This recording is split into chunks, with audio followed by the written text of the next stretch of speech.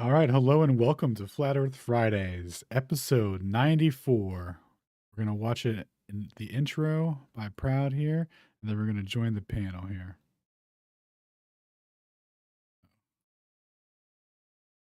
Where's the intro at? Oh, right here. Go to SpaceAudits and say, I'm calling. All right, Proud's going to play us in. I got a better idea. Go to SpaceAudits and say, I'm calling him out. Go to SpaceAudits and say, I'm calling him out. Go to SpaceAudits and say, I'm calling him out. Houston, contact with a test 3, 2, 1. Okay, we checked all 4 systems, and there you go on modulation, all 4, and keying was a go.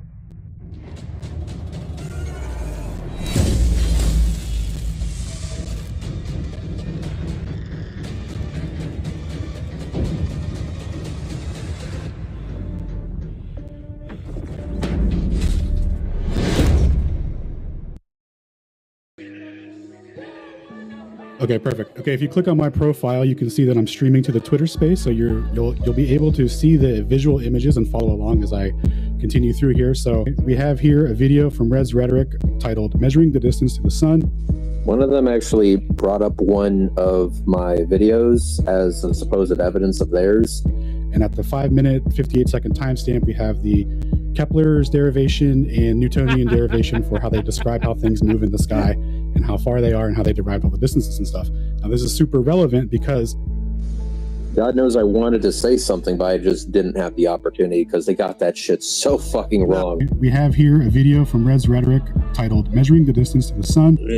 Red, you said one of them actually used your evidence as their own. Yeah, they tried, they failed, they misrepresented it, they just lied. Those distances come from a proportional equation ratio and not from mass, which is in the equation. And they say that this is the dynamic cause of what makes things move in the solar system. So we're going to get to that and see if we can find Earth's orbital velocity after we cancel out the or show that this is purely kinematics and not dynamics here. So here we go.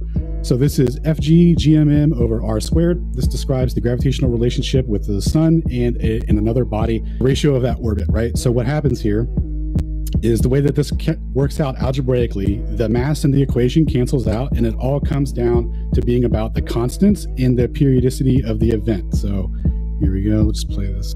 Present what it was, present how they incorrectly did it, and then talk your shit, fam. Here, so we get back to the constants. So we got big G, M, the cosmological constant, which will output the proportional radius for the orbits, T for the periodicity of the event, which is just watching things move in the sky. So like that's the periodicity when it completes its orbit. So they input all that in the equation and it outputs a distance for them. Now you can see the distance relationship here on this slide.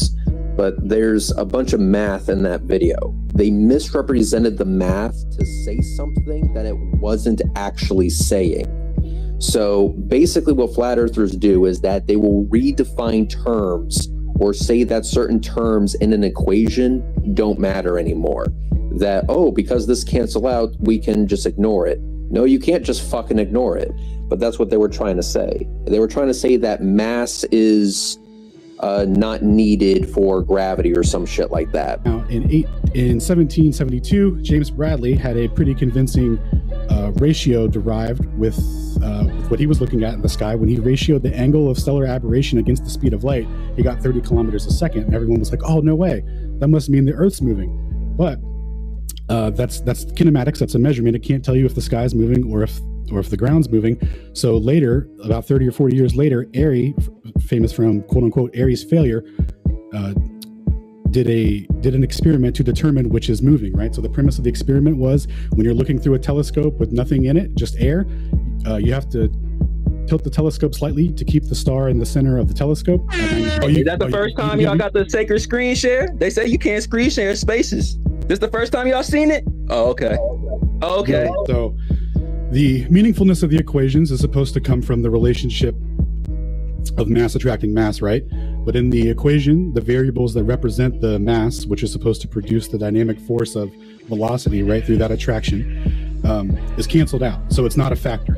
The important factor of the equations are the constants that are established, and then the periodicity of the event, which just means how long you watch something in the sky. So if you watch something in over the course of a year and it makes an orbit around you, you can plot out how fast it moved across the sky each night. So that's where they get their velocity for how things move in the sky. And then when you input that in the equation, it outputs what the radius would be proportional to the periodicity, so how long it takes for that event to complete. So that's how they derived all the orbits for everything in relation to the sun with those constants, right? Now, a big test of whether or not those constants were physically meaningful, meaning does mass attract mass in a way that produces a velocity for Earth, right? So in the heliocentric model, they say that the Earth is moving around the sun at 30 kilometers a second due to that big G-MM relationship in the math equation, right? So in 1887, they went to measure that velocity using interferometry, which is a bit of a complex subject. So interferometry was designed in the 1800s, and what they found was that you could split a light beam such that when it recombines after a circuit, so just after it completes a circle, essentially, when it recombines on the other side, the wave will either be in phase or out of phase, meaning it'll produce a pattern when it recombines, or it won't produce a pattern. And with that pattern, you can actually measure velocity with it. So if something's in motion and it has an interferometer on it, there will be a wavelength displacement that you can use to measure the actual velocity, and that gives like a relationship with that, right? So they were all super pumped about this. That's it. God knows I wanted to say something, but I just didn't have the opportunity because they got that shit so fucking wrong. And supposedly they got that answer from my equation that I was using, and that you can't use that equation to figure out the orbits of satellites and planets and so on. He didn't follow through with that all the way through, because in that same video, we measure the altitude and the speed of two different satellites at two different orbits, two different altitudes, and it worked with that equation. So this jackass is saying that this equation shows that it doesn't work, and yet we're doing an experiment to show that it actually does work. But he didn't want people to know that, and if I had the opportunity to say something, I would have said, yeah, but further on down in the video, we can see exactly why you're full of shit. So he misrepresented the math, but people were able to just run with that because it was a bit of a clusterfuck in there. I got a better idea. Black, I got a better idea. Go to SpaceAudits and say, I'm calling him out. You know, one-on-one. Come on. You know, one-on-one. Come on.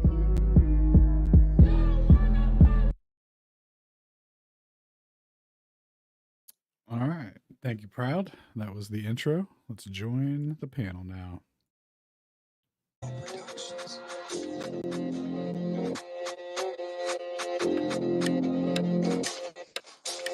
Like a suburbans, they watching. Like I was swerving a stock, yeah. Back on the mean, generated Z's 18, 23. Pharmacy to creep, patient get deceased, nomination leaves, taken by the beach, running around with your head chopped off, won't shut it down for the feds, the cost, won't dumb it down for the people lost, so sorry, that's your ego, sorry, spun around cause the sky's a clock, won't shut it down unless I get off, can't gun them down cause the word my Glock, and thanks to y'all, we can't be stopped. Like us suburbans, they watching, like always swerving the stock, yeah. They watching. They map out the earth like a curtain, we locked in, like the suburbans, they watching, like always swerving the Shout stock. out to the Anonymous. Back on the merchants are plotting, they map out the earth like a curtain, we locked in, 1984. Knocking at the door, should've read George, food supply absorb, wonder what's in store. 1984. Fighting to explore what's beyond the Turn up, let's get it. war. Better bring your sword, better than better, and don't let him in. Ain't got a choice but to let him in. I feel it in the ether, it's coming through the speakers. You're talking, see you speaking, but you're not about it. Type of legal confounded with thoughts of profound. To view that they drown, and I wonder what sound is. The perturbation, reverberation. I heard the hate, and I swear to fake, and absurd debate when people still in the matrix station, waiting for station to say it, take it, evade it, regurgitate it. Like a suburbans, they watching. Like always living the stock. Back on the merchants are plotting, they map out the earth like a curtain, we locked in. Like the suburbans, they watching. Back on always living the stock. Back on the merchants are plotting, they map out the earth like a curtain, we locked in. And welcome to the show. I'll be your cruise director. My name is Proud. Welcome. This is Flat Earth Friday. We are not astrophysicists, but we do enjoy the sciences. If you have any questions, comments, concerns, or ad homs, please grab a mic and say it with your chest. We do not block, kick, or mute, but we do demand respect. Welcome. We are the Lowheads. Shout out to my host, Sacred.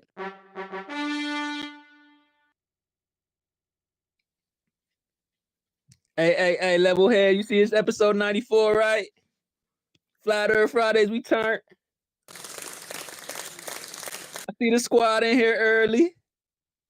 How you feeling, Proud? Man, I think the eclipse is getting to us, man. The eclipse has been wearing us down. I feel the ether, y'all. I feel it. It's almost over. Yeah, I ain't gonna lie. Between this last eclipse and this new one, that energy is fluctuating crazy. Y'all feel it? Y'all been seeing what's been going on?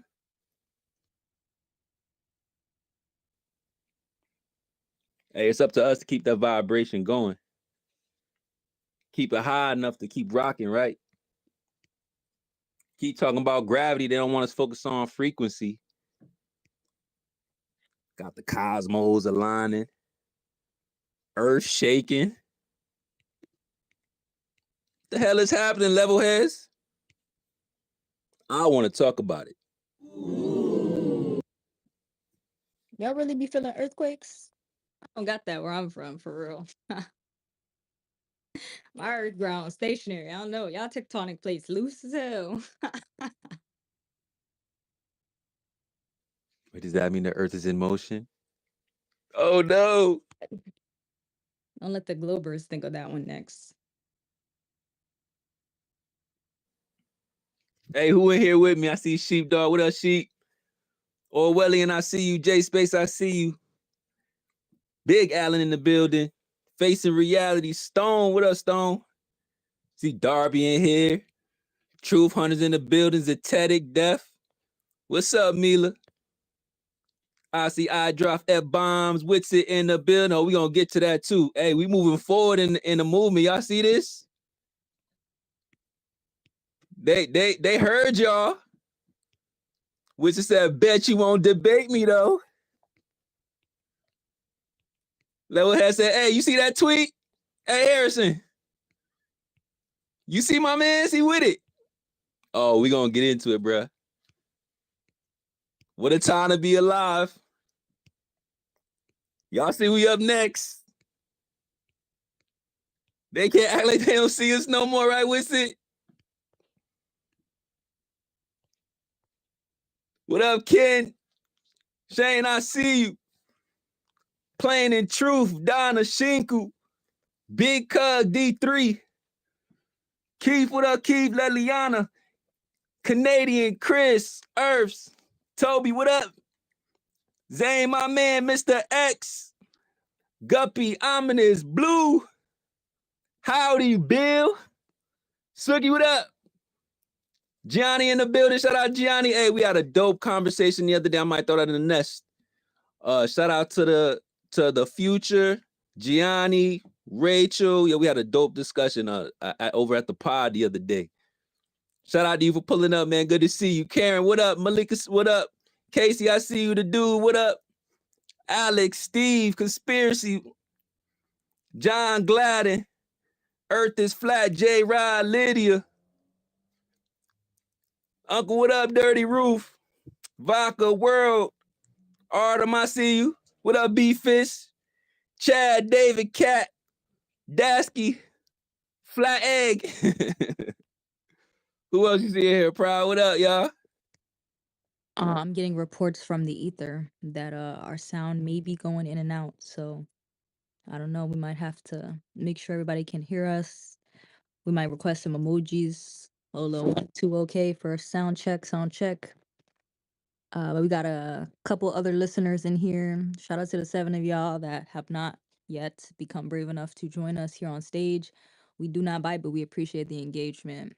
Plain, Obvious, Green Coffee, Michael, EXO, Standing Still, Dasky, Idiot Golfer, Cat Boss, David Z, Chad, Melissa, Myron, Suki, Grouperfish, Lynn.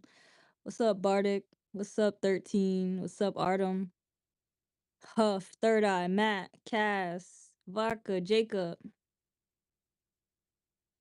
Space Ghost, Lydia, Sam, Guppy just jumped in here. Earth is Flat. Shout out to Mr. Xavier. What's up, Chris? Zane in here, Tommy in here. Yours truly, D3, Cug. We got a full house tonight. of course. Shout out to you guys. Always kicking in with us and checking in on us and just keeping us motivated again. You know, we couldn't have made it all happen without you guys. So we appreciate that. But yeah, definitely hit us if you guys can't hear, if it's going in and out, if it's bad. Yeah, this is crazy. I was over there hanging out with Patriot the other day, and it was kind of doing the same thing as I was listening. So I don't know if it's the platform or what, but yeah, I'm seeing y'all comments, rubber banding, going in and out, glitching every couple seconds, audio cutting, homies. Damn, bro, y'all can't hear us for real? Maybe it was just the music, fucking with the wave bands, the wavelengths and whatnot, you know. Hopefully get a little better. Also, if you guys notice, space links aren't posting the way that they normally do. So it's probably a little bit of back end technological work going on with Elon. You know, it's only like 3 people over there in the office. You got to bear with them. I don't know, man. It's too much coincidences going on, bro. The earth is shaking, stuff's lining in the sky, dropping Netflix specials of the sky blinking. Come on, silly flow. Energy's crazy. Causing Twitter software to malfunction. Come on, silly flow. Like, for real, like, what is going on? We ain't even hit episode 100. They gave us a purple pill for like 2-3 weeks and just disable everybody audio. My bad, y'all. This wasn't part of the deal, I promise. No promises. He promised that, not me. Look, I do want to get to some of the hands. I ain't seen my guys in a minute. But one thing that I did want to touch on before we kind of get Flat Earth Fridays kicked off is, over the past couple of weeks, we were having a little bit of fun on the timeline. Got a little toxic with some of the ops. We have fun. It's still Twitter at the end of the day, right? But I think it's also important to highlight the other side.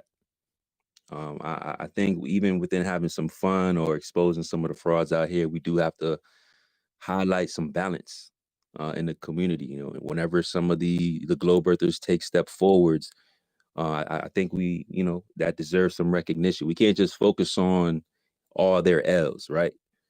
So I do want to take some time just to highlight a few conversations that I had, a few tweets that I seen recently. For one, what's his name? Proud Adam, DFF Adam. I think had like a ladybug emoji or something like that. Yeah. He had tweeted out last week, and I kind of talked about it a little bit, but I didn't really see it until after the space shutdown. Had a little bit of an abrasive first contact, in the mentions, how that always goes. Then was able to have a discussion back and forth in the space last week. And it was, for the most part, productive. But what took me aback was he decided to, on his own volition, to tweet out that his approach to the conversation before having a discussion with the voices of Flat Earth Fridays, like, hey, maybe I shouldn't have been that toxic. I realized that my approach with the insults and the ad homs and, the trolling and all that stuff probably wasn't the best way to go. Didn't realize that you guys were kind of cool. And, when it comes to, criticism to the space, like I accept all criticism as long as it's valid, right? But even if it's not, I never really, ask for anything when it comes to the space. But it's dope when people feel like, hey, let me go ahead and correct whatever tweet that I put out about this space before. Let me go ahead and update my position the same way that I took one position before talking to them. I'm going to say my new position after talking to the guys. And, I like to highlight those transitions because, that was one of the reasons we started this space, because we wanted people to know that, hey, we could have a productive conversation, even if we have opposing ideas. That was one of the main topics when me and Proud jumped over to the podcast the other night and had that space. As a matter of fact, let me throw that up there so you guys can go save it and take a listen. It was a pretty good space. It was so chill. We covered a few different topics. We might even do like a part 2 or a part 3. Like I said, shout out to Frankie, Gianni, Rocky, and FTF Pod. That was a dope invite, dope conversation. And, we don't have to be so antagonistic and abrasive, right? And, those are one of the things that I had, observed going in from, back when we had the debate, going into Flat Earth Friday. And then there was some other conversations that happened this week as well. I want to take another shout out, or take some time to give another shout out to Brooke, Sacred Clowns. You know, you don't got to take my word for it. It's recorded, but you know, we actually had a productive conversation with none other than Dr. Heckle, y'all. One of the main globe trolls, flat earth, anti-flat earth zealots on Twitter. And hey, I gotta keep it a beam, man. Like I said, you know, I want to highlight the productive conversations. You know, we had a back and forth. Our first interaction in one of the other globe earth space wasn't a good one. Just to give you a quick little background before we get into the hand stuff like that, you know, it was really really abrasive. Again, me not knowing who that person was, I don't know if this was his first account or not. But you know, thanks to Brooke, she was able to develop a relationship with some of these globe earthers. From afar, it looked a little bit weird, but you know, after having a conversation, I don't think we would have been able to have that build without her. And you know, I thought that was really dope, because I think in our back and forth with us, you know, voicing our concerns and our opinions about how people approach this conversation, because we all got our own, you know, beliefs or truths that we stand by. And I would hope that when, you know, you're confronted with new evidence or new information, you would update to a new position and not just stick to your own, you know, personal beliefs due to emotion, whatever the case is. But yeah, like, you know, we're affirming our position. And sometimes like it's really polarizing, but it doesn't always have to be just I'm attacking you, you attacking me, who's got the most jokes, who can clown who can call who the most names in a limited amount of characters. You know, it don't gotta be like that, y'all.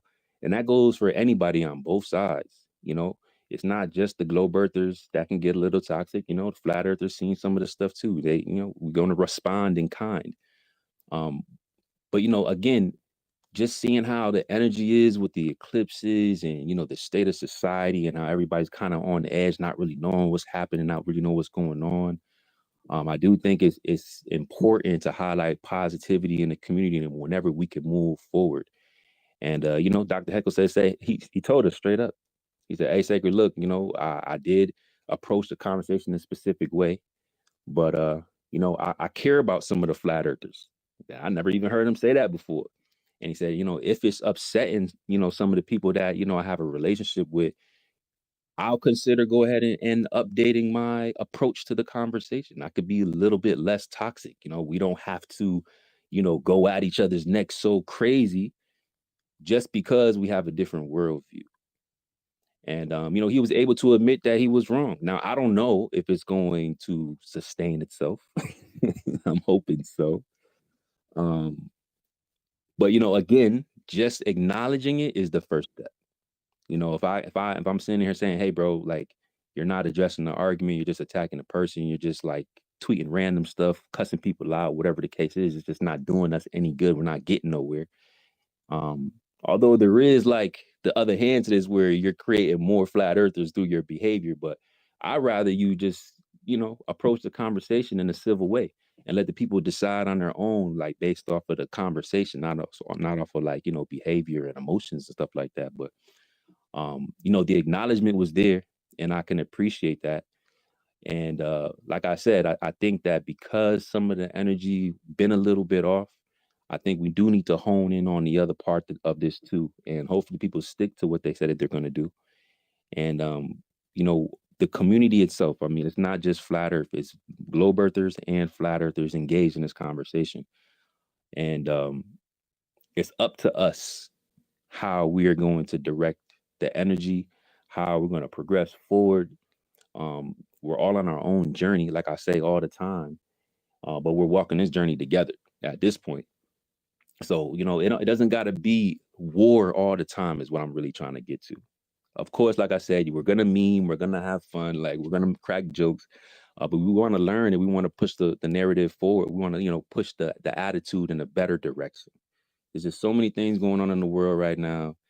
And, you know, I think we have the power to be progressive. We don't have to be regressive. And that's just one of the things. Matter of fact, there was one conversation that I seen with the what's his name? Proud, the Hellcat guy. He's like the 16-year-old that be up here talking about globe earth and stuff like that. him and Libra even had like a back and forth. I was listening to them like, go at each other. Y'all know Libra, he's one of the level head Flat Earth Fridays OGs. And they were really going at it. Man, 10, 15 minutes later, conversation kind of shifted a little bit. They started finding common ground. Then the Hellcat dude goes, "Hey, Libra, like you're not a bad guy, not so bad as what I thought you were." And I'm just listening. And I'm like, "Yo, like this is cool as hell, bro." You know what I'm saying? It's like when you get to know the person behind the argument, it doesn't always got to be just like you're a flirt. I gotta hate you. You know what I'm saying? We can have a disagreement and still be on like good terms, y'all. So again, I just noticed that some of the energy been a little bit off. I need people to be conscious of the frequency and everything that's happening because we all are a part of this nature. And again, I just wanted to add a little bit of positivity, a little bit more balance, not so much toxicity as I've been seeing across the timeline, and just give credit where it's due to the other side, and hopefully you guys do the same thing as well. If you see something from a flat earther that you didn't expect, highlight it. Flat earth, if you see something from a glober that you didn't expect, highlight it. That's how we're going to keep the energy up and keep moving forward in the right direction. So I'm gonna stop soapboxing for a second, but there are earthquakes, there are eclipses, there's a lot of different things that's been happening in the community. Like I said, which has got a debate coming up. I do want to get you guys opinion on that too, because it's like super exciting. This is going to be probably one of the biggest platforms that any flat earther has had going on against the other side. Like, I mean, I was just so shocked. Matter of fact, let me throw that up there so you guys can go see what I'm talking about here. And then yeah, we're just gonna have just kick it for a few hours. I don't know how long we're gonna keep it open this evening. We definitely gonna hit stationary Saturdays. We're not gonna let you guys go off of that. But yeah, let's open up some mics, see what you guys got going on for the week. And yeah, good to see you guys. Appreciate you. Let's slide over to J Space and then Sheepdog, and then we're gonna rotate some mics. What up, J Space? What's going on, man? Peace and blessings to everybody on this level stationary, non-rotating plane. Glory be to y'all for Flat Earth Fridays and the greatest host and co-host out there on all of X Spaces. I mean, was 94 weeks, man. Get ready, man. They're bringing that crazy eclipse energy. By the way, it's been a spicy day, you could say.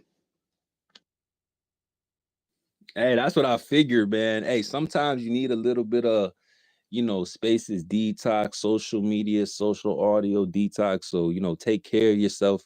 But yeah, I've been feeling it too, bro. Us cyborgs, we're tapped way into the ether, so we can feel it probably a little bit more than some of you organics based on our circuitry. But hey, it's good to see that you guys are still rocking with us. I know there's been a little bit of tension in some of these conversations, but the conversation's still going, man. I still see the globe earthers, coming and listening to some of the things that we're talking about.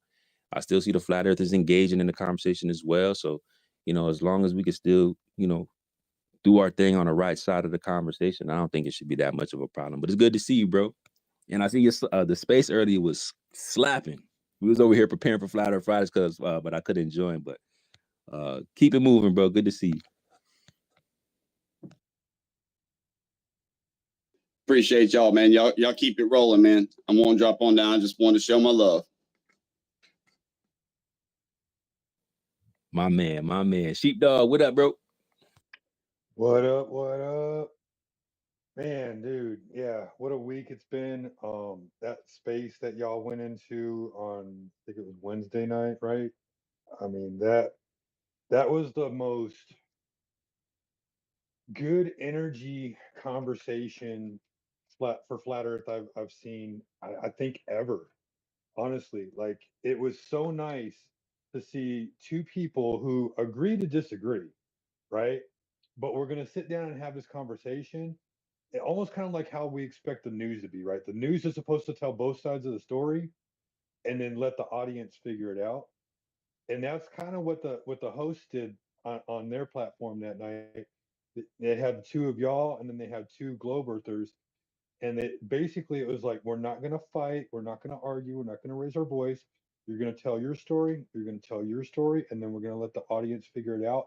It was a blessing completely. and I think both sides handled themselves very well. So yeah, shout out to that. The energy, you're right, dude. Like I've had a migraine all day today. I feel tapped out. I just want to give a shout out to all of y'all down there. I see y'all on the timelines all the time. Thank y'all for carrying the positive high energy all the time. You don't know how much it really helps, because we want to respond to um every response back to us, and it's draining, man. It really is. So like y'all are carrying the torch with us. Good job. Thank you so much. Yeah, no doubt, man. We got invited to the pod because those guys came in, listened into the debate, and thought that we had some really interesting points and articulated ourselves really well. They did say they were a bit disappointed in their side that presented their arguments, but that's why they wanted to come talk to us, because they said, hey, we want to talk to the level heads. They did a great job. They kept their cool. They articulated themselves well, and although they're globe earthers, they said, hey, we did the better job that day. So we had that conversation. And again, like, I just want to highlight the fact that, I told them, I said, even with all the different information that we're sharing, we might not agree on gravity or, how the earth is formed, this, that, and the third. But, you guys are giving us a chance to speak. You guys are listening to what we're saying. You're actually questioning the actual words that were coming out of our mouths. Like you're focused. It's not just you trying to refute anything. It's you engaging in the conversation. And I say, and this is a complete difference than what we were experiencing in some of the other conversations or some of the other debates. So I say, you guys are like setting the standard when it comes to like globe earthers engaging in conversation on the flat earth, globe earth debate or discussion or discourse, whatever you want to call it. And I think more people should handle it like that. I think a lot more globe earthers would be a lot more effective, if they were just chill about the conversation, right? Bring the facts, bring the information, bring the questions, and let the chips fall where they may. So shout out to them, and appreciate you guys that joined up and listened and came to speak afterwards, because some of the guys got a chance to ask some questions at the end. It was like a podcast format. But it was really cool, super structured, super chill, and I got a lot of good feedback. So shout out to them and appreciate you for popping in there, Sheepdog. I think I shared it up top, right? Yeah, I did. Don't fight the future. Yeah, Cool, thank fly, you. proud. And thank you, Proud, and thank you, Sacred, for being, and Alan, and everybody up here. Thank you all for being yourselves. Really, it means a lot. So thank you. Likewise, brother. Hey, let's slide over to who did I say was next? Let's go to Orwellian, and we'll slide over to Darby. I think no, Orwellian and then Amp, I said, and then we'll go to Darby. Yo, what's going on, guys? Sorry I was glitching out. I know I popped back up, grabbed the mic like 2-3 times. Phone took an update today, so it's been pretty wild. But hopefully you guys can hear me, and this works out here for a sec. Yeah, I appreciate the difference in these formats. The debate formats have been typically, when they're moderated well, they've been great for the listener. The experience has been pretty cool.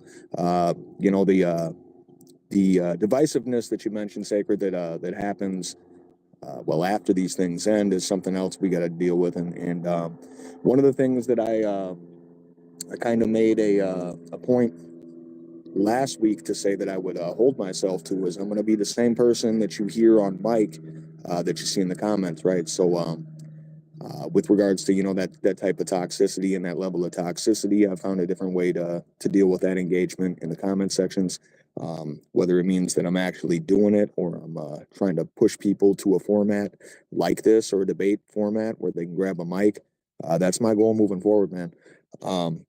I've been holding my own spaces lately and kind of doing my own thing when nobody else is doing them. And honestly, I took a page out of you guys' playbook when it comes to how I carry myself. And if I wasn't carrying myself, the way that I do, A, nobody would be able to listen to it. And B, nobody would probably care. Like Shane was up in one of my spaces the other night. I think it was Tuesday. It was pretty dope, man. I expected it to last, I don't know, 2 hours. We were in there for 6.5 hours, man. And you know how it goes. You guys will be doing this for 27 hours sometimes. The earlier you start, sometimes it seems like the later y'all go. So No, man, at the end of the day, for me, that toxicity is something that exists on both sides. It's something that I don't really want to engage in. I'm about those good faith arguments, man.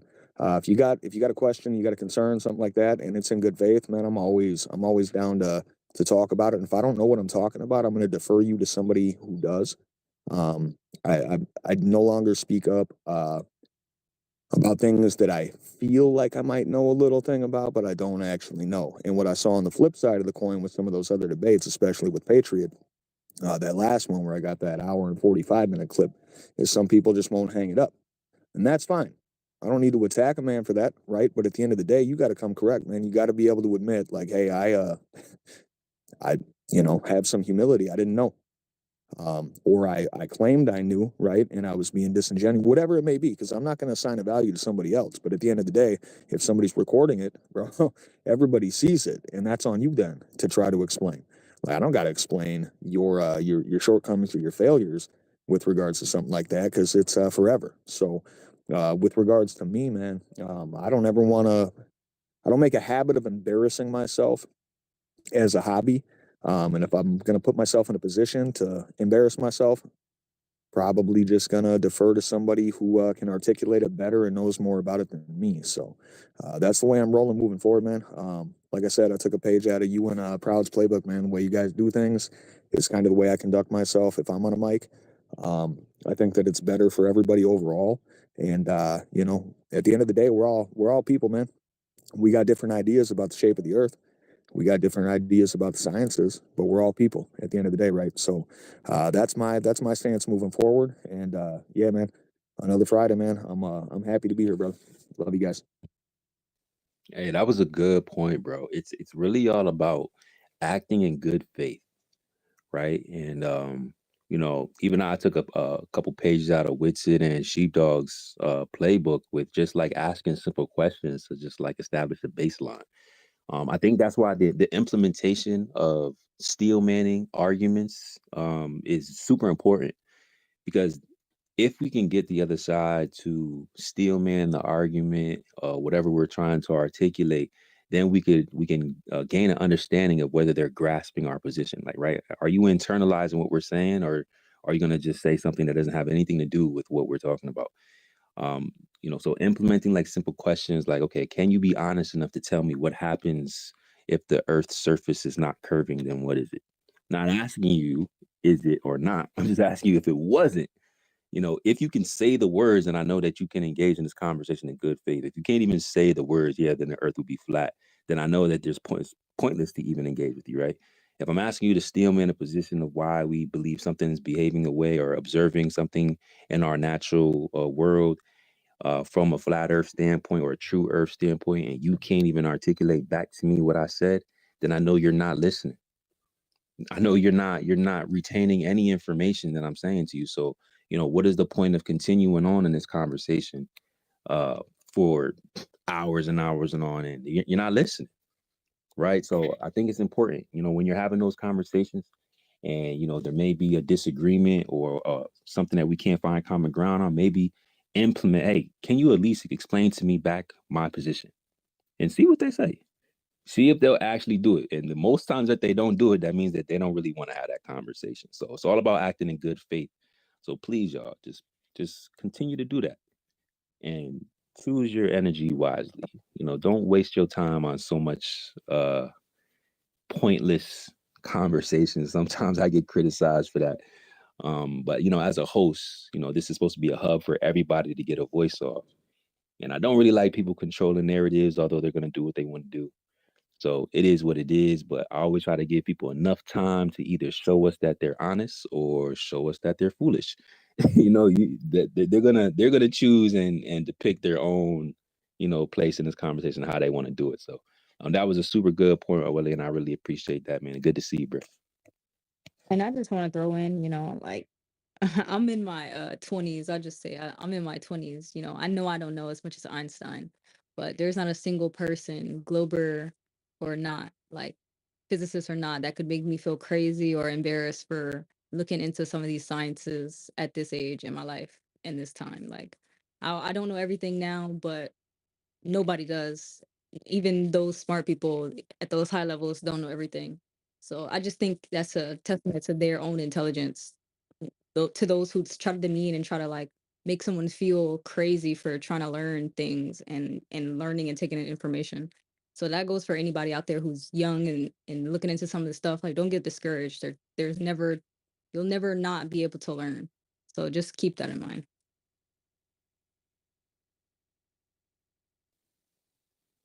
Yeah, that's a fact. That was one thing that I mentioned on the podcast too. Like, having this conversation brought me back to the love of the sciences, history, math. Always, enjoyed those parts of learning. But the actual conversation itself, finding out, okay, where can I implement, these conversations? Like, where can I implement these ideas or whatever I learned? Now I have a place to do it, to talk about the actual physics itself, the true nature of our Earth. Where does it work? Where does it fall apart? And what do we do when it does fall apart? We can create abstract concepts to keep it in place. You have to have at least a basic understanding of some of the concepts that they're portraying, or given to us as a narrative or general consensus. So yeah, Flat Earth has, brought me back to a place of, actually having fun to learn, having these polarizing discussions. And, I appreciate all you guys for allowing me to bounce ideas off of you, learning from you, and even disagreeing, because, we can find some value in that as well, too. So yeah, let's slide over to Amphibian. I don't think we heard from Amphibian before. Welcome to Flat Earth Fridays. Hey everybody, it's good to be on this. Appreciate y'all. How's it going, all level heads and curve water globe believers? Happy Friday. Y'all can hear me? Loud and clear. And if you guys can hear us, let us know in the purple pill, or if it's still messed up, let us know. Hopefully Elon let us live a little bit tonight. Well, good to see you, Amphibian. What's up, bro? Nice, man.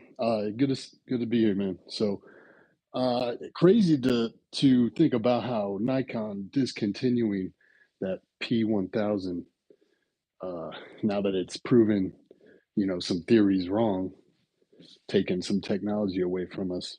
My question, so I know you can zoom in and see ships past the horizon, the apparent horizon. What about the sun? Are we able to zoom in and see the sun after it vanishes? Well, according to the Globers, whenever it's at sunrise, just at sunrise or just at sunset, whatever sunlight you're seeing is not really there. So Yeah, they claim refraction, which right. is always, either right at the apparent horizon, unless it's the Selenian eclipse. Butchered that, but Selenelian. Selenelian eclipse. When that happens, then the moon and the sun are refracted way up in the sky. But then every other refraction just seems to be at the eye level vanishing point, just conveniently. I don't know how Well, they they explain use that. refraction to say that, we predict the sun to not be visible at this time of day. Oops, it's visible, got to be refraction. We predict that it's not going to be visible at this time of day. Oops, still visible, got to be refraction. So these are like failed predictions, and they're just implementing just ad hoc explanations to keep the framework intact. We know that there's refraction, but does distortion allow you to see further? Like, I'm not too sure if that's how it works, but continue, bro. Continue. Yeah. All right. So I'd like to hear your thoughts on how they claim the global shortage was the reason for the cameras discontinued production or What was it, whatever. a shortage? Because I thought they had a deal with them. What didn't they like do a deal with Nikon, and then all of a sudden they discontinued? I think that was what happened, right? Like I'm they're not. gonna. I'm not sure. I read on X somewhere they blamed it on a global shortage, but I could be wrong. Hey, if you guys got the article, post it in the think you're purple pill. correct. I think you're correct. I've seen articles to both effect. This is two different things going on at the same time. I think it's happened that Nikon declared publicly that they were going to discontinue that model, and they gave the reason that there was scarcity for certain parts. And it was a matter of a day or two or three after that that they announced that they were going to do a deal with NASA and supply the new Artemis mission with hardware. Oh, interesting. They take the technology away from us and give it to the centralized, you know. Pretty much. It's like, that's not what we asked for. We said we wanted some cameras on there. We ain't say take ours and put it on there. Like, come on. You see how they be doing us? We've been asking for 4K cameras on these rockets for how long? They said, oh, sure. Give me yours. Hey. Like, wait, what? Nah, let me keep mine. Hey, they're letting us still pay for it through tax money. We just don't get to get it now. Well, you know, you can always go grab an old DSLR camera and a nice telephoto prime lens and get an even better zoom, just not as much utility for cheaper. That's good to know. Appreciate that. The P900 and the P1000 are awesome because you've got everything in one package. You've got insane zoom, you've got the body, and you can also pull back your zoom and take like a regular picture with it. So that's kind of what makes it so uniquely great for exploring the Earth, is just that the value and the utility you get for that little thing. That's super interesting. One of the best buys I ever made. You can still get them on Amazon. They're about $2,000 now, though. Yeah, what were they before this debacle? I paid $1,100 for mine. Okay, so they $550. Yeah, wow. they about doubled in price. I mean, what isn't doubling in price with, you know, our big daddy government showing us so much love? They're just inflating this fiat monopoly money we call the dollar. You know, they're robbing us through taxes. They're robbing us through inflation. That's the hidden tax right there. But back onto topic. I like the theme that Sacred mentioned about toxicity and stuff. I want to hear what you guys think about if you listen to the latest globe versus flat debate on Modern Day Debate. Dustin Nemos got kicked off for hurling an accusation. I don't think we need to go there. Okay, I was disappointed in the moderator, honestly. You kind of well, that's common. Every debate, I'm disappointed in the moderator there. Yeah. Okay. He just threw out an accusation. It's a bad look. Yeah, I kind of thought the same, but I kind of felt like whatever his name took the McToon took the easy way out to claim victory, and kind of showed maybe he was a little insecure about the accusation that was hurled at him. I don't know, just my intuition. The flat earther got kicked out? Yeah. This isn't the same accusation that they were saying that McToon had some photo of some child. Yes. Interesting. I saw a clip of him like spiraling out of control, and I've actually never heard McToon curse. Wow, he cursed when you saw that? Yeah, the first time. That's crazy. Yeah, I could just sense some kind of sensitivity. He got real sensitive when it got brought up. So real thin skin. That is a harsh accusation, right? Like we don't promote being called a child trafficker, pedophile, none of that. But if there are receipts that back it up, hey, that's between you and God right there.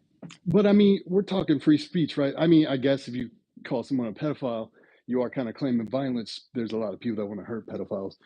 I mean, you know, rightfully so. But he did call Nemos a liar. So I mean, Nemos just came back at him with that.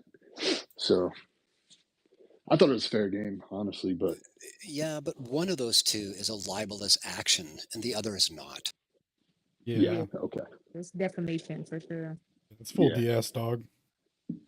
Cool. All right. If you have evidence that someone's engaging in that, you should get the police involved, not parade it online and make accusations. It's low-key retarded. Yeah, I hear you.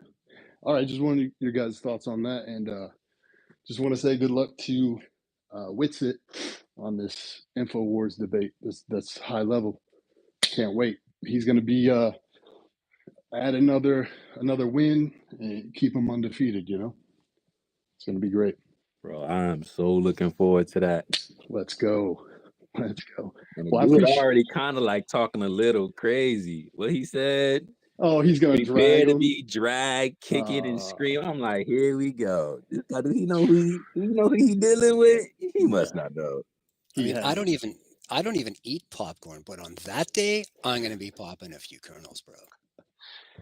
Oh man, it's gonna be great. Just seeing him go through the basics with that dude, and just the dude not having any rebuttal. I want to see how he handles it. I personally never listened to the guy debate anyone else, you know, but he can't stand a chance against.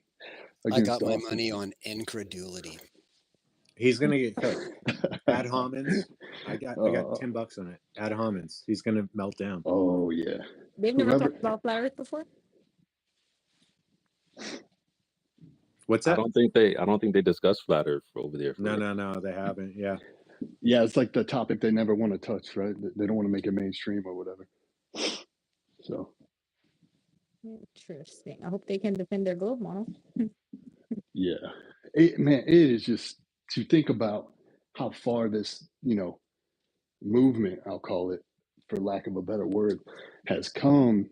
Just people, wait a minute, let's look at it objectively. That's what I did. Like, of course, I grew up just in believing in the globe, right, from school. Not I think you're looking for the word indoctrinated. That's it. Just slightly. Yeah. Against your indoctrinated. And then I heard about this, thought it was ridiculous at first, but it didn't trigger me because I am a truth seeker. Like, I'm inclined to kind of keep an open mind and stuff. And one day I was just like, I'm going to think about this totally objectively, let go of any presupposed ideas I have. And yeah, Occam's razor goes to stationary, flat plane. And to hear, because I never really got into the math or anything, to hear like gravity's all presupposed, the curvature can't even be measured without presupposing the radius. It's just blows your mind, and more people are realizing this. So it's just good to be on here. I'm gonna call it. I appreciate it. I just look forward to listening to the rest of this discussion, y'all. I appreciate that, man. And yeah, I'm really looking forward to that conversation. As a matter of fact, you guys tweet at me. Let me know what you think is going to happen, because it was funny. There was a clip that was released of them acknowledging, like, hey, yeah, we're going to do this. This guy Whitson wants to challenge me, and we're going to get the debate. And what the two hosts have said was, oh yeah, we know all the flat Earth arguments. Do y'all think that they know all the flat Earth arguments, or do y'all think that they're gonna straw man us? Y'all tweet at me, put it in the purple pill if you think that when that conversation happens, do y'all think that the globe earthers are going to straw man us or not? Do they know all the arguments or don't they? What's gonna happen? Tweet at me, let me know.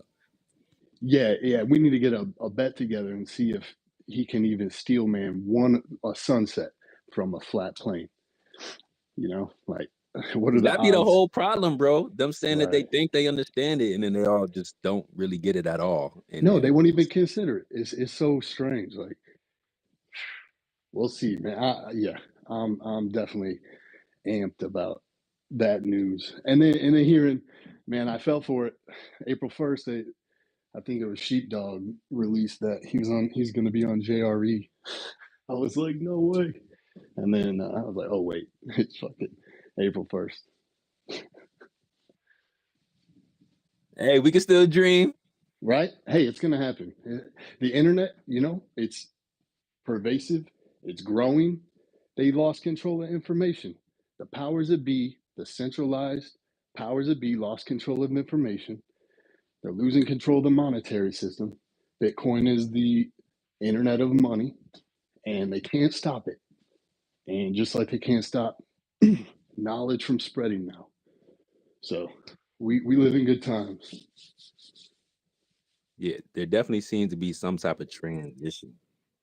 I just don't know what type of transition is happening. That's part of the things I wanted to ask you guys. So feel free to come grab a mic and let us know, like, how fast this transition is happening, what type of transition you think is actually occurring. You know, well, why is everyone feeling this heightened sense of frequency change or whatever the case is? I want to get you guys ideas because I've been hearing it. You guys talk about it all week in different spaces. So it's Flatter Fridays. Let's get to it. Appreciate you, Amphibian. Yeah, Let's appreciate slide you over all. to yeah, no doubts. You can hang up here for with us for a little bit. Let's Cool. start over to Darby. Darby, what up, bro? Hey, what's up, man? Good to see you, man. You be holding us down in the mentions, bro. Oh, dude, I mean, dude, fighting for other people's lives, dude. You know, it's hilarious. What I wanted to say is like, because I've talked and like, thanks to Jay and everything and everyone here. Like, I've learned so much, you know, and I just came to like Flat Earth like end of last year, you know, like got off the fence and stuff like that, and it was such a wild ride. Even before that, though, like I was already in the headspace of like, oh well, I knew like NASA faked everything and everything, but I was holding on to this ball, you know. And this is me coming from like, I'm an ex-Jehovah's Witness, you know. I grew up like force-fed religion, like, you know, like I was very anti anything, like the government, everything. Like that's how I grew up, and it was a weird place to be in to finally like step off that little ledge, you know. And I think Ted was the first one I met here, and trust me, like I felt the same thing. It was like well, it's like when anything lies to you, you know, you're just like you know, it's a abusive relationship and you just don't want to hear it. And then when I did and I started listening, it was like a really easy transition for me, to be honest, because I don't care, you know. I have thick skin, I'm an artist musician, I don't care, you know, like. But when I did, and then I started, I came in from like a position of like watching from the stands, right? So I saw, and this is the thing I tell everyone, I'm like, I saw from both sides. I saw everyone go into battle, and I saw how people treated each other. And that was like my main thing. I was like, how's everyone treating each other? And these people are so vitriolic. These people are so enamored with their own, like in slavery.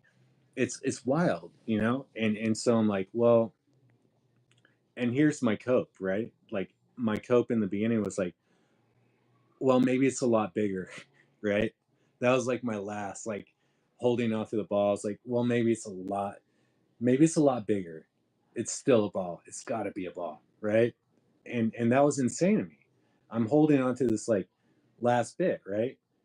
And when like people like Witsit and Alan and Toby and you and Proud and everyone like dumbed it down for me, I was like, okay, well, it doesn't make sense, you know. And I couldn't fight anymore, so I came here, and now I'm like fighting for the resistance, right? And we're all trying, and I find it hilarious because I shitpost everywhere I can.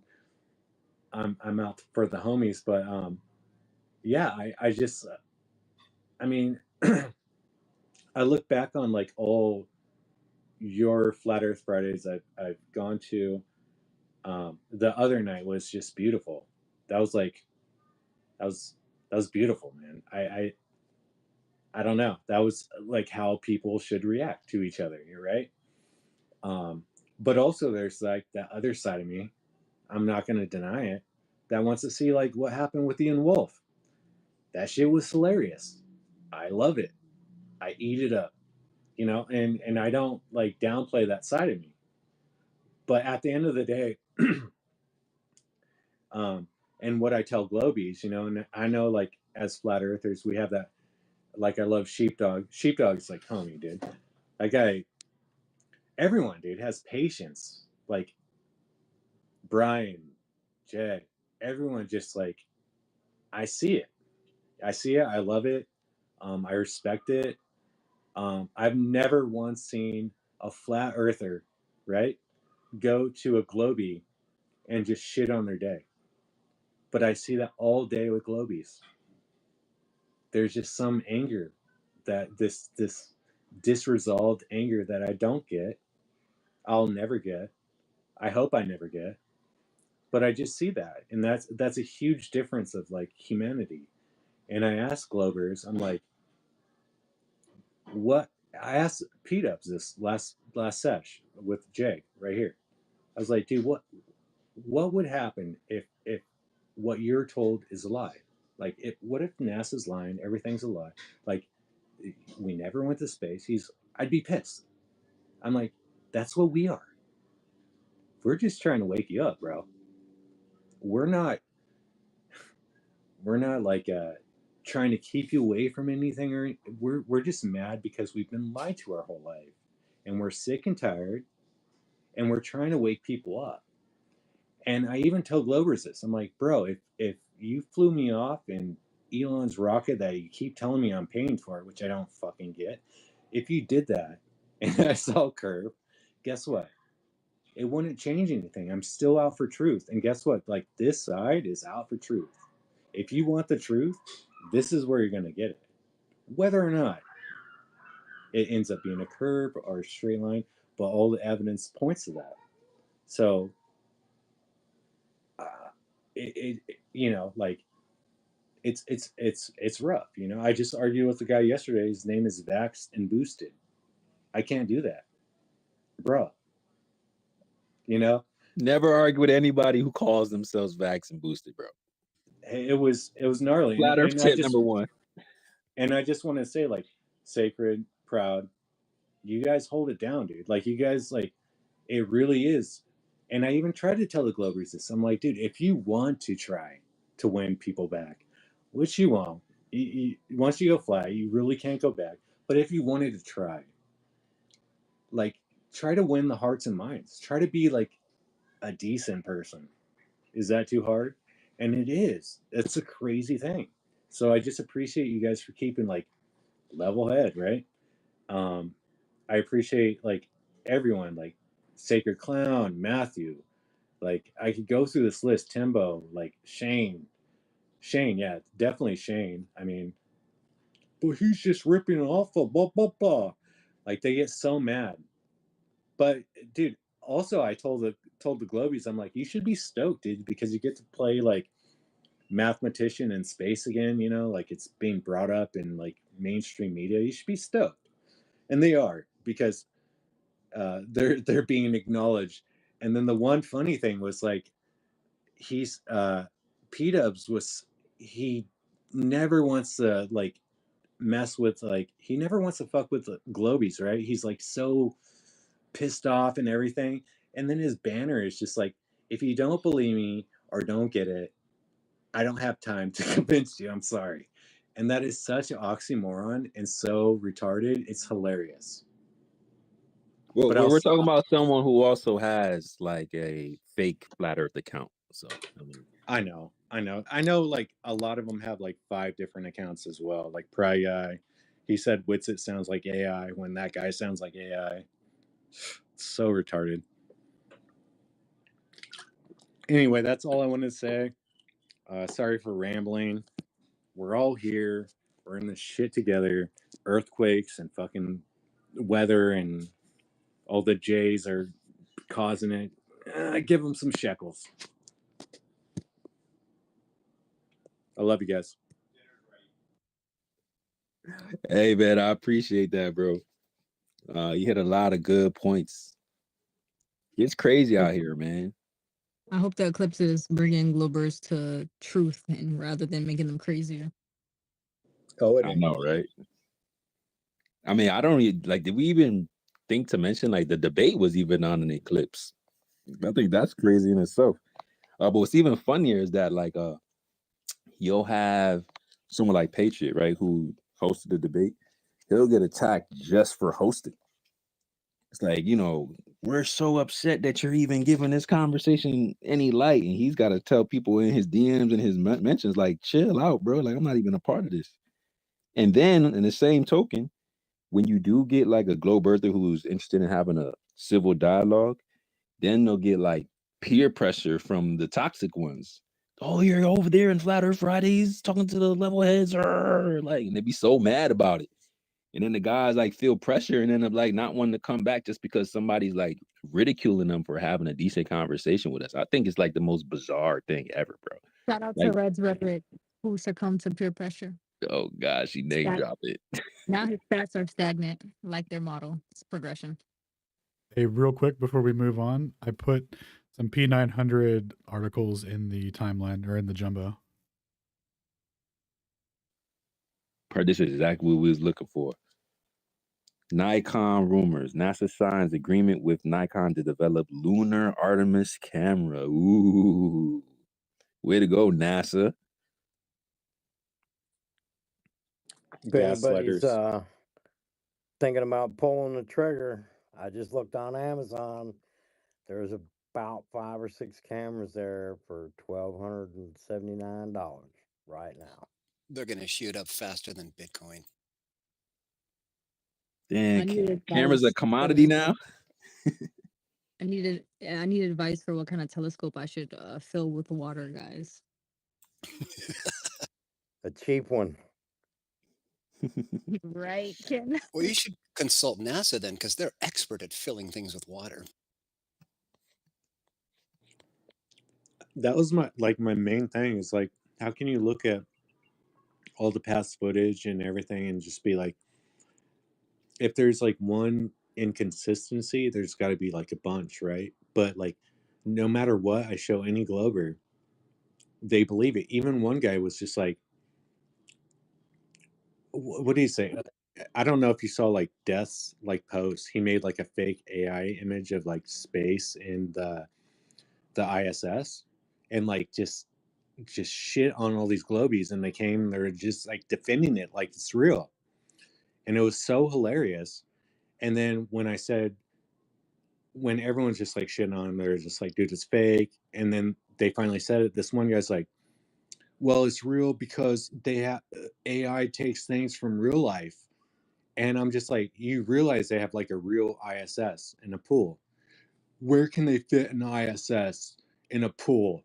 Like, I'm just like, what am I dealing with? Who am I fighting?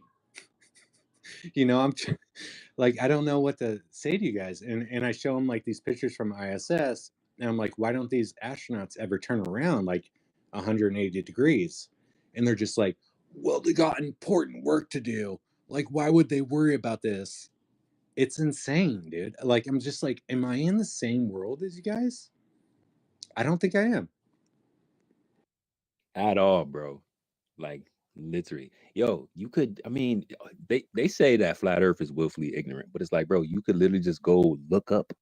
It's not that like easy, right? Because they shadow ban all the real, content. But if you put in just a little bit of work, bro. Bro, Witcher just had like a stream the other day, like 4 or 5 hours of just like NASA bloopers. Jaren does this all the time, bro. Just inconsistency in the footage that they show. And it's not even just NASA. That's the craziest part. It's all of them. They all got like these weird glitches, like, something that kind of looks like harnesses, the part of the frame going one way, but the other part of the frame going a different direction. It's just the weirdest stuff, bro. There's like no consistency in motion at these same elevations, bro. All you got to do is want to go find it and want to go look at it and then acknowledge it. That's the hard part, right? They could just explain it away. Oh, it's just technical, this and that. Like, nah, bro, like this is way too crazy. Like this, bro, what I'm looking at right here, this part of the screen moving this way and this part of the screen moving that way. This guy glitching in and out of this foreground, bro, this is not normal. Like, just acknowledge it, bro. Like, it's okay. Yes, you love Space Wars and Star Wars and Star Trek growing up. Cool, bro, but let it go. You can still have aliens. They just won't come from the sky. Okay. And it's not like we did it. We didn't fake it, bro. Exactly. Why are you mad at us? Yeah, man. It's real spooky out here, bro. We had another conversation. I think it was in Patriot Space the other day, and they were asking like, what's the purpose? Like, what are they trying to hide? It's like, bro, it's all about control. You know, you turned Patriot flat earther, right? What? I don't know if I turned him, but I think that he's like kind of legit, leaning. like 97%. And Rachel definitely is a flat earther now. Oh, you got to blame the ops for that. Rachel said, I was on the fence until I heard the Globe Earther speak. Now I'm definitely a flat earther. I'm like, okay, we'll take that. We'll take that. Global behavior turned her into a flat earther. Hey, Witsa ain't doing work. You guys aren't doing work. It's the Globies that are doing the work, bro. Hell yeah, bro. Once they come in contact with like arguments that they can't just regurgitate narratives or scripts anymore, then it becomes difficult, right? Then they start glitching, and then they got to do the tactics and stuff like that. Oh man, I hate to name drop, but Black Wolf, man, he's been putting in some work. You want to talk about hate the name drop? That guy sucks. Oh my God, it's painful listening to him. You can just feel the brain cells disintegrating. Yeah. I heard it more from the Globe Earthers than I heard from the Flat Earthers, to be totally honest. Even the toxic ones were embarrassed. But anyway, let's slide over to Truth Hunter. What up, Truth? Hello, guys. I'm always here, but I never really talk. It's I was there on Wednesday. I came in late, so I don't know what the whole I guess debate or space was about, but definitely like to see what the part 2 is. But yes, though, you guys really put it down. The guy that said they mentioned P-dubs, I always have him in my small space I host, and I gotta be honest, when he's not around a bunch of people, he's really level-headed, right? But when he's around his crowd or a bunch of people in the space, then he's like aggressive, right? I think he just does it to he has to be right about everything. But like I say, when he's just me and him or someone, he's definitely level-headed, and you can kind of come to an agreement in some points, and yeah, he can definitely see some, but like I say, it has to be a one-on-one. But it's funny you mentioned that because yeah, he does. Oh, but yes, I'm trying to give him tips, dude. Yeah, P-Dubs, he's kind of a loose cannon, if you ask me. Yo, the only time I've seen P-Dubs calm is after he hit the bong. Like literally, after he hit the bong, that was the only time we've seen him calm. Any other I time, asked him for some Adderall. his normal self. I don't think that would help. Adderall probably would just kick it into overdrive. No, I asked him for some because obviously homie's on one. Makes sense. Makes sense. That's the product of the Addy right there. Addy make you aggressive? I don't think Addy make you aggressive. Nah. Addies and baddies, dude. Makes you see curves when you don't.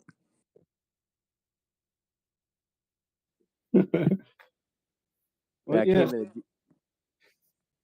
Oh, go ahead. No, you go ahead, man. Oh, no, I was gonna say I came across an article. It was on my timeline. I'm a plane Neuro guide, right? But it was weird. It came across my feed, and it said scientists and this, at multiple universities say young stars are actually spheroids, kind of like the little the cookie thing, and they're not spherical. I'm like, what? They're like, yeah, we kind of we were wrong. And I was like, wait a minute. So all this time when you say young stars that come together, they form a ball, and that's not right. And then I started looking at stuff, right? So like if you have a spheroid and you twirl it very fast, and it kind of moves up and down a different direction, it could look like a circle. And depending where you have the telescope and you're kind of zooming in and out, it can also look like a circle. So I just go back to that whole Neil deGrasse Tyson, and I'm, that's a straw man that, people, they say flat earthers like to use, but he did kind of say it's pear-shaped. So when you look at a spheroid, right, if you kind of look at it, right, it makes that whole concave thing. So that also shows the, the dome that, that we mentioned and stuff. So, it does keep some of their stuff, but, it really makes a lot of sense, right? Because, like, they kind of indoctrinate us, right? You have a football, when you flick that, goes really fast. If you're zoomed out, that can look like a circle too. So they have a lot of things that are kind of like that around us, right? Cells in the body that we thought were circular, but we zoom in, they're actually spheroids too. And it's like a lot of stuff that we thought we knew, we really don't. So I could send that article, but I just started researching. I was like, wow, that would actually explain the how gravity doesn't really hold us down, and it's a electromagnetism, right? Like, electrons, they opposites like attract, because they can't really prove gravity. They say it's a theory, right? But if you really think about it, like on a cellular level, right? If we, bodies like Earth, right? They say Earth has some type of a kind of electrical type of field. So definitely would be attracted, and that's why we can walk around. So I started looking that into it more, but I don't like to argue with I just like to present some of the stuff that I find. But just looking at a bunch of the stuff after seeing that article, microchips, all of this, they have that. And it's like it really puts an interesting point, like, well, it kind of agrees to both. Like, yeah, you can kind of say it's a circle, but then it's also flat when you look out. So it's kind of like merging both things together. So I want to see those, definitely like a glober try to say how, this spheroid, right? See if they can kind of like say, no, that can't be true. It's still a circular globe, but I don't know. It's really put some interesting thoughts if you kind of look at it. And now that these physicists are kind of admitting it, young stars, right? So what is this definition of young? Is that 1 billion years, trillion years, 10 years, 5 years? So definitely, like, when NASA zooms in, right? When you have a spheroid looking from the side, it looks like a circle, right? So maybe they're just not zooming in the correct way. And that's why, the moon, right?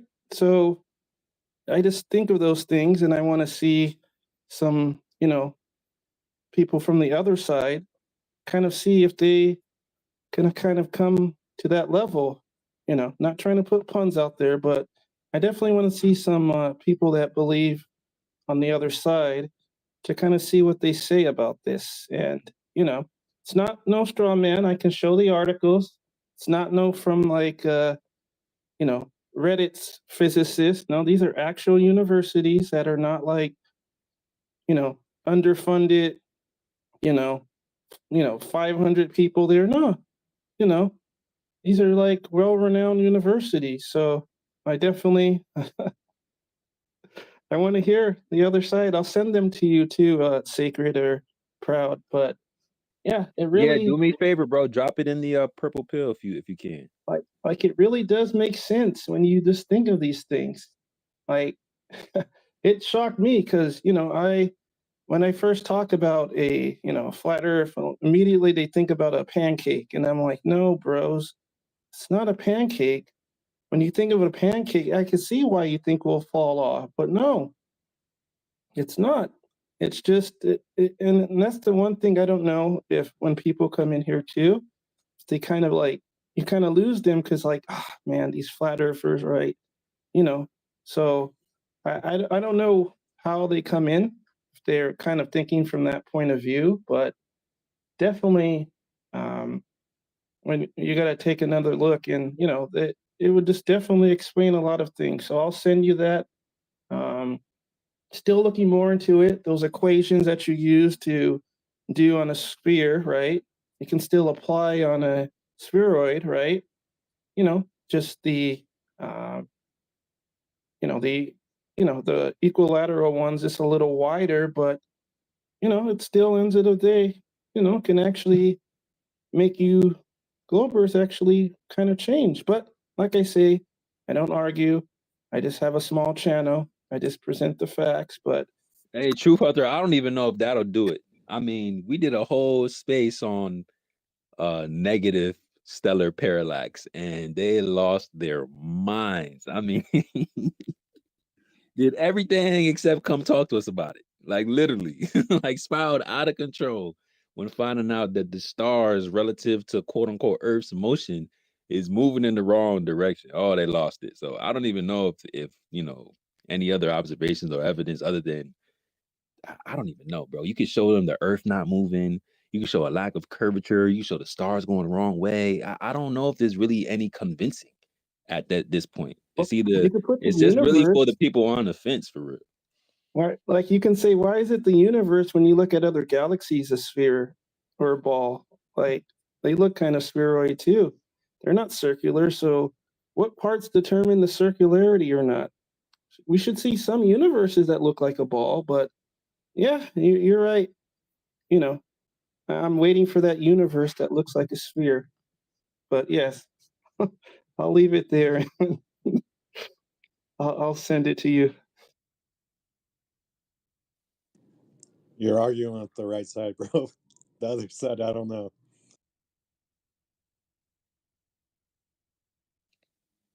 Good stuff, man. I'm looking forward to it. But yeah, man, just like I said, I don't know what the globe earthers need.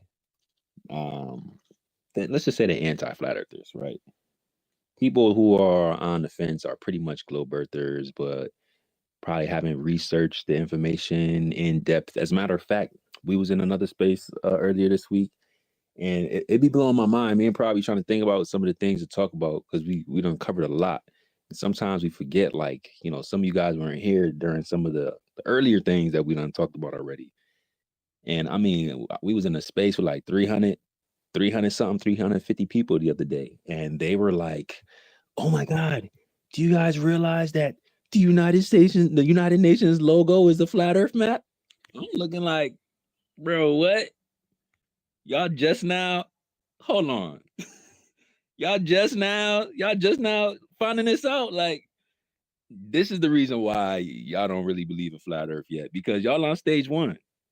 And I be forgetting everybody on their own path, their own journey. Like we over here talking about like relativistic motion and interferometry and, you know, cosmological, you know, constants and all the issues with things that's going on in the sky. And some people just need to see, hey, you know, that all those United Nations organizations have a flat earth map in their logo, bro. Like that's going to be the thing that snap people out of it instead of like the actual measurements of no motion, right? What'd you say? Did you tell them about the Denver airport, how it shows a flat earth when you're when you're in the second, third floor? Like you kind of walk at a certain direction and look, you kind of see the flat earth too. You know, everything's hidden in plain sight. Government means mind control. I mean, if you can't tell them that and that doesn't wake them up a little bit, it's like, what are we going to go from here, guys? And with it, or I mean, sorry, Sacred. It's bad down listening. I could only hear like half the conversation, so man, it stunk. It was like in and out. Yeah, so that yeah. was the main reason I asked to speak to see if I could actually hear. So that's yeah. So sorry guys, I don't know what's going on. At least we got the sacred screen share going. Yeah, I mean the space is not even populating, it's just a link. So I'm thinking that there's just something going on with, you know, the actual platform itself. I don't know, but I shared the live. We got like 700 people over there. I wish that y'all would pop in the space, but I can see why y'all not if you can't hear. So I don't know what's going on. Try to reset, guys. Maybe I could try resetting my side too as well to see if that helps. Don't really know what's going on though. I've been seeing that issue all week long. Particularly in recorded spaces. So, but we're not like recording this space like on Twitter. So like, I don't know why we're having that same issue, but it is flat earth. So I can see why. What's up, Alan? Yeah, I was gonna say it seems like it's hit or miss tonight with people. A lot of people are having trouble just for no apparent reason. Yeah, that's like, Is it Android exclusive? I'm not sure, but I'm using the Microsoft Store Windows PC app for Twitter, and it's running surprisingly smooth. It's actually killing it. So if you're on your PC and you're watching on your browser, maybe try out the Microsoft Store app. I did make an Elon tweet earlier, so I'm sorry, Elon. I love you. Oh yeah, and you got to do 3 Elon Musks or whatever to give us praise. Yeah, no more Elon Musk slander will be tolerated. We do have a purple pill now. I love Mars. I love rockets and things. Hey, shout out to Ingenuity, the little drone that could. Space is awesome. Shout out to Tesla. We're going there. Go ahead. No, I just said we're going there. I believe. Mars before flying cars, man. Shish. Technology. They are gonna clip us up. Those fake flat earthers. See, they love Elon. We do, man. He gave us a chat box. Just give us our sound back, bro. They gonna call us sellouts. Hey, we're gonna rotate some mics. We got some requests. Also, I want to really just quickly just highlight that I think Shane got a debate coming up too with Ozian. Ozian been on one lately. I don't know. He been tweaking. What's it? Crossed that man up a couple weeks ago. Well, I guess he's starting to still get in the field with some of us. So I'm looking forward to that. If Shane, you want to pop up here and talk about that, feel free to. But guys, like I didn't get a chance to like even talk to my man Justin, bro. If y'all don't know Justin Robert, he was the one that confronted a bunch of employees, I believe from NASA, over a few years. And or maybe a couple months. I'm not really sure what the timeline was. And I didn't even know who he was when he popped in here last year, bro. Y'all didn't even tell me we have like one of the top like globe challengers like in the space. Y'all didn't even let me know. Yo, Justin, what's up, bro? Man, I appreciate it. That's it's an honor to be in here, man. I really love what y'all are doing with this. Yeah, no doubt, man. Like that was our whole goal, was like try to create like a hub where like all of us can come and like have like a meeting of the minds. So have a chance for the people that watch the content that's being produced, for y'all to be able to touch the people and actually have like the actual back and forth one-on-ones in one space every single week. So it's just so dope when I get to see like Alan pop in here, Toby, Shane, Witsit, you, Stone. It's like, this is just a great vibe, bro. So I really appreciate you popping in over here, man. And you doing a lot of good work. Do you have that tweet that you did he tweet that out yet last week, guys? I want to post that up top. What, the Scott Kelly thing? Yeah. That was fire. I think bro. I did. I put it up. I think I hashtagged it Flat Earth Fridays and. Are you the one that did bubbles? Are you the one that did bubbles in space? Just yeah, that was me. Yeah, this is the bubbles in space, bro. We gotta put this up here. Yeah, just for time reference, I got Scott Kelly in 2017 and 18, and then the NASA City Council sort of meeting was last year. So I took a bit of a hiatus fighting the vaccine mandate, the whole pandemic business, but once that was wrapping up, I pretty much was getting my feet wet a little bit again. Went out there with Witsit and was in the Hibbler film. What was it? Level With Me? I think, yeah, Level With Me is the third one. Yeah, Level With Me, yep. And I really, that whole like NASA video was a product of going at the mayor for like 2 or 3 years straight over the vaccines and the masks and the lockdowns. And I basically just got really familiar with taking over those meetings and basically hijacking them for our own purposes, and using their quality video, audio, and then just blasting it out after. And I'm like, why don't I just do this at NASA? And I knew Hibbler needed some more content for the film. And I was like, well, this is perfect. So I just set it up that way. And I had no idea that the video would go that viral, to be honest with you. Like, totally blew my mind. Like, than how many views it got on TikTok. I wasn't even really using TikTok, and people are sending me the video with tens of millions of views. Bro, it went crazy, like banana. This is the like, listen, this is a part of one of my loves, right? Is freedom of speech. You know, I love like constitution, being able to audit and using your voice to affect change. And aside from flat earth, and I like to dabble in like health and holistic and stuff like this is the other one, like auditing the government, using freedom of speech to challenge, just to keep the people who are our servants, right? There are government servants. We got to keep them in check. So to have that face to face and say, hey, I'm going to ask you a direct question, let's see how you respond to it. And I want the honest answer. Like, I'm not just going to ask you, something that has been approved. Like, no, I want to get to exactly what's been going on. This is what I see. I'm going to ask you face to face, and we're going to see how the conversation turns out. And I think Witcher has like a something that he wants to do as well, with actually, auditing these guys, man. Challenge them, check the numbers, check the narrative, and see if we could keep them honest, bro. Because this is what it's about. Like if there's like a small group of people that's keeping information from us to, mislead or deceive or whatever the case is, they need to be exposed, bro. They don't need to be part of the people that we trust to keep things going. And that was like super cool, bro. Yeah, man. And just imagine if there were hundreds or even thousands of people doing that in their local towns. Like, it would just be, the walls would be closing in on them. And, I'm nothing special. I used to be terrified of public speaking. I was a complete sheep 15 years ago. Like, I didn't know any of this stuff. So I'm all self taught. And I go in there and, I know they're not going to respond. My mayor told me, next speaker, please, for like 28 meetings. So I knew that they don't. And most people will tell you, oh, well, they're never going to listen. They're never going to do anything. They control everything. And yeah, I hear all that. But like, the whole idea was to spread the message and raise the public awareness. Because if enough people are aware, then the jig is up. They don't buy it anymore. So I knew I wouldn't get a response out of them. I really didn't. I did get a response out of NASA, though. Thankfully, everyone's sharing the video. It went so viral. AP gave me their own special fact check, and NASA's public relations officer or public affairs officer, something like that, was quoted in the article. So I tried to reach out to her, and she blocked me on all social media platforms. Her name's Sandra Jones. If anyone else wants to Sandra, give it a try. unblock my man Justin. Sandra, come on.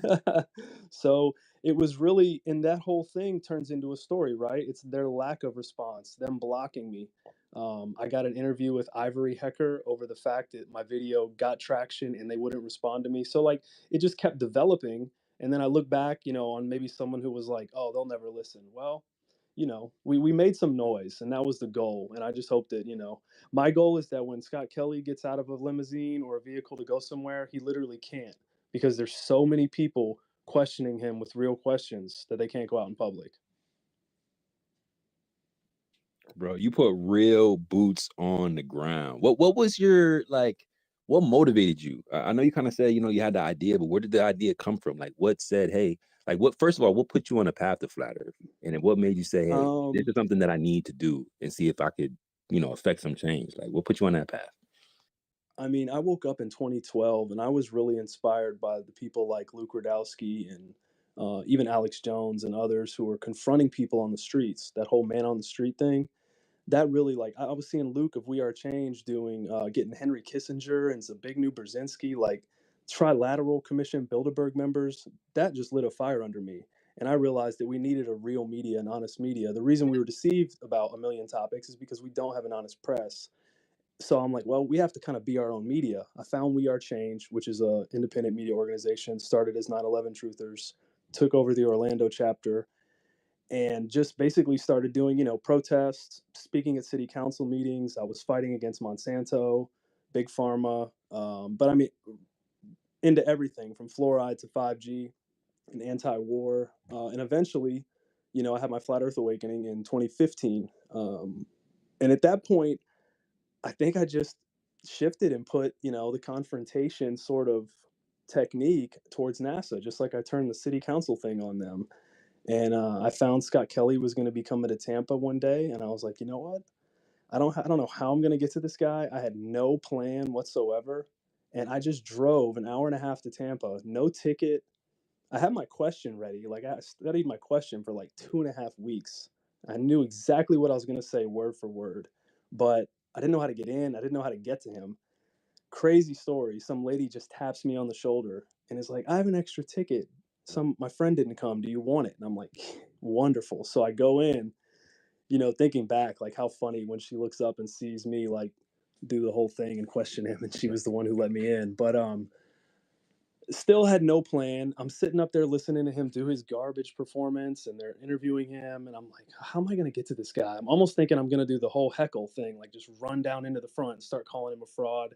But that never ends well, right? You look like the crazy guy. So I'm like, what am I going to do here? And they go, let's start the Q&A. So I just run down the stairs, got like third in line, got my phone out, was shaking, shivering, so nervous with my phone to hold it and hold the mic. And I just asked him the question that I had perfectly curated. So once I got to him, it was perfect because, most people can run from you if you're in an alleyway or getting in their car. They just slam the door in your face. Joe Biden just walked right by me. Yo, that's a good point. He couldn't go nowhere, But bro. if you get them on stage, they're in front of a whole crowd of people. They have to answer the question. So you see him fidget, you see him doing his body language, and he's nervous and talks about sweat and flecks of paint and all that nonsense. And it turned out great. And somehow I ran into the clown again exactly a year later on accident, waiting for Joe Biden. I mean, who runs into any astronaut on accident, right? And I run into Scott Kelly. Like, to me, like the girl giving me the ticket, getting up to the Q&A, running into him the following year, I truly think it was meant to be. Like, I don't know what is pushing me towards that, but what are the chances, right?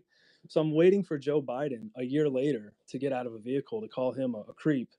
And I think he's pulling up, and I like get up to the door, and the door opens, and it's freaking Scott Kelly, and I'm Like, like, hey, no remember me? question, no question. I have no idea I think both of us were just as shocked to see each other, and I just said, hey, how's Bubbles in Space doing? And he's like, what, and plays all dumb as he walks in, and I just kind of taunted him a little bit on the way in.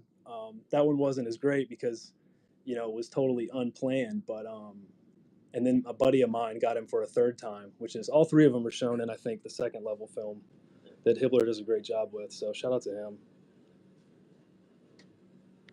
Bro, and think about this, right? I always say this, right? Because I love basketball. The only sphere we acknowledge.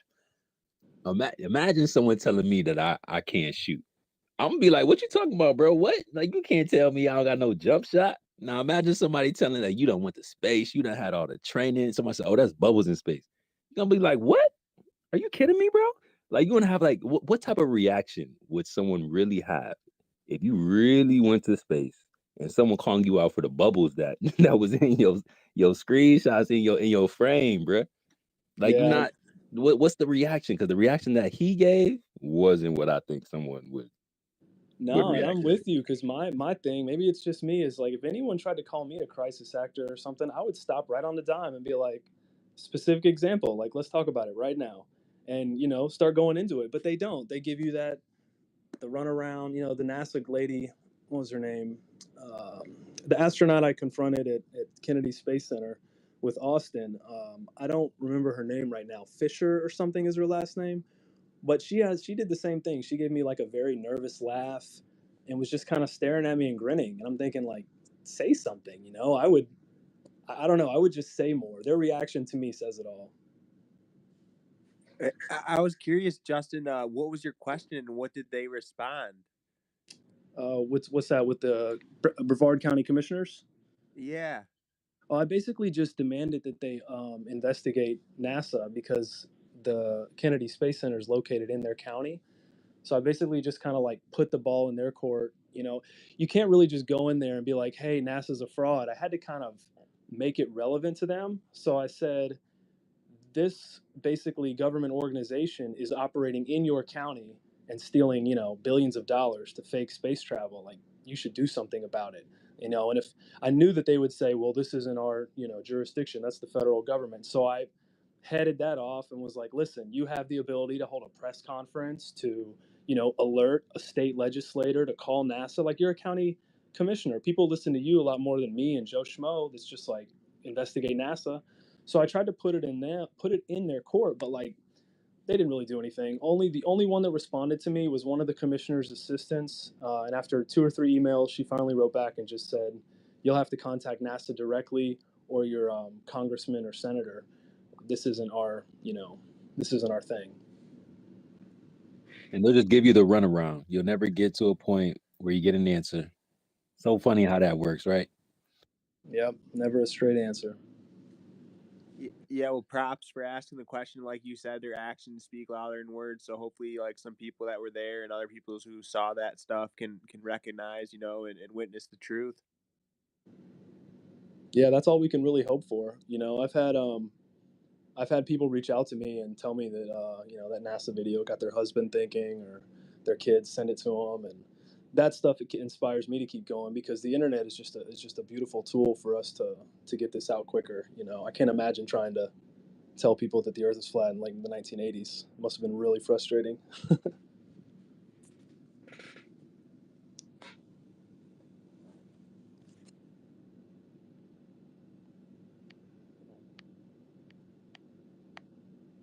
They definitely believe the. I wouldn't have voted for that. I don't know if I can't hear right now, but if someone just spoke, I couldn't hear it. Uh-oh, you can't hear me? Oh, I can hear you now. Oh. My bad, guys. I was just tweeting. I'm trying to see. I'm still getting tweets that people can't hear. Yeah. Yeah, when I jumped in last week, I noticed if it wasn't the host or the co-host, some of the guests that were up to speak, I just straight up couldn't hear them unless I exited out and came back in or something. Well, it's weird for me because I was just a listener and I couldn't hear it all, and then as a speaker now I can hear fine. So, and I know what you're saying. Usually that's the same. Where as a speaker you can't hear, but as a listener you can. So it's like the opposite, which is unfortunate.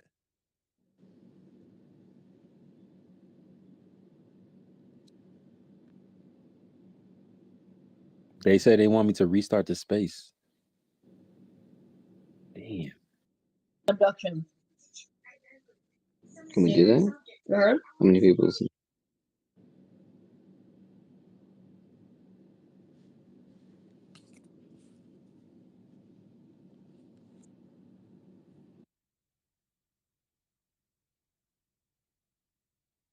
Yikes. We'll find out on the next episode of Dragon Ball Z. I'm sorry, guys. Hold on one second. I think it's Twitter though. Maybe it's time to just rip off the Band-Aid. Let's just do 94A.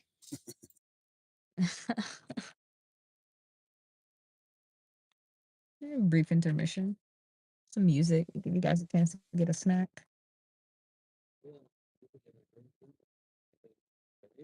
But I wonder, was there a large space today? Did anybody have did Elon Musk hop into space earlier today or anything?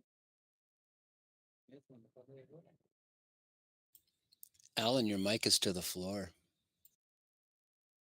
I can't hear Alan if he's talking. I think someone's talking. I think it's Alan. And I certainly can't hear you, man. Got to turn it way up.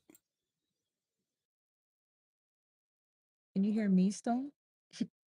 Yo, Stone, I can hear you. I wasn't talking though. Can you hear me now, brother? Okay, yeah, I can definitely hear you now, Alan. And Flurf, your mic is typically a little bit low every night, but I can hear you. Yeah. Yeah, I don't know. Sacred told me that when other people talk and my mic is open, it cuts me out for some reason. My phone always does this. Yeah, you're bugging out right now. Yeah, you're roboting a little bit second half there. Oh no, my true form, my true form. I just tried resetting y'all, so maybe that'll help. Let me know.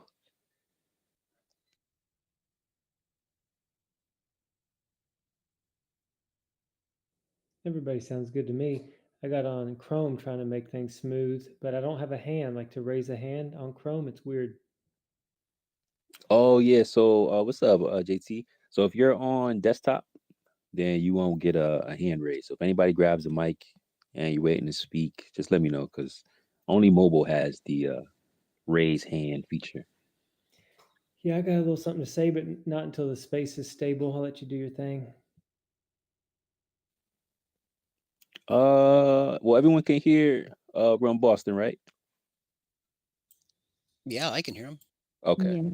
Let's All keep right. it rolling for now. Let's see what happens. Yeah. Good to see you, bro. Good to see you too, man. It's been happening and hopping on X. I had run across Zidney Zidney's post, like the video that he made, kind of bashing Witsit and saying that he didn't talk to a pilot or any of that stuff. And I reached out to I call him Mr. F-15 and Witsit, and I was like, can I post like that I was on the Zoom? Like I kind of set it up. He reached out to me anyway. I told that whole story. Well, so I put my name in the hat and I was like, hey, Witsit's not lying. What he said is true.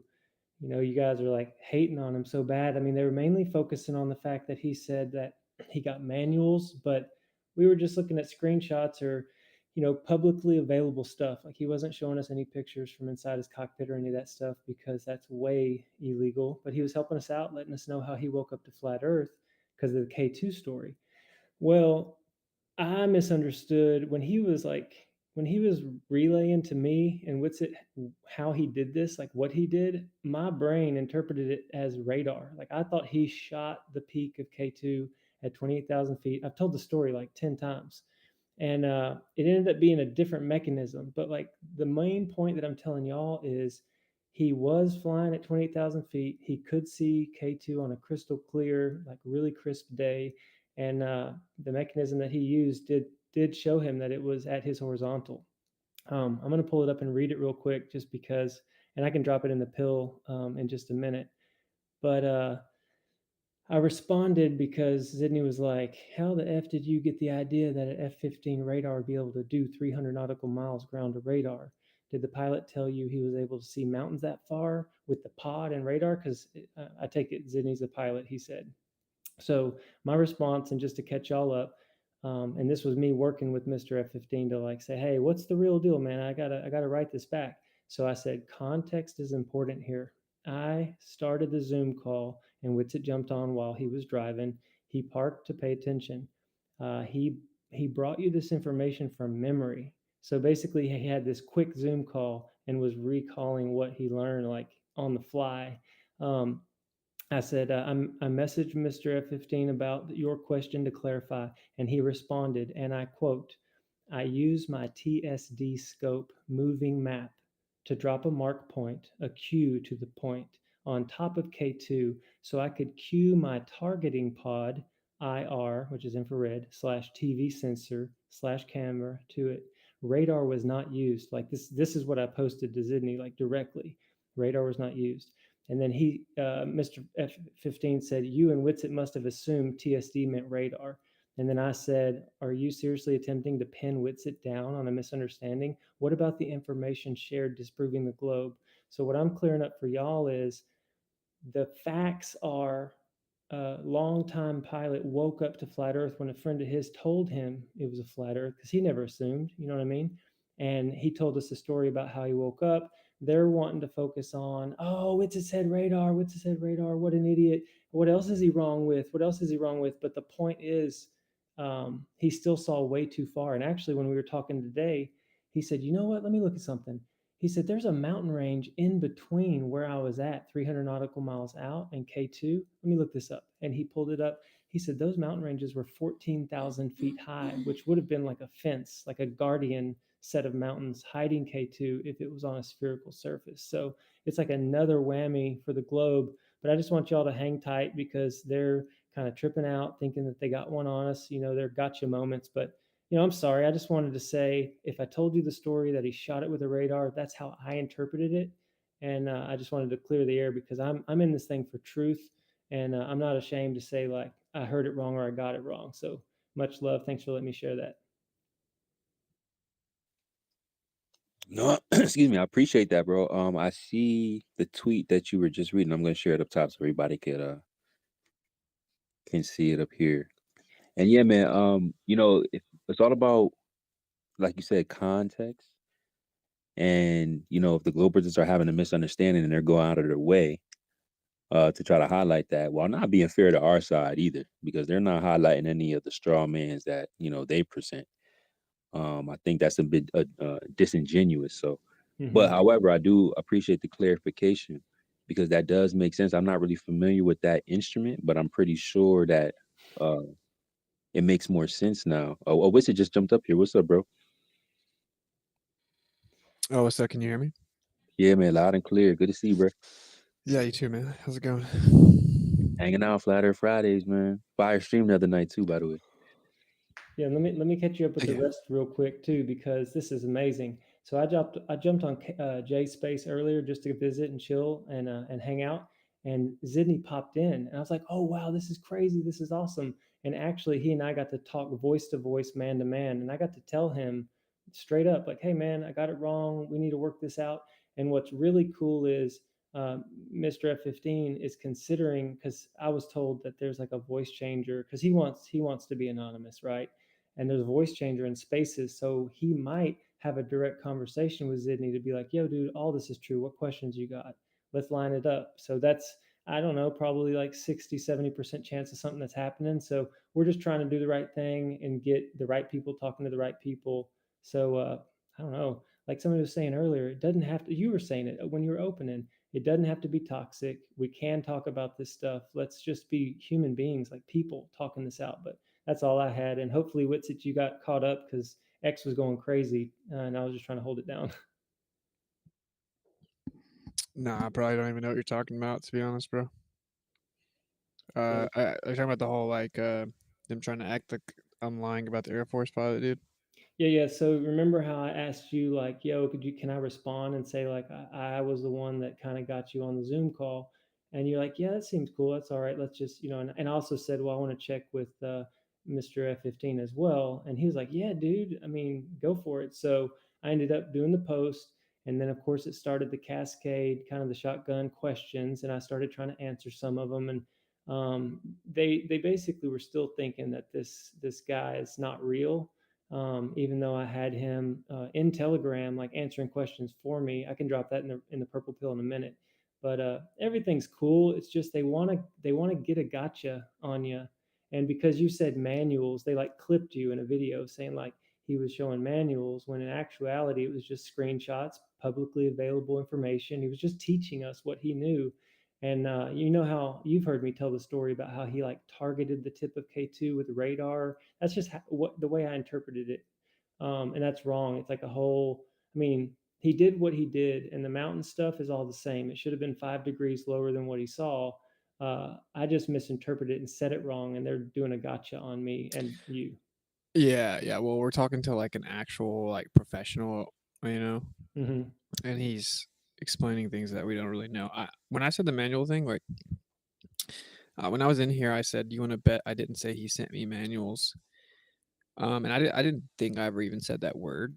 I did say the word, so I was wrong about that. But like, I would still obviously bet. Do you want to bet I didn't say send me manuals? And you saw that he changed it to he did say the word manual. That wasn't what I told him. I bet him though, because I never said he sent me manuals. Said he showed them to me, and that sounds like pedantic, but that's clearly different in the context of claiming that he sent me classified information, right?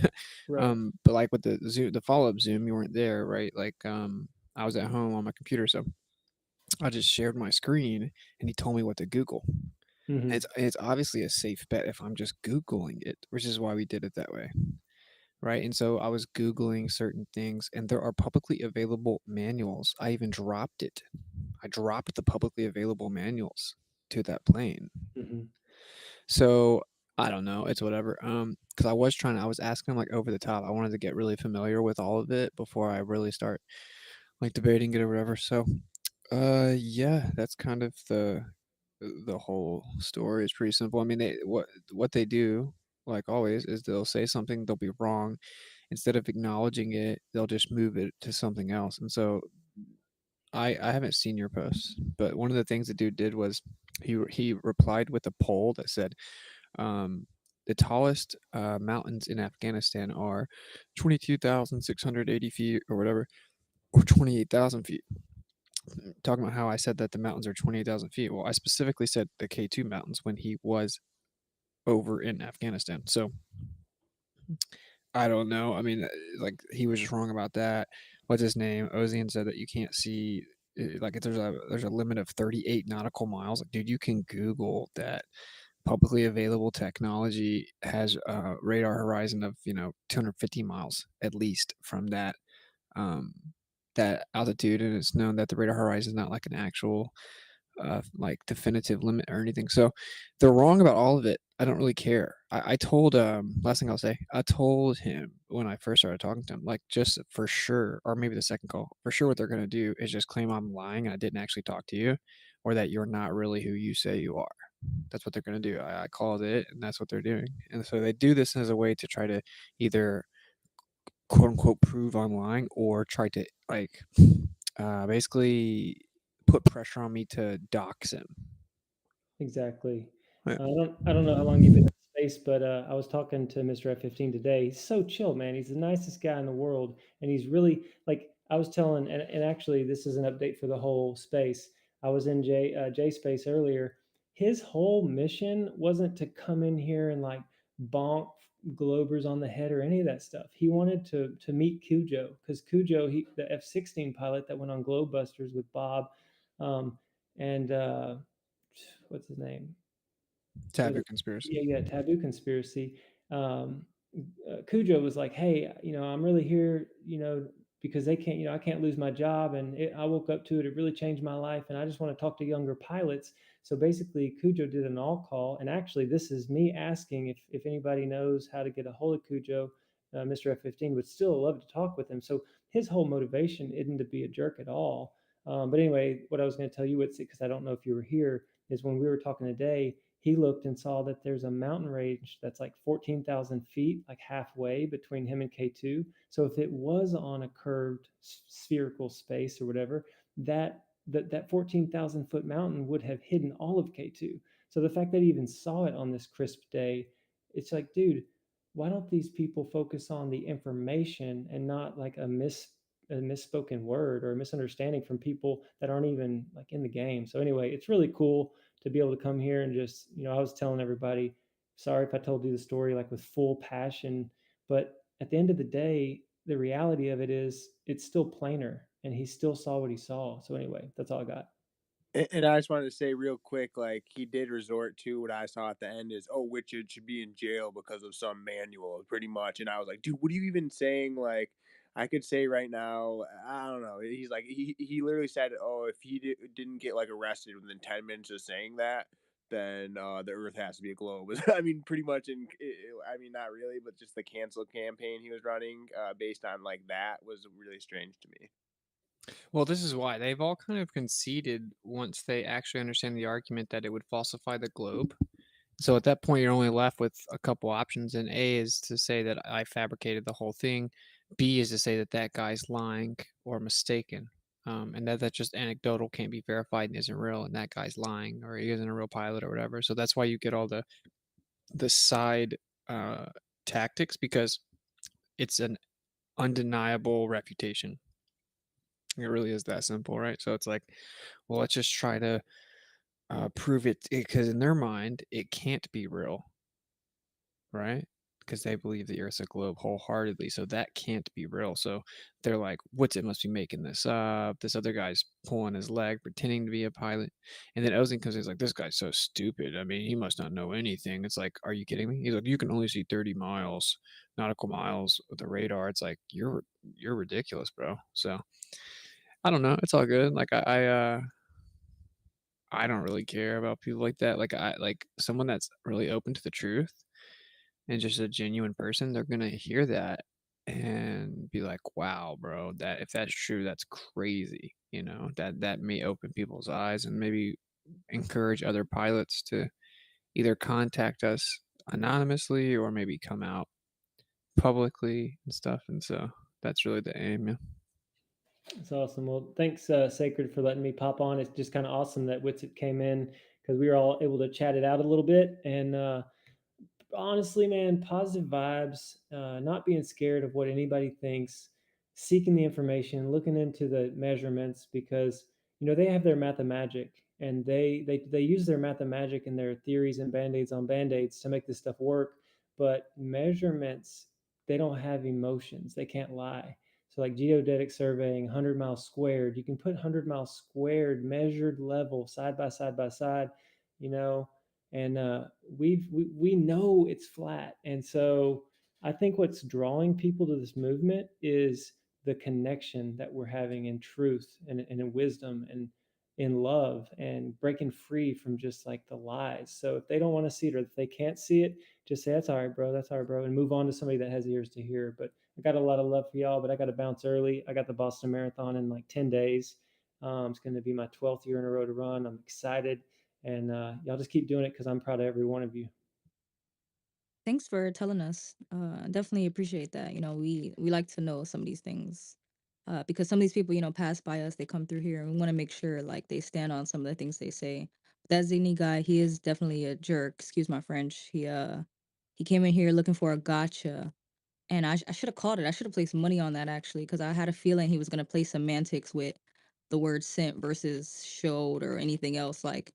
And it's just typical with these people. So thanks again, for letting us know. But I don't think he's worth too much attention. If the pilot guy wants to come on and talk, incognito, he definitely, should for awareness. But that guy specifically, nah, he's a jerk. He doesn't deserve no one-on-one attention for stuff like this, trying to come from the angle of, oh, I caught you in this, I caught you in saying this, I caught you in saying that. Like, we don't want to appease people or concede to people like that if they're not coming from an honest, genuine place. Hey, thanks so much for that. And I love being in this battle with you guys. Appreciate it. I'm gonna bounce. Much love to everybody. Much love, brother. Yo, to kind of build off what she's saying, like that's what I realized. I realized that on X there's a replies section, right? Someone can go to your profile and they're going to go to your replies and they're going to start like maybe looking through your conversations. And so when I get into these big elaborate conversations with these people that are super toxic and bad faith, it's actually just kind of giving them it's like breathing life into them. And so what I did, like every single reply, I was refuting them directly, and they were wrong about everything, and then just moving the goalposts. And then eventually I realized, like, dude, what am I even doing? And now I'm kind of wasting my time typing out these long novels to these people that don't care because they're acting in bad faith, but I'm bringing attention to it. And so I kind of made my decision. I've done this 2 or 3 times, get caught up in the moment, and then I'm like, I don't want all of this in my reply. So then I just went and deleted them all. So of course, what they did was post it and be like, "Oh, this is how you know it's a con man." Once he was proven wrong, he started deleting his comments because he's just a liar or whatever. But the move is definitely to kind of ignore them, I think, personally. And I know that you guys said like if you block them, then if they're in here, it'll kind of cause a bit of an issue or whatever. So I just mute them. And that's where we're at. Yo, just to follow up on that, like, keep doing that, because just remember, it's about the onlookers. Like, I've gotten in arguments with people before, and I've had the same thoughts where it's like, this person's not coming around. But think about all the people that are reading the exchange, and at the end of the day, I've left 10 or 15 comments, and I'm just like leading people to education. I'm like, all right, well, if you get interested, you can check out these couple books or this, and just keep dropping breadcrumbs. And then, I've even told people at the end, they're like, what are you trying to do here? And I'm like, honestly, I'm done here. Like, I've left a lot of good information, and I'm confident that the people reading this exchange will see who's being belligerent and arrogant, and they'll see I'm just dropping truth. And I think JFK said it, fully confident in people making good decisions when they're given proper information. So like, as long as we set a good example, like everybody in here seems to be doing, like you said, people are going to read what one side is doing, their body language, their tone, and it's not even going to be about the evidence. Sometimes it's literally about how just wild the other side is acting, and it's just helping us in our case. Yeah, 100%. A lot of the level heads actually came from like the comment section. Like in the very beginning when I was scrolling looking for people, flat earthers engaging in conversation. I found TM and Ken, real OGs in the comment section going hard. Really in the field with it, for Really real. in the field with it. So just seeing that as like a beginner, I ain't know nobody in the community. Like all that was, it was nice. It was good to see people advocating. So I feel like it's a 50-50 balance. You gotta see who's really out here just trying to grab a screenshot and whatnot versus who's really engaging in the conversation. Yeah, another And thing that's is what though, we we do. Oh no, go sorry. ahead, go ahead. Well, like I think we really could come together a lot more, and we'd probably be surprised what we accomplish, right? Like, because the only reason I'm going to be on Infowars is because we ratioed the hell out of that post. So like all the truthers came together and ratioed that post, and then boom, they had no choice, right? Like A, they just ignore it, and it clearly exposes that they're not allowed to talk about that subject, or B, they have to have me on. There was like maybe 5 comments that didn't say my name, right? Imagine if we did that, or if we all just kind of like have other content creators' backs on their posts, where a lot of us are kind of like desensitized to them. So like whatever, we have to think about like what Justin's saying. Someone goes and looks at a post, they go to the comments, they're kind of new to the subject, they're on the fence, and they see these people claiming to debunk the globe or debunk flat Earth, right? Without anyone rebutting them. We know we're not rebutting them because they're just a lost cause, but we kind of have to like put armies out on posts, and I think we would probably be amazed. I mean, as far as I'm concerned, we're 1 for 1, 1 for 1, right? Like we ratioed that post, and then boom, it manifested. So, yeah, I think that's definitely like kind of the direction we should go. That was so fire to see too. Like everybody just jumping in there, like, hey, pay attention. The smoke is right here. Y'all went crazy. And it's cool, man, to see what's like get acclimated on Twitter. There's a lot of different functionalities that they're implementing, and there's still things that you probably still don't know that you can use. You know, they got communities, they got like group chats and stuff like that. In order to like spread content, kind of keep like all the focus in one place when it comes to the community. So there's different things that you can do. But yeah, man, like before you were really like totally active up here, just like Proud said, like we seen a few of them in the mentions. We're like, oh, these are the guys that are like really with it, and they've been sharing your content and other creators' content constantly, getting the information out there. So shout out to the OG level heads for real. But I will say, you're also starting to learn some of the personalities, and that's where I kind of open with Flat Earth Fridays today with, what's our direction? Like, how do we progress past some of the pointless interaction, right? There are gonna be some trolls that are gonna troll. There's gonna be some replies that you may want to reply to because for some reason some hold these different accounts on a higher pedestal than others. So sometimes you're gonna have to make an example when they try to troll you. You're just gonna have to do that. And people, just like Justin said, there are people that are watching, so they want to see the engagement. They want to see, okay, how, they think that they can get away with saying something like that, and because I don't reply, they got a one up. But they're just trying to drain energy. But in the same time, somebody else could be looking and say, oh, this is how it really works. This is how the conversation is going. And, this, I never considered this. So certain engagement is going to be draining, and you probably shouldn't give too much energy to. Like some of these trolls, some of these people that you're replying to, bro, got 3 or 4 of the same accounts. Like me and Bro was talking about this the other day. And it's like the bro don't even know that this guy's got like 3 or 4 different accounts that he's tweeting at him with, like just trolling him. And it's just like, we know because we see these guys do it all the time. But there is like a percentage of them that are kind of seeing like this is ineffective. Maybe we should change our behavior, change our attitude. And it's cool to focus on those guys because at least you could have a conversation with those. But yeah, man, it's a hit or miss. I try to reply to the ones that I feel like is I find some value in it. But most of the time, they're just gonna troll. That's why we want to like, get the community together to focus on engaging with each other. Because sometimes they're just gonna keep on wasting energy, troll you, not trying to find any, outcome or common ground or anything like that. And then it becomes a waste of time. So I feel you, bro. But you're gonna learn to see who's who up here. Yeah. I It's guess like crazy. you agree. There's kind of like a difference in I get mentioned a lot, and the accounts mentioning me are like super thirsty for views and engagement, and they got like 200, 300, whatever followers. But it didn't like if I post something, I understand that like I should probably drop a decent amount of replies, right? Like on my atheism post, I started like really replying, but like these random weird accounts that are obsessed with us and mentioning us a lot. I don't like, would anyone ever see them? And I like, that's what I'm saying. Like there's a guy going around like dropping like all these mugshots of me, and like they're not even all me. The pictures aren't even all me. I could go and like correct it and tell the real story. If people heard the real story of the ones that are me, they'd be like, "Oh my God, that's so retarded." Like, wow, you got him, right? But I thought about it, if I do We're that, all human, bro. We're all human.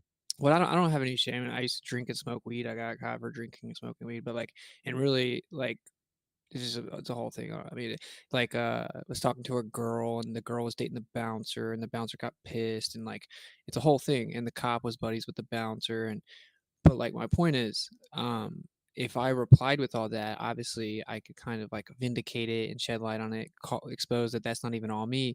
But if I do that, now all of a sudden that post that's only got a few views and everyone's like, whatever, is gonna get way more engagement. Like, I guess what I'm saying is there's this like thin line to walk where you don't breathe life into some of them. You see what I'm saying? Like, because like they literally don't exist without us.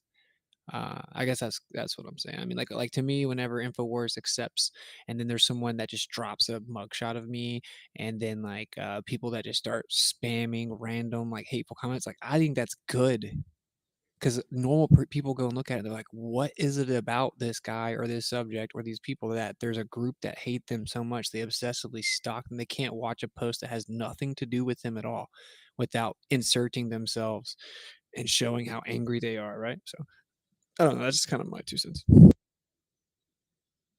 You know, that is a good point. I always say, like, we feed the streets.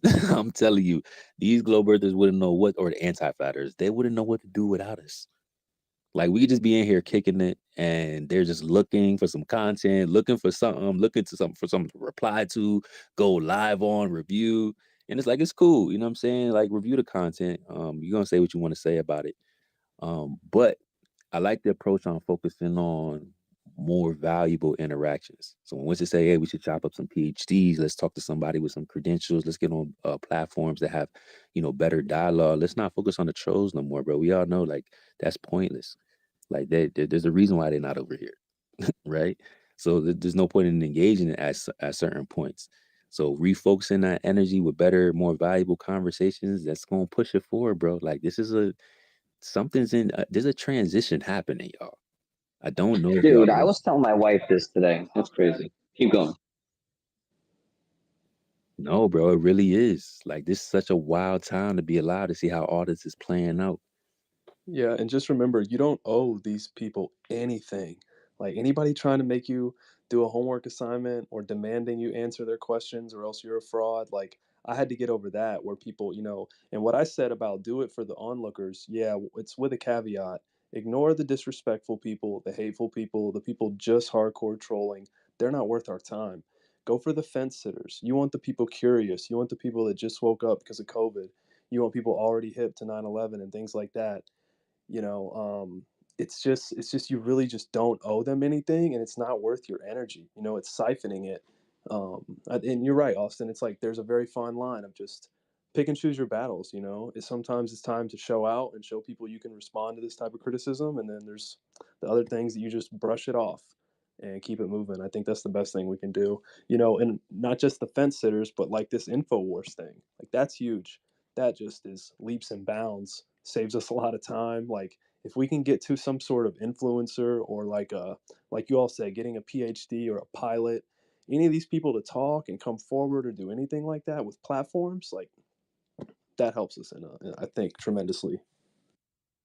Yeah, man. Like, imagine if I jump on there and we kind of, obviously we have the pretext of it was arranged on X because we ratioed the tweet, and then I'm like, yeah, Flat Earth Fridays, host a space on Fridays on X or whatever.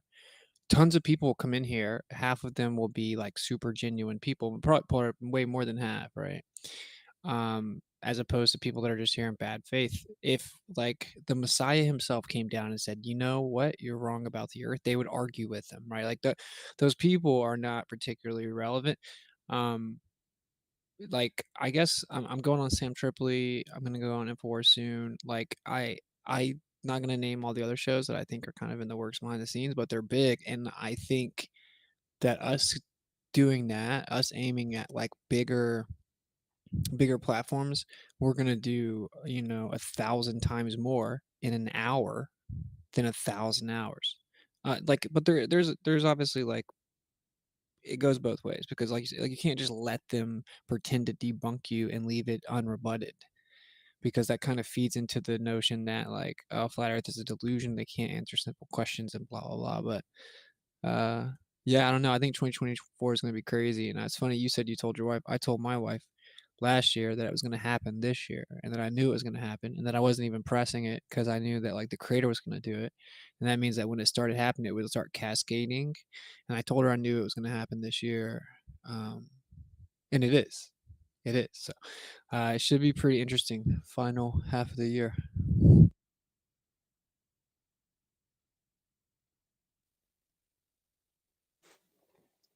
Hey, bro, I want to ask you about your approach to the conversation, but I know Mac has his hand up, so let's go to Mac, and then I want to ask Wizard about his approach, what he feel like his approach should be to the conversation with what's his name, Harrison. But yeah, let's jump to Mac real quick. What up, Mac? Yo, what's up, guys? I'm just chilling out. I did an experiment today. Spherical shadows on a spherical object, and I got a straight line shadow, and I shared this with my buddies because the one dude, he's like a physicist. He went to college, and he's up in there pretty good. Went to grad school and all that good stuff. And I'm showing him these things, trying to like, just give him a different perspective. And every screenshot he sent back to me was a straight line on the sphere. He's like, look at it here. And then I'd put it in Snapchat and then put the letter L up against it and it'd be a straight line. So it's definitely uh, accurate. Um, but he told me something I didn't even know tonight. Out of my 35 years of living, I didn't even know the moon actually rotates, and it's got my mind, and it's so wild. Like the moon has to rotate at the same speed it's orbiting, so it just doesn't compute in my mind, and like that's when it gets a little bit fucky because like when my mind can't figure it out and I start to like it just goes in overdrive, like I know somebody's lying or like shit's just not right. So Also, rocks back and forth too, right? What do they call it? Libration? Is that what it's called? yeah, Yeah, exactly, and that's the rocks thing too back and because forth. yeah, we got on the subject of it being, it has to be, if the heliocentric model was right, okay, it has to be centered to the mass of gravity, all right? You can't have a object way off in left field trying to orbit, a perfect centered mass because it's just going to throw the balance off, dude. I know that from simple mechanics. If I have a crank that's spinning perfect, the engine will run fine. But if I put a little washer on the end of the crankcase or something stupid, like it's just gonna send it wobbling, dude, and it's gonna blow apart for sure. Like that's just physics. And so there's a lot of speculation, I guess, between is the moon above, is it below, is it at the equator? Like nobody fucking knows, man, and it's driving me crazy. And yeah, I guess I just wanted to get your thoughts on the moon spinning.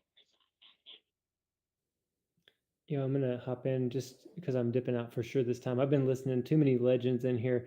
I'm gonna drop a picture of the moon that I took facing east with my P1000, and 8 hours later, I took a picture when it was basically on the setting side, and you can see how much it rotated exactly in 8 hours. But one thing to consider, guys, is we don't know the medium that is above us. If there's a superfluid, I do believe that the luminaries are projected onto our dome of vision or our perspective. So, it's hard to get out of our head that there's this rock or there's this something up there that's got mass and weight and it's rotating or turning. This could be an optical only phenomenon as well. So I'm going to drop these pictures, check out, enjoy them, and I'll catch you on the next time. Yeah, I appreciate that, man. I'd like to check them out. But that's the thing too, right? Like we grow up and they're like, "Oh yeah, the moon's not rotating." And then once you start looking into it and start asking questions, they're like, "Oh yeah, it's rotating, but also, this." And it's just like I feel like I'm stuck in the Matrix, man, when Neo keeps, fighting upgraded Agent Smiths and it's like, "Oh yeah, you thought you had it figured out. Nah, dude. Look at this." That's good. Hey, it's funny. Speaking of the moon, we was talking to Franco last week. He had popped in the Stationary Saturdays, and he was telling us how he how CERN is going to fire up, the collider on April 8th during the eclipse. Right, and I think I had tweeted about it or something, just say something funny, and all the globe trolls and my mentions. Oh, they can't see the eclipse over there on April 8th, like that's supposed to mean anything. Like, okay, even in your own model, bro, even in your own model, just because you can't see it does not mean there's not a planetary alignment. So who cares if you can't see it from that location? Like, does that even matter, bro? But it is funny that CERN finna fire it up, and I wonder how y'all feel about that. This alignment happening, and they're gonna run this collider. Well, Yeah, I I just think heard that about that on the Alpha Vedic podcast. They told me about that. I don't know. Let the other guy go. My bad, brother. oh no, it's all good. I was just gonna say, I think the collider's actually running, and April 8th is supposed to be the date they actually collide the particles, because it takes a while for them particles to accelerate, I guess. So you have to do it for like a week straight. So apparently, it's already running right now. Ah, okay. Wait a minute. It takes time to accelerate a massless particle? Great question. What does that even mean, though? Well, that's just like bendy light, Yeah. a photon that doesn't have mass being bended by gravity. Weird, huh? Yo, but this is the thing I was saying on Alpha Vedic too, right? Like, it doesn't mean they're not doing anything there. I would almost bet money they absolutely are doing something there, and they use giant magnets. So just go look at what they do. They just use magnetism, and we know that, for example, the electron doesn't exist per se, but the phenomena does. The photon doesn't exist, but the phenomena does. That's just where the oscillating electric and oscillating magnetic field intersect, right?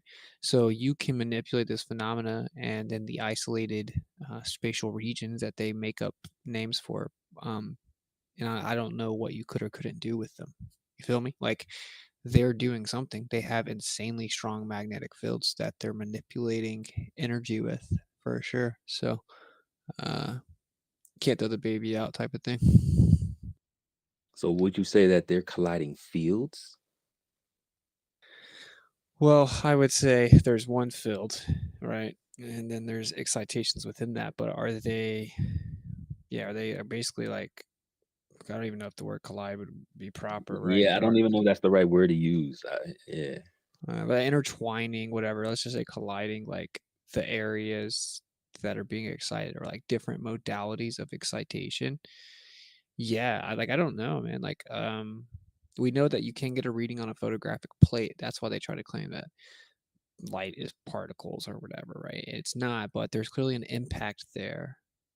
There's some type of physical occurrence that could be, it's an impact, effectively. Well, That's what we think of. couldn't you just take two flashlights and point them against each other and collide the light particles? Yeah, yeah. I mean, obviously there aren't light paintballs, right? I mean, you can disprove it with a fish tank, and you can disprove it with polarized lenses. But I guess that the question is really, what could you do? I don't know, bro. Like I don't limit the phenomena of magnetism, I guess is all I'm saying, right? So like you Wait, can do some crazy stuff.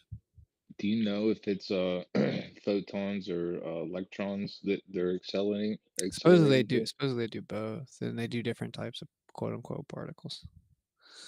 So I don't know about the specific thing that they're doing. I just heard about it yesterday.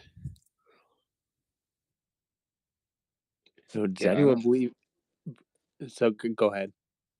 No, I was just gonna say I don't think you could do it with light photons, right? That sounds wrong. So it says the CERN accelerator complex accelerates protons, but also nuclei of ionized atoms or ions, which that's pretty interesting. Yeah, charge such as the nuclei of lead, argon, or xenon atoms. Some LHC runs are thus dedicated to lead ion collisions. Proton beams, but it can also accelerate beams of heavy ions. So there you go. That's what they say. Does CERN collide electrons?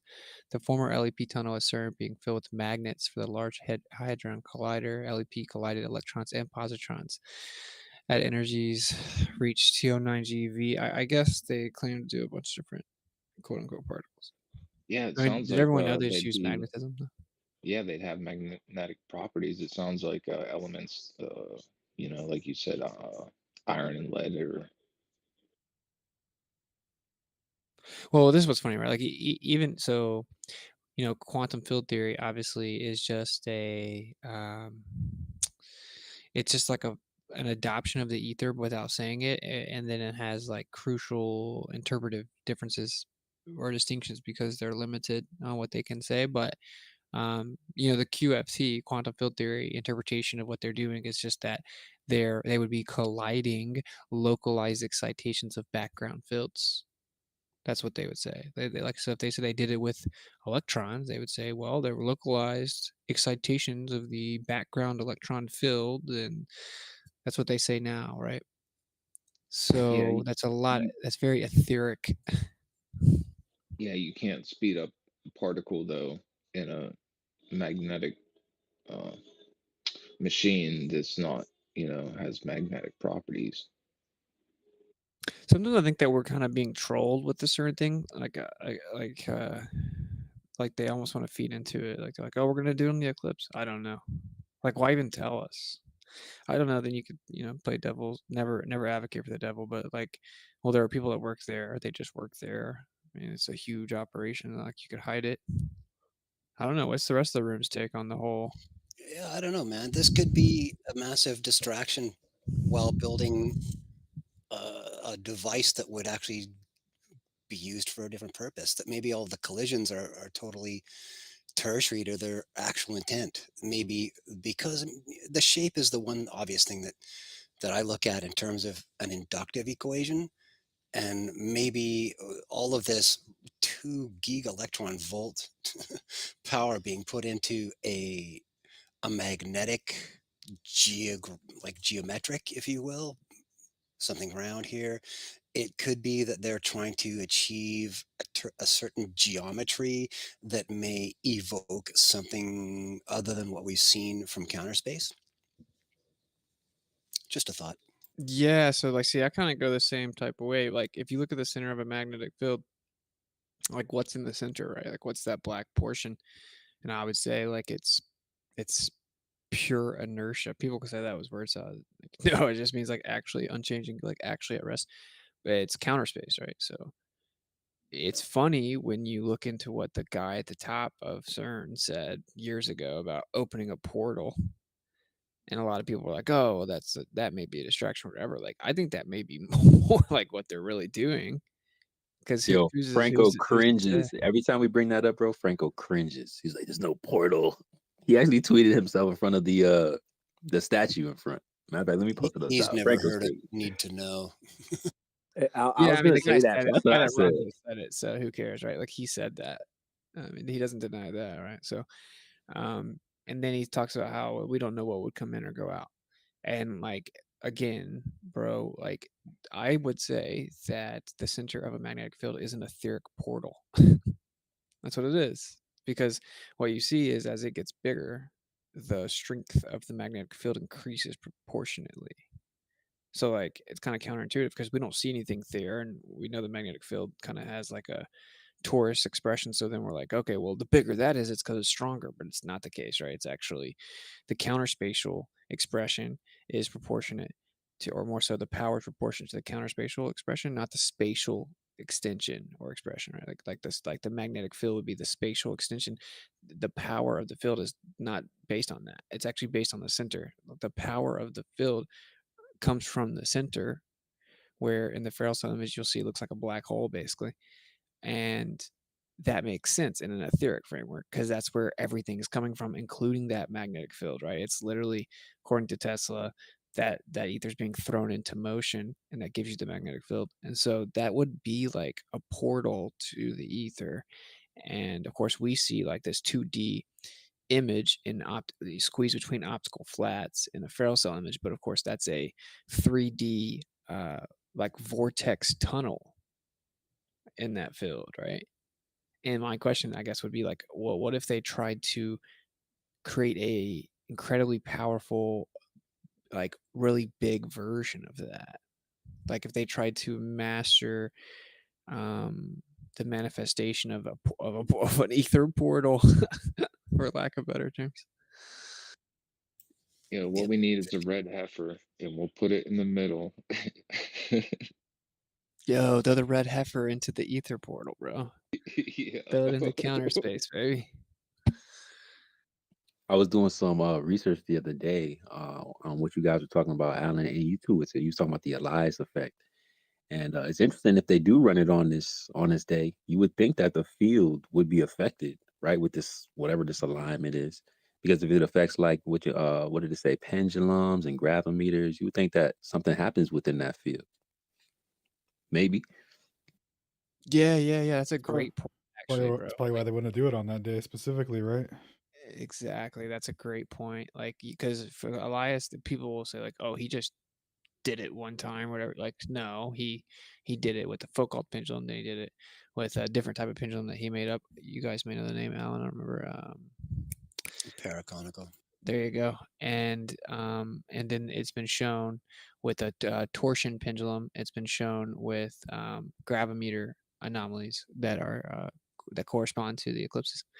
And so, yeah, that would be why you would do it, maybe because they've actually already mastered that out. I would imagine that that's kind of hand in hand with LIGO, and LIGO's got the cover story, but its true purpose is kind of actually determining the ether anomalies and the effects on the terrestrial level. If you kind of combine that data set with what they do at CERN, then yeah, I would imagine those probably are all connected, huh?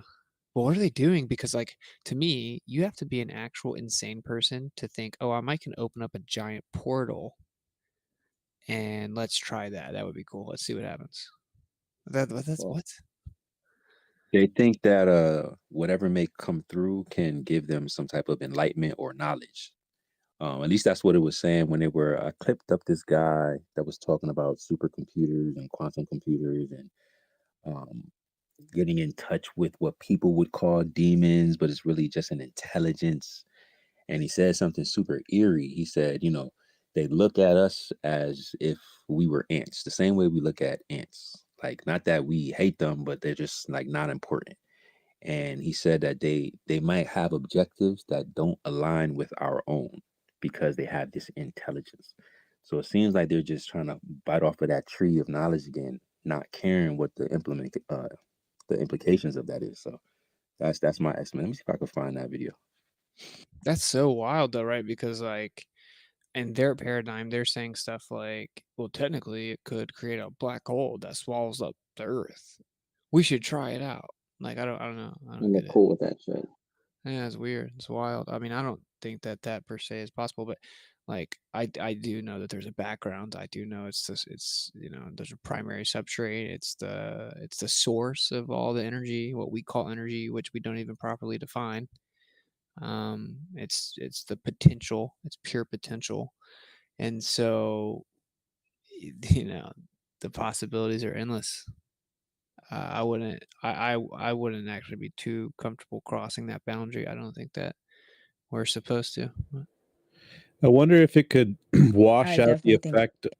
there's a way to like tap into a portal and rip open a layer of a dimension, and even with the underworld and even with the ether, like I definitely think that's possible. And I wouldn't put it past them to do that for quote unquote science and discovery. When Hillary Clinton was talking about like the firmament and breaking the glass ceiling, like I was thinking at one point, like I wouldn't be surprised if they wanted to break it on purpose to try to contain it and try to isolate it to see what they can experiment on. Like they show you stuff like that in shows and Stranger Things, whatever the fuck, the underground, like they had that shit contained and vacuum sealed, whatever, and they were like going in there. So stuff like that, like they'll explore it until somebody dies, and then when somebody dies, like they'll just put on an extra suit and send somebody else in there and the next sucker to go figure it out. Yeah, that's personally where I'm at. Like the sun and the stars, you know what? They might be portals. They might be portals to different dimensions that we have no idea about, and some things going on up there. That's where I'm at. But also back on the magnetic fields, you can manipulate magnetic fields with electricity, right? You just pump more amperage into it, and then it gets stronger, stuff like that. You can create them with electricity. You just run it around a copper and there you go. But technically that's a B field instead of an M field, but they act the same in sense of the physical. I'm wondering, I wonder if whatever they're going to do is going to have a ripple effect, right? Like if it would have likely a ripple effect through space, and then whatever that ends up being measured as, if it's happening during an eclipse kind of washes out the signal. So maybe they can use it as like a cover. Well, I mean, essentially everything's happening all at once. We've already done this before, and everything's already happened. But somehow we're stuck in the perceived dimension that we're in. I don't know if you can direct it or change your conscious to a different uh, reality, maybe. But I don't know. If the eclipse was like good for us, if there was something that we could benefit from it as a society, if it was some type of awakening, or like it was supposed to do something for us and we didn't know, we were oblivious to that, and then they send a signal to kind of block whatever is supposed to help us, that would also make sense. Like if it's supposed to dilute whatever energy we're supposed to be tapping into and using. I mean, they're literally shooting 3 rockets up named after a snake deity. You think they're trying to Save harness it ahead of us, if they're trying to catch it and get closer to it? Sounds like it. Interesting. save the cheerleader, save the world.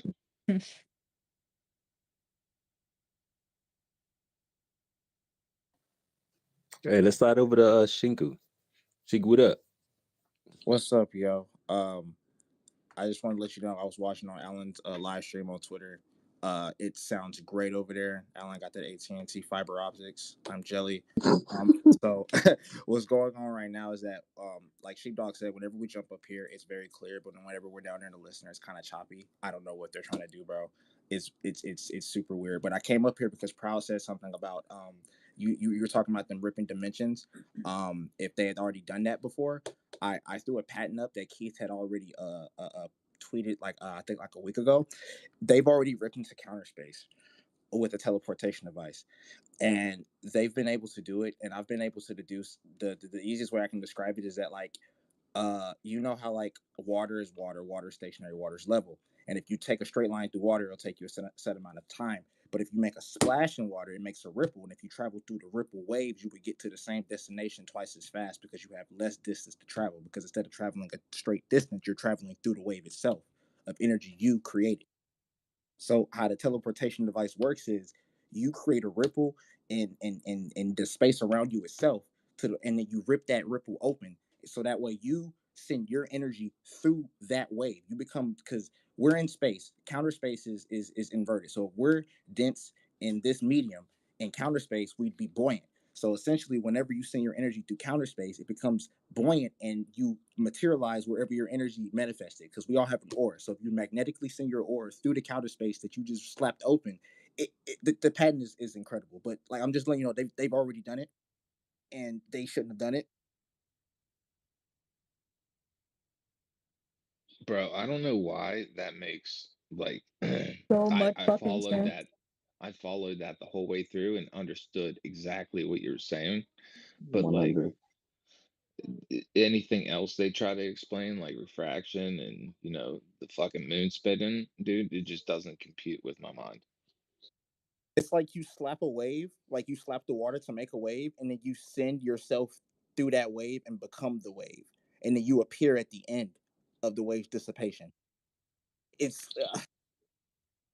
Well, technically, you're just shrinking space time almost, if you want to put it that way. that's what Like they say. you got a straight line and then you slap it and it makes a wave. It kind of shrinks it, right? Yeah, they use Einstein's relativistic wording whenever they talk in the pen. Like they use space time warping and shrinking and all that type of stuff. But it's like if you understand it in like the electromagnetic way, it's like it's so weird, bro. See, that's the type of stuff our bodies aren't conditioned, or our minds aren't conditioned to know how to do. So it sounds crazy, but fuck around and that should be possible. We should be able to do that based on the strength of our brains and our minds and our auras and the ether, like. So it's stuff like that that could be hidden from us that we're talking about here. In the patent, it states that when they tested out the device, that and you can take this however you want it, that the grays, I'm 50-50 if they're like demons or not, but that drawing from Krauster was very very anywho, whenever they tested the device out, they blew smoke into it and the smoke came out at a different spot, and apparently the grays hit them back. I don't know when they hit them back. I don't remember exactly when. Was it exactly after the experiment? Obviously, but it was whenever they made contact with them. They said, we saw you guys blow smoke through counter space. And it's like they have all the mathematics for it, the patent, they have all the diagrams for it, and it's literally like you instead of you going through the X and Y axis as far as movement, you basically go past that. You make your own lane. Like you just go straight from X to Y. It don't go, you don't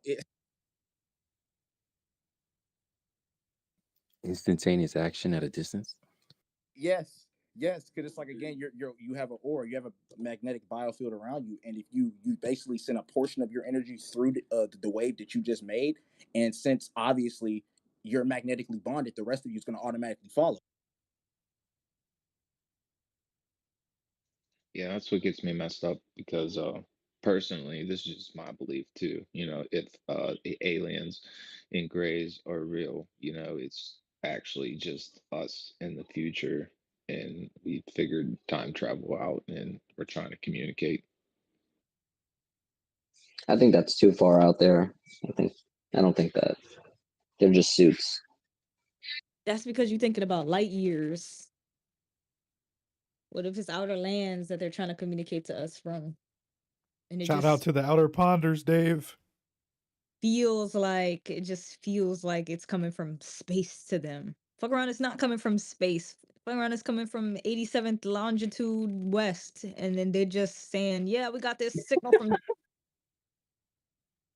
Like, yeah, like that's the shit I'm talking about. No, that makes me think of the people who talk about how they've been to Mars and they think they've teleported and things. Like, what if they really just took them to the outer lands and then they came back and they're like, "Oh, I went to a planet," like they would have no idea.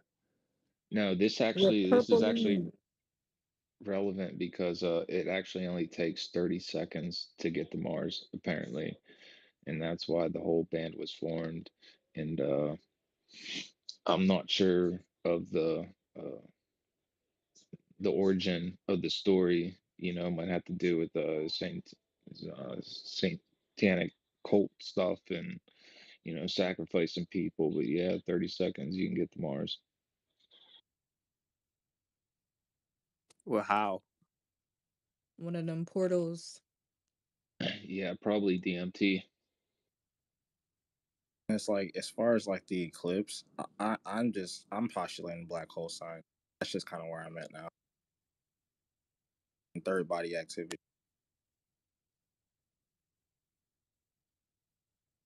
One of these days, I'm gonna look into black holes.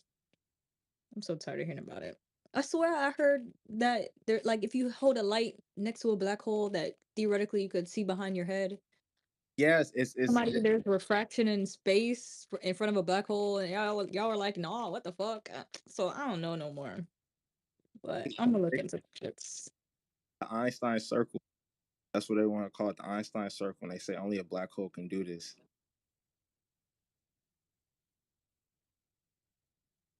Well, that's fucked because we take telescopes and look at them all the time and we don't see ourselves. Unless that's what we do see is just the universe and little specks. And I don't know.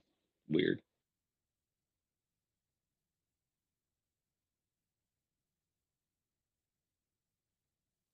Man, they don't understand black holes.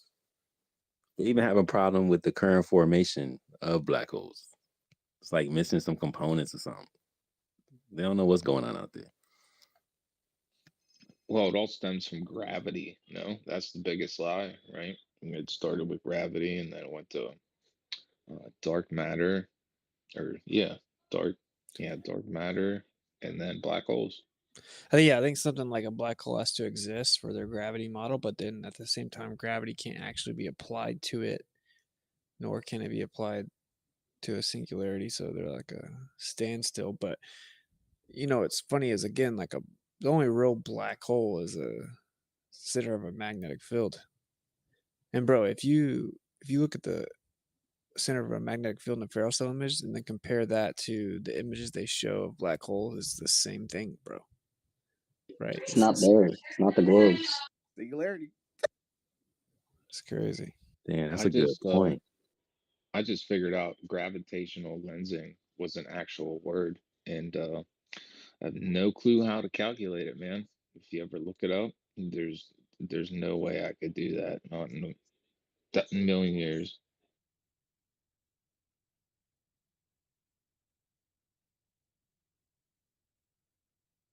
Especially bending light with no mass. I mean, how you gonna bend something with no mass, right? The gravity can be applied to light, though. So, therefore, then it gets affected. It has resting mass, you silly flirt. If you want to learn about black holes, you have to go to Disney. And you have to go all the way back to 1979. And you have to watch the movie The Black Hole. Believe it or not, I saw that sucker in the theaters way back when. Mind blowing. Yeah, totally gay movie, but little bits of information in there about the physics of it here, just planted. It's kind of fun to watch that way. You guys don't think it's weird the black hole sun's gonna come and wash away the rain?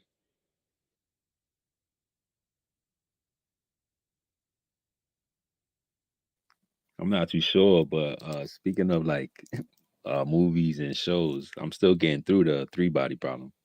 Y'all seen all of that yet? Not a frame. No, No. I watched the whole thing. Watched the whole thing in like 2 days. I'm No still trying to figure spoilers. it out. No spoilers. Yeah, no spoilers. I ain't finished it. All the Globies are recommending it. That's what makes me a little bit weird. I'm like, why are you telling me to watch this, bro? Well, the only thing I came up with today, I actually thought about the 3-body problem, is what if there's actually 3 suns and we have the sun, the moon, and a black hole sun. I don't know why they'd be telling you to watch it, dude. Right at the beginning, they're like, all our physics is wrong. And they're like, oh, there must be a creator. And they're like talking about the big bang. Yeah, I don't see any good points for them. In any clips that I've seen of it, they even try to demonstrate it, like the 3-body problem on Earth, and they even, like, openly admit, yeah, we can't demonstrate this for gravity, so we're gonna have to do other like ways to show it to you guys.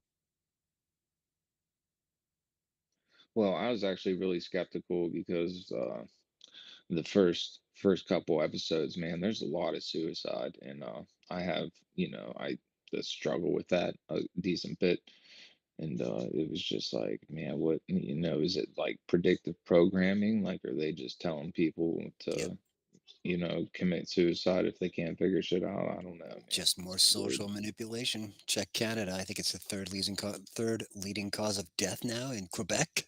Assisted suicide. I was gonna say that's just standard Netflix. Every time it's either suicide, next scene is a panic attack, next one's a rape, and then it's talking about global warming and all this other. It's just like you can't even turn a scene without something. It's like all the propaganda at once. Didn't wins like 5 awards for being so real and to the point, getting right to the nitty gritty of real life.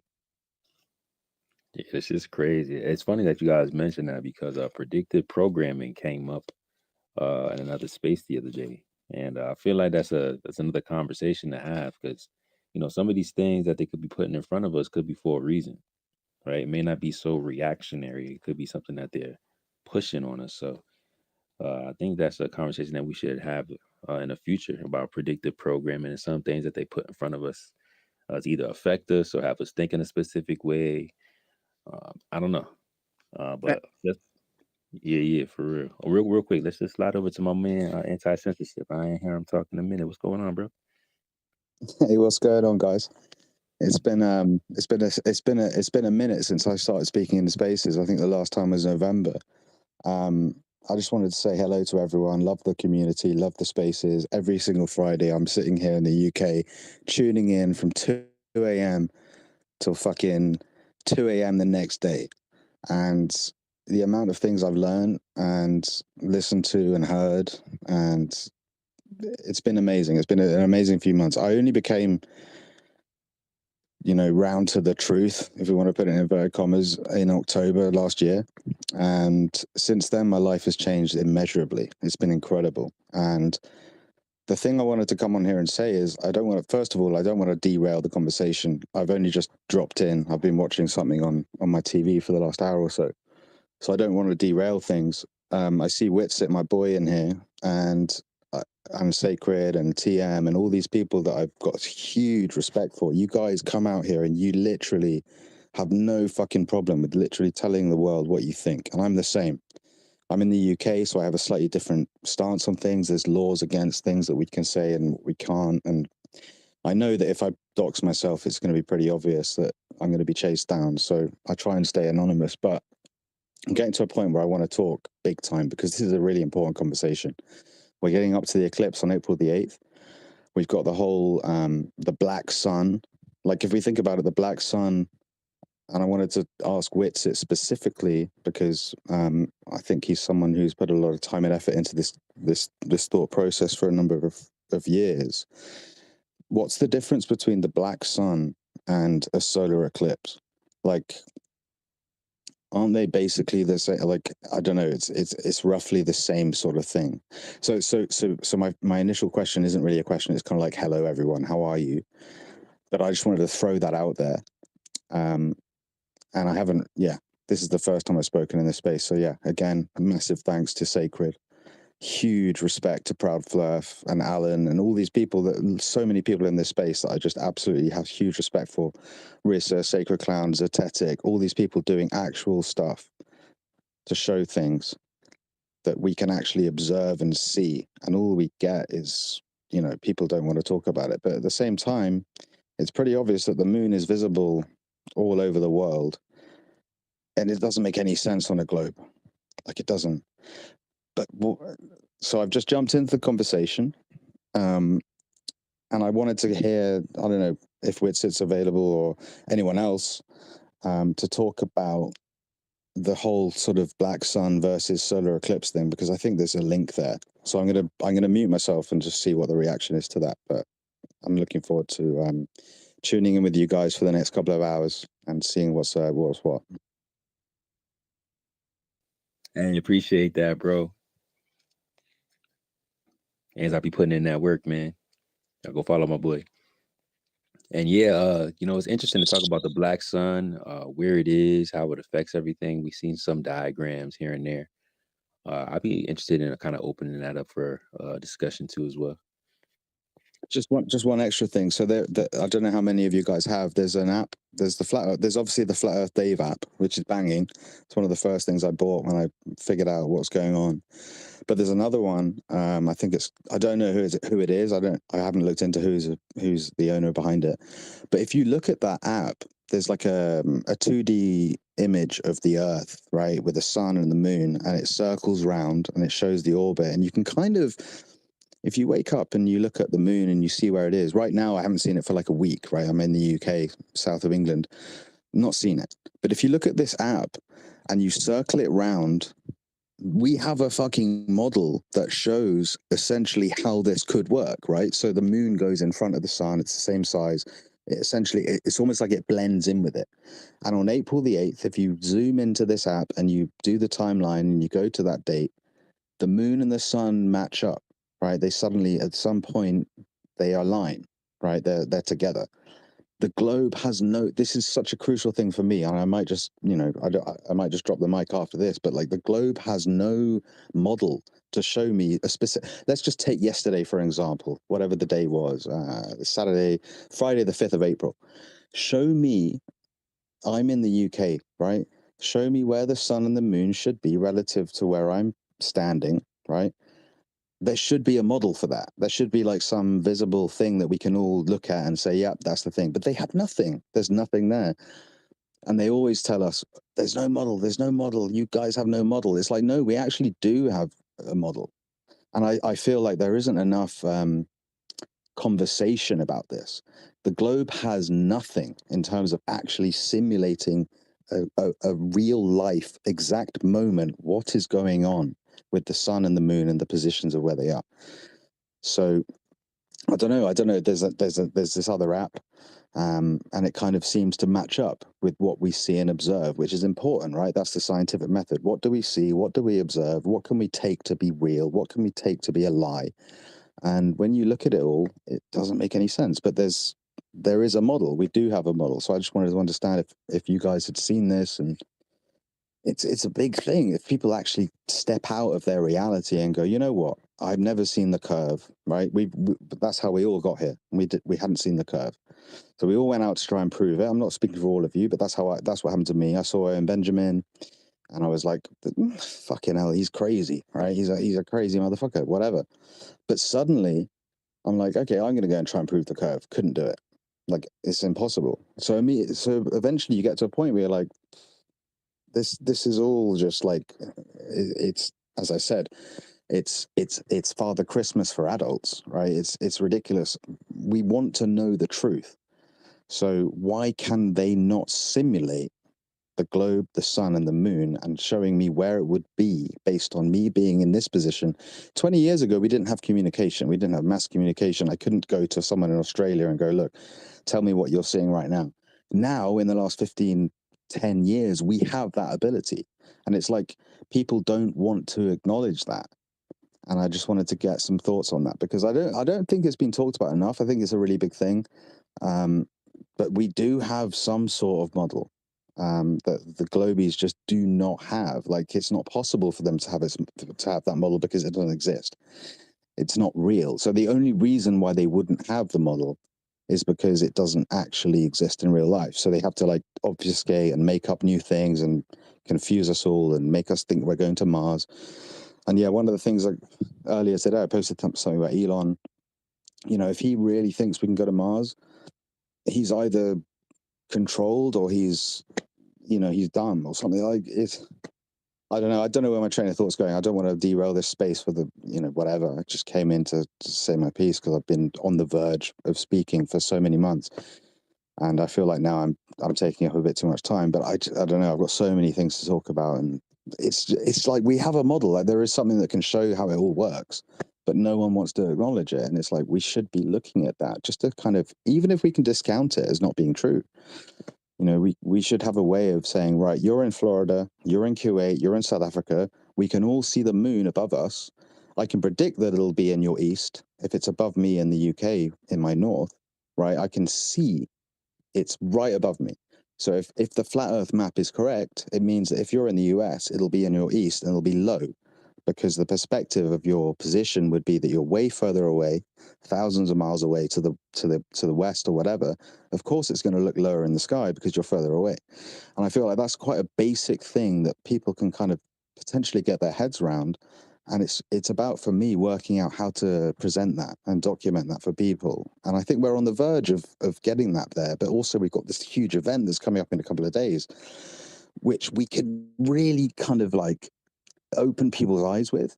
But yeah, I feel like I've spoken for way too long here and no one's interrupted me, which is beautiful. And I'm very grateful for all of you for not doing that. But cheers, Sacred, for the thumbs up. I'm just gonna end the mic there, and then people can just chuck in. But yeah, hopefully that made some sense. For sure, man. And it's good. We got all night. Why would we interrupt you, right? Yo, I appreciate gotta take off, y'all. But I just want to say, I appreciate you all having me on here tonight. I'll absolutely, pop in here with y'all again, in the coming weeks. Yo, Justin, I appreciate you, man. Great testimony. It was great to hear from you. Sorry about last week, but it was dope hearing you speak with us.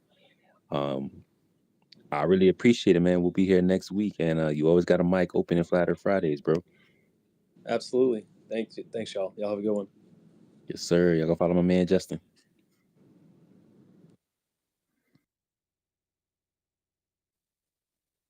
Speaking of Elon, Anti, you got to pay attention to his tweets. He always kind of mentioning Flat Earth here and there. Then when he's making claims about Globe Earth and Flat Earth, he always has some typo. Elon knows. 100%. So one of the things, I'll be very quick with this one. I'm not going to ramble on, but he did say on Joe Rogan, like, these are the words that came out of his mouth. He said, it's slightly flattishly round. Like, those words are weird. For someone with what, 600 million followers, for him to just kind of like muck around with the truth, I don't know. For me, it's not cool. But then that's just me. But that's something I just wanted to chuck in. It's weird. I have been analyzing his stuff. I was a huge Elon fan. Look, I'm still kind of on the fence, but I'm kind of pushed one way, which is like either he's like completely just in this rabbit hole of like being controlled, or he knows exactly what's going on and he's just doing it for. I don't want to talk too much on it, but yeah, you kind of know what I'm saying. It kind of there's a few things that don't quite add up. So I'll mute my mic again. No, you're good. I love Elon theories. I definitely think Elon knows more than he's supposed to, and I feel like he actually uses that to his advantage. I mean, you only give powerful people access to quote unquote space. That's not an everyday person thing. So I think whatever he does know got him in the position he is in today.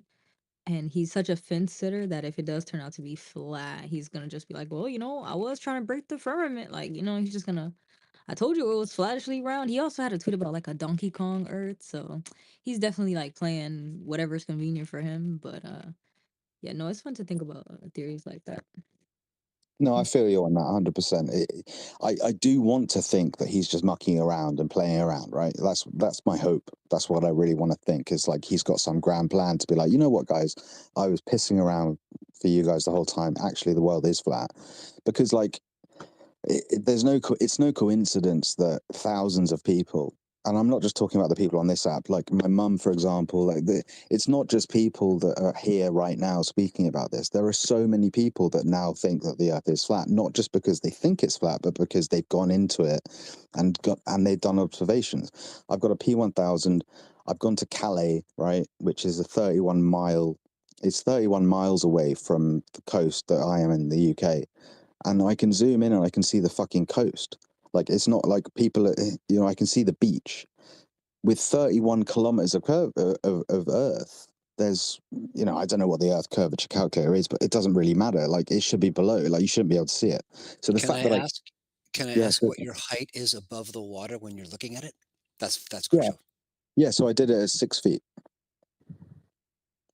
So I'm literally standing I'm standing on the beach, right? And I'm a 6'1".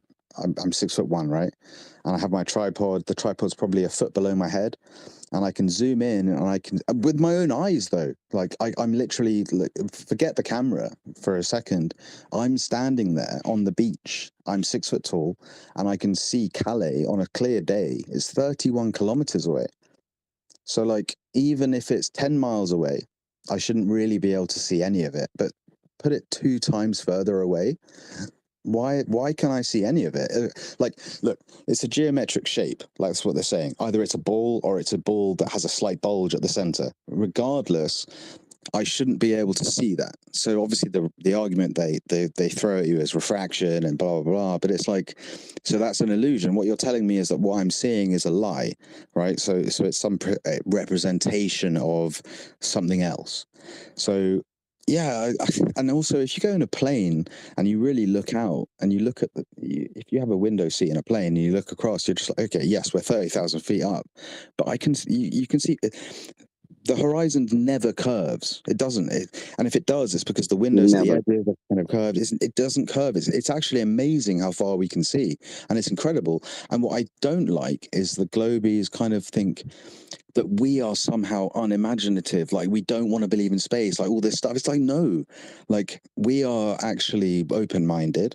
I wanted to believe in space, and I still, obviously what's out there is gorgeous. Like I have a camera, I take long exposure photos of the stars, I understand how cameras work. It doesn't mean I don't like what I'm seeing out there. It just means I don't believe that we can get out there, right? It's not what we're told. If you look at Mars through a telescope, for example, it doesn't even look round. It's one of the few planets, in inverted commas, that don't look round. It's kind of like a crescent. It actually looked kind of weird. It kind of looks like a red moon with a kind of shadow that comes over it. So yeah, we've got so many issues here on Earth. We've got so many problems with people, society, people killing each other. Our lifespans are going down, fertility rates are dropping, yet we're worried about going to fucking Mars, which is questionable whether or not it even exists. It's just, yeah, for me it's weird. But anyway, to answer your question, yeah, I'm 6 feet up. I can see 30 kilometers away. For me, that's enough. Like, I don't need to keep goggling around with the other questions. It's kind of like, yeah, well, clearly that doesn't add up with the geometric shape that they're claiming that it is. So either it's a geometric shape or it's not. Like, if you have all these billions of pounds to prove it, just go and prove it.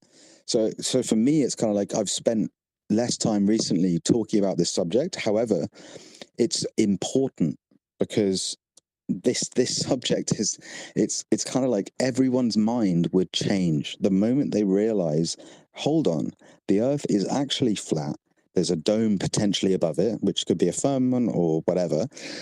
It changes everyone's mindset. I was so depressed when I was an atheist. I was like, fuck, this is pointless. I'm going to die. The world ends. There's no memory of any of it. But potentially we're created, right? We're potentially at the center of the universe, which changes everything. It takes all authority away from the agencies, from all these people that take billions of dollars of our tax money, literally our tax money, right? And not only are they funding it for NASA, but they're also fucking spending it on wars and, bombing people. So it is important. It's not just some fringe conspiracy theory. It's the most based theory that there is, and it's not a theory. It's literally verifiably accurate. We can literally go out there and show people. And now with communication and internet and Wi-Fi and whatever, we can collaborate with people all over the world and be like, look, we observe this right now at this moment. What do you see? We couldn't do that 15 years ago. We couldn't do it 10 years ago. So I don't know. It just feels like there's not enough honesty about the conversation from the multiple population. Like, it's not. But yeah, I see a hand up. I'm going to mute myself again because I don't want to derail shit. But yeah, I'll be here all night, I think. Nah, I appreciate it, man. Yeah, I agree. Like, I always say, like, flat Earth is like the biggest psyop, and if that were to get exposed, what this realm really is, I'm glad I got my co-host back. If that'll get exposed, what this realm really is, that'll expose every other lie. That'll expose every other deception. Let's slide. Appreciate that, bro. Hang out. We still going. I think we're gonna keep it going until Stationary Saturday. We may reset it. Because I think y'all still having sound issues, man. Yeah, we should definitely go for a reset after during intermission or whatever, if possible. I think a lot of people are having problems tonight. Yeah, maybe we should shut it down and then run it back one more time. Let's do another round real quick because we got a few new speakers. And then, but Stationary Saturday, we'll probably restart it up for a few hours. Yeah, man. Looking forward to updating what happened since Saturday, too. Thanks. Let's slide to Clay real quick. We haven't heard from Clay. What up, Clay? Flat Earth, Globe Earth. What you think about the conversation? Oh, I've been here before. I'm the moon guy. The moon guy? Or maybe you don't remember, but I did want to ask anti-censorship a question, if that's okay. Go for it, bro. How do you reconcile, like, do you believe the sun and the moon are traveling in a circle above the flat Earth? That seems extremely problematic, especially with the moon. How is that problematic? Well, for one, the moon doesn't get smaller as it sets or bigger as it rises. Yes, And it does. two, oh, It well, does. As it rises, it's literally much larger than it is when it's in the sky. So that is not. You're making an assumption there, which is not correct. So, have you observed the moon rise ever? well, I've looked at like hundreds of No, time I'm asking lapses. you a question. Have you looked at the moon rise? Have you gone outside and gone, the moon's going to rise at this time, and I'm going to observe how big it is versus how big it is when it's 2 a.m, when it's like literally right above us? Have you done that? If you haven't done that, then your question has no basis. What can I? Well, I've there's like thousands of time lapses online. Thousands of time lapses online. Hold on. I asked you a question. Have you done that observation yourself? No, I haven't been to China myself. So your question is not valid then. Okay, can I ask a different question then? A different. I'm looking forward to your next question. Go for it. How is it everybody sees the same face of the moon? Let me expand on that. You tell me. Well, I'm asking under the flat Earth model, because if the moon is traveling closer and farther away from you, when it's directly above you, you would see the bottom of the moon. But as it got farther away, the bottom side would no longer be facing you. So logically, you would see a different side.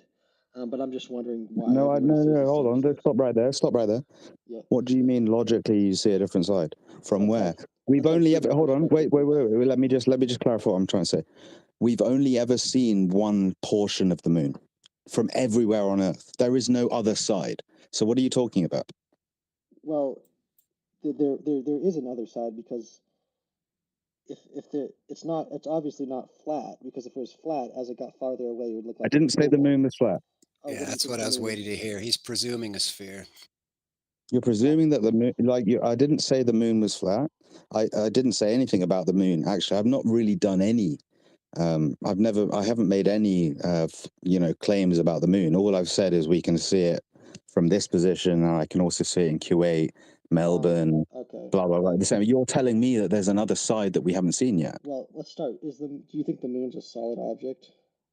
I don't know what the moon is. I've never been there. I think it's transparent based on photos that we have of the moon. Like, you can see stars through the moon. It looks like it's transparent. I think it's most likely a plasma object. The fact that it may or may not be spherical does not make the Earth spherical, for a start. Like, just because, the moon might be a round ball, it doesn't make the Earth one. Like, that's illogical. And I learned the same thing as you at school, right? I was told this stuff. And when the thing that got me was that people would tell me, the thing that got me was this, right? I was told that the boats go over the horizon, right? So that was the bit that got me. It was like, okay, fuck, I'm done. Like, they're going over the horizon. But now we can prove that isn't the case. They don't go over the horizon. They disappear into the vanishing point. I don't want to get into a vanishing point conversation because you were talking specifically about the moon and which bits of it we can or can't see. But yeah, just to kind of throw that out there. There's too much that doesn't add up. And for me, it was a hard thing. It was like, fuck, maybe the Earth isn't a globe. It ruined my life for a bit, And actually now it's great. Go for it. Yeah, one of good those luck. claims. So let's first establish that the moon I didn't make any claim, just so you know. Well, let's first establish that the moon is a solid object. If you look on the timeline. No, let's not establish that. We can't establish that. You can't prove it. Don't interrupt me. No, I will. No, but you can't establish that. Let me finish my thought. All right. Can I finish my thought, All right. please? Hold on, Yes. let him finish the story. Go ahead, Clay. Okay. It's a little known fact that telescopes and really nice cameras exist.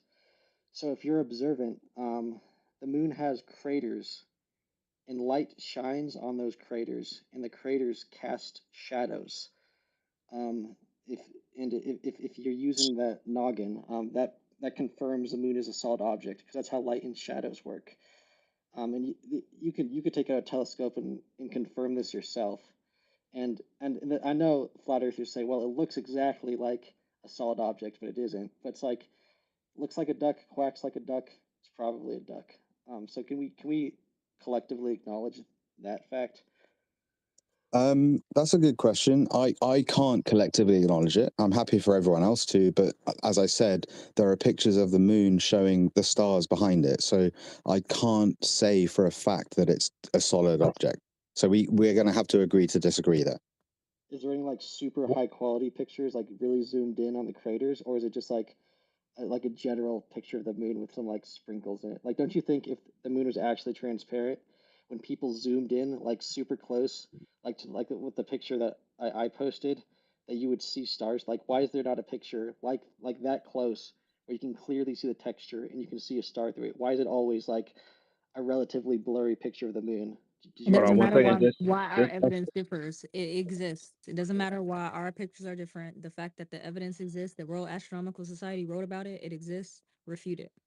Well, I mean, So the, hold on, the, hold on. Just for hold on, real quick, guys. Real quick. Not solid. Real quick. Hold on. Just for clarity, what we're referencing is the Royal Astronomical Society publishing, where it was like a letter back and forth to an astronomer, kind of dating back to what year was this? It was a couple hundred years ago. Anyway, they made observations of luminaries through the moon, so that's what we're referencing. okay, I put it up in the top and then jump up. I would still say let's acknowledge the fact that we live in an era where high quality telescopes and cameras exist, and any honest look at like any high quality like super zoomed in picture of the moon, you can see light shine on the moon. You can see the texture of the moon cast shadows from the sunlight shining on it. I mean, do you think that's like an illusion? Like, what are we doing here, guys?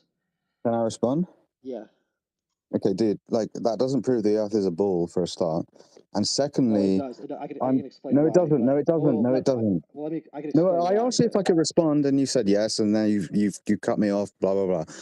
I'm telling you that doesn't prove that the Earth's a ball for a start. Secondly, what you're doing is you're discounting evidence that we are presenting. So you're telling me that we're all having to agree that the moon is a solid object. I don't agree with that. So like we can't have a conversation. I can agree to disagree with you. So you can tell me that the Earth is a physical object and it's not see-through, and I can say to you, okay, that's okay. I believe that you believe that, but based on my observations and evidence that I've been presented with, and all I'm doing is looking for the truth. Like I told you, I believed in the globe up until October of last year. I do not subscribe to that. I don't think that the moon is a solid object. I don't think we know enough about what it is. Like, if you take into account the fact that the moon landings may or may not have been faked, right, and you really look into that, you get to a point where you're like, okay, well, I can't really trust what they're saying, so I'm going to kind of do observations on my own. The moon, every single day, depending on where you are in the world, it waxes and wanes. Like, how do you explain that on the globe? Like, it makes no sense. So, well, I'm not telling you that you're wrong, but what I am telling you is that you cannot sit there and tell me 100% that you know for a fact that that is the truth. I mean, to be fair, the evidence you provided was people hundreds of years ago writing letters about what they alleged. I didn't speak about anyone 100 years ago. Don't lie about what I said. That's the one thing. No. I didn't say that. Okay, well, I didn't say that. Don't. That wasn't me. Provided. Okay, well, I think our own technology with cameras and telescopes. I own a P1000 and a telescope. Like, do you have a camera? No, but I've had friends that had cameras, but. Like, dude, like, let's be honest. Like, if you really take away your ego, and this is what I had to do, right? I bought myself a P1000 literally to prove the curve. That's why I spent £700 or $1,000, whatever it is, doesn't matter. I bought a camera because I wanted to prove the curve. I ended up losing a girlfriend, right? I ended up losing many friends, but what I'm not doing is deluding myself from what I see with my own logic. And by the way, my girlfriend came back to me after 4 months because she realized that I wasn't stupid. She thought I was crazy. She thought I was a moron. eventually now she doesn't want to talk about the subject, but she knows that I'm not a moron, right? So she's kind of like, it's in the background of her life that like maybe I know what's what. And I think that I would give you some advice, and I don't hate you. I think you're a good person. You're standing up here, you're talking on the mic. Everyone should go out. I don't believe a word I say, mate. Like, go out there, get a camera, rent it if you can't afford one or you don't want to buy one, but go out there and look at it. Like, if people are telling you that the Earth curves at a certain rate, you can go out there and test it for yourself. We've all done it. Most of the people in this chat were not flat earthers. Like, we didn't come in here to be flat earthers. We wanted to prove that it was a globe. I loved space, bro. I can tell you the sun's 8 light minutes away, right? That was my biggest thing. But then I looked into it. It's like, well, the next nearest star is 4 light years away. Yeah, it's a tiny speck. But if the sun was 2 times further away, it would be half the size. So let's throw it 10 times further away. Suddenly it's roughly the same size, but you're telling me it's what, less than an hour away in terms of light years? Can we keep it to like one kind of topic? Well, I'm just kind of copying what you did, which was like, you know, scattergun. But I literally directly refuted your claim, and then I continue to give you evidence. So if you want to refute what I said, go for it. I'm going to mute my mic, and I'm looking forward to you refuting everything I just said. Okay. Well, so let's continue with this moon. So let's look at the picture I posted. So you can see. Did you take that photo?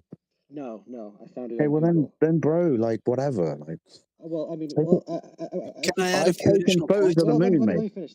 I've taken photos of the moon. I've posted them on my. I've taken videos of the moon. Like, I've taken photos. Let me finish.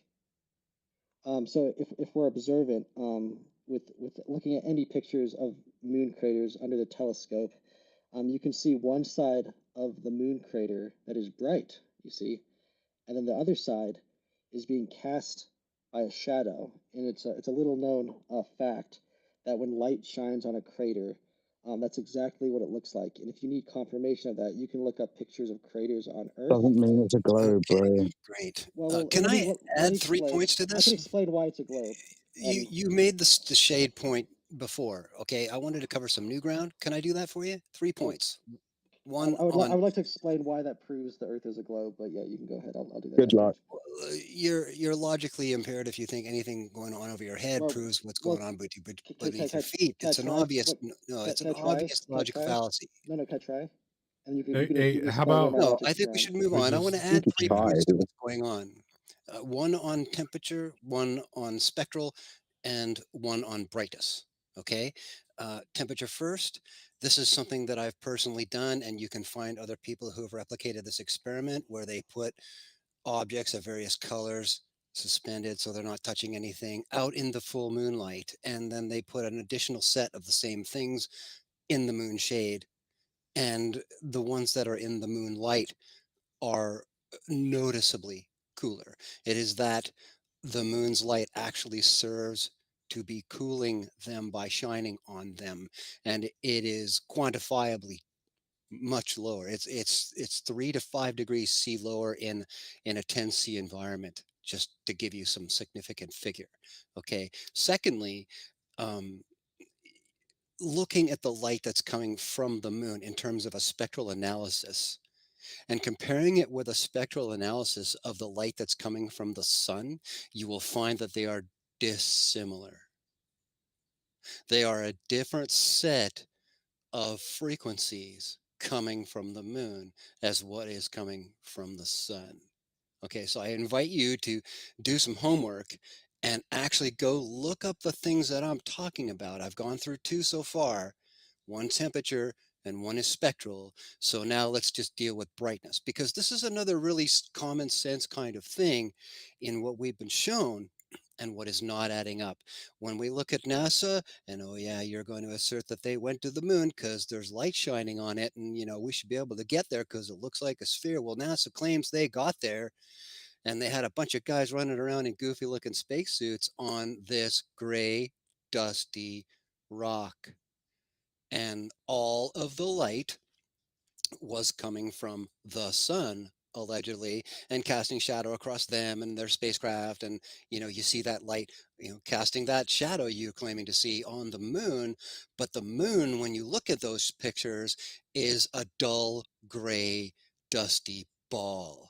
And when you or I go outside, anybody does, on a full moon, and it's midnight your time, so the full moon is directly south of you if you guys are up north there. That thing is bright enough that you can read by it. Yet NASA claims that it's 239,000 miles away.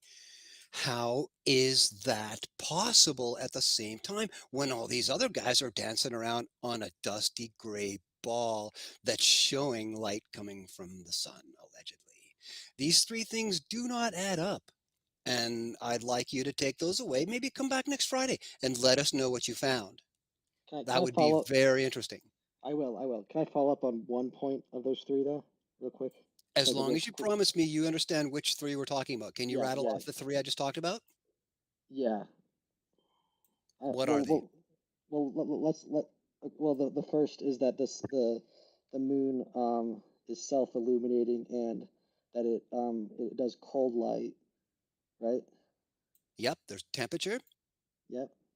And then the second is that or maybe this is the third, that NASA went to the moon, but it should be too bright, and it was too dull when they went to the moon. And I think I Yep, missed that's the third one. Okay, what's number two? I missed number two. Number two, I got that Number confused. two was about frequency and spectral analysis. This is a key Okay. point. That Okay. when you go and check out even a couple of papers that you'll find online of different countries who have done spectral analyses of the moon, you will find that they are to the right Okay. of what you see in terms of spectral from the sun. Can we have a So quick? yes, temperature, spectral, and brightness. Try Can we that. have a quick Let us know back what you and? find. Can we have a quick Can I back and just forth real say quick something? about? No, quick. Can I have a quick just? Okay, I yeah, just you want can. to finish this with Stone. Can I have a quick back and forth about the first one of like this, the moon being self-illuminating and it being cold? As long as you get a little closer to your mic, yes. Sorry, I'm wearing headphones right now. Is that better? Yeah, about 30% better, yeah. Okay. Can you see that picture of moon craters that I posted above, Stone? I've seen many pictures of moon craters. When I go and look at the moon, I see craters on it. Well, But no, no, you see, the no, no, problem wait, here is wait, that no, no, you're no, no, no, no, no, no, assuming no, no, no. Let's have a quick, that quick they back are and forth. craters. Okay, Quick first back. off. So Can you see go ahead, continue. Can you see the picture that I posted? Can you see that? I just want to make sure No. people can see that. Above That on the you didn't timeline. take. What? No, it's on the timeline of like the Twitter thing. Bro, you didn't take these photos. Like, No, no, no. Wait. who cares? Stone. Can you see that? Stone. Yes, it's a pretty picture of a moon surface that's Okay. completely retouched and reprocessed. Yeah. What about it? Exactly. Okay. So you think that's a fake picture of the moon craters? But the Yes. thing is, when you look at that, do you really Oh see my. craters? Yeah, because you can see the shadow inside You the see craters. impact craters? Is that what you think you're looking at here? Well, so a crater doesn't mean impact crater. Crater is just a hole in the ground. Well, how did they form then? How did these Well, craters form on the moon? I wasn't around back then, but the fact they exist proves that the moon isn't self-illuminating because you can see, like, no honest person would look at pictures of moon craters and say, yeah, that's a self-illuminating. Like, you can see light Clay, shine on it. could there be something else other than craters? Well, a crater is a hole in the ground, so they could be something other than meteor But craters. those aren't a hole. Those are ridges around flat pieces of the same surface. There's nothing going in. There's no hole. You can see the shadow cast a light on the inside of the Oh, crater. there's a Like ridge. Yeah, but there's no hole. It's all flat. They look like you know, lakes that are you don't have. dry. Well, it's a hole because you can see the hole cast a shadow on the opposite side that the light's shining on, or the direct side that the light's shining Yes, on. but look how shallow they are. They're not Well, holes. I'm not Well, a shallow hole is still a hole. I mean, They're not right? holes, bro. They're just shadows, No, bro. no, They're it's just Wait, not. shadows. wait. They're just shadows, bro. It's But just the way Yeah, the but light's hitting them. let's it's a look at what you're saying, three-dimensional. though. It's a three-dimensional indent. How about that? Can we agree to that? It's a three-dimensional indent in a surface. They're It not appears indented, like bro. that. They're It's an not What? image. indented. They're not indented. They're like three-dimensional ridges coming up. It's just the way the light is hitting them is casting shadows. So They're not what holes. happened in space to make this happen to the moon? I wasn't around back then. For all I know, God could have created it that way. Well, the Thank you. conditions should be the same as they are now, right? That's just space where we've always been like this for billions of years, haven't we? Well, I don't know how old the universe is, but Exactly. I just posted a new picture. So you guys are saying that's not an indent in the ground? That's what I'm saying. So you don't think that picture is an indent in the ground? There's no contour to it. It's flat. It's straight across, ridge to ridge. So that picture is a picture of a crater on Earth that I turned black and white.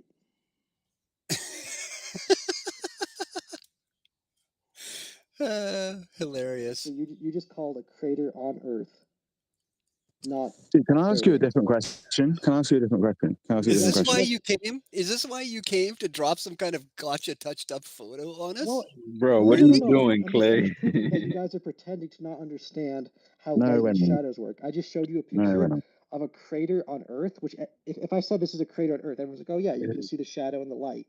But once I said it was from the moon, you go, what? That's not They an don't indent. look the Bro, same. What do They you don't mean? look I the mean, same, bro. no, Dude, it's let not me like ask you a the question. texture is different, but you can still see the shadow of the crater cast, right? Like, come on, guys. Yeah, When I these are said, photos from the you do moon. see a shadow, bro. You do yeah, see a shadow. and you Okay, guys, I you was guys looking at the said, first of your posts. I was not looking at the third one this okay, entire time. oh I well, wasn't you actually looking at the okay. picture you were talking about. Oh, Bro, same. these are photos from the moon. This Yeah, last see, you picture is published something you're 3 trying to get pictures. I yourself was looking at from. the first one. The first one Yeah, appears stop on the picture. spamming the nest, bro. Like you got to do one at a time. Okay, See, well you're let's look at the first derailing one. Let's look at by the first spamming. one. So that's a crater on Earth, right? You notice how it casts a shadow on the opposite side that light's shining, right? And on the side that light is shining, it's a little bit brighter. Now let's look at the moon. So this Casts proves a that the Earth shadow. is a globe. Well, it does, yeah. So, and I can explain why. Okay, so let me explain why. Okay, Good luck. so since we know You the Earth, still need to get closer to your mic. do you want me to take off my headphones and see if that would help? Is that an issue for anybody else? Yeah, it's not the greatest, but yeah, if you could like maybe move it closer or maybe try and just use your regular microphone, like from your phone or something. How does this sound? How does it sound? Go, Is that better? just yes. Okay. So let me explain why the moon being a solid object disproves the flat Earth model. So the flat Earth model proposes that when the moon rises and sets, what that actually is the moon coming from farther away, closer to you, and then when it sets, it's going farther away, so far that you can't see it. And let's assume the moon is a solid object, since we can see light shine on its texture. When the moon is directly above you on a flat Earth, a solid moon, you would see its bottom side, right? Because the bottom side would be directly above you and be facing you. As the Yet moon, again, you are let presuming a me sphere. finish. You're making assumptions, bro. Like you're making assumptions that are Okay, let me based in finish. Let me fucking. finish. Let me finish No, my thought. no, Okay. no. Okay, you Hey, can. just let him But finish, man. Just let him finish. Okay. So as the moon travels, like you guys believe, so far away that you can no longer see it, the bottom of the moon would no longer be facing you. You would see a different side of the moon. It's impossible that you, looking like miles and miles and miles away at the moon, would see the same side as somebody directly under the moon. That's just like not how human perspective works. And that's why you guys desperately can't admit that the moon is a solid object, because What is the fair shape of enough. the moon? What is the shape of the moon in the straw man you just presented? What is the shape of it? Well, it's a sphere, but let's pretend the moon is flat. So it's a sphere. let's pretend. Did any Yeah. of us say the moon is a sphere?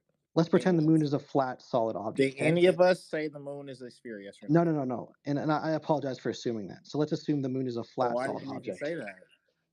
Well, I'll tell you, because the idea of a flat moon is even more ridiculous. So let's Said it pretend. was flat. Let's pretend Who the moon said is. that? Well, I'm assuming the moon's a solid object, so it'd have to be a shape because we can see that it's a solid object. You're making assumptions. Well, no. You're making assumptions that it's a solid No. object. The question that was asked to me was, assuming the moon is a solid object, does No, that it prove wasn't. the flat Earth model wrong? You're So lying. okay. Well, then I misheard. But that's my premise. If the It's moon because is you're a just solid on motor object, mouth mode, You're bro. just a liar, bro. Like whatever. Like it's boring. Like Well, Yeah, you you're just came in. lying. You came in. No. trying to Hold get- on. Yeah, let's not like attack him personally, right? Let's hold ourselves on a higher standard. We do gotta let him finish his point, even if he is strong man, and we'll just call it out afterwards. But let him finish his thought. Okay. So let me clarify exactly what I'm saying. Okay. So if the moon is a solid object, like it appears with the observations of the texture of the moon, okay, assuming the moon is a solid object, which is consistent with our observations, that would disprove the flat Earth model because of what I was explaining before. People would not see the same side of the moon if it was a solid object.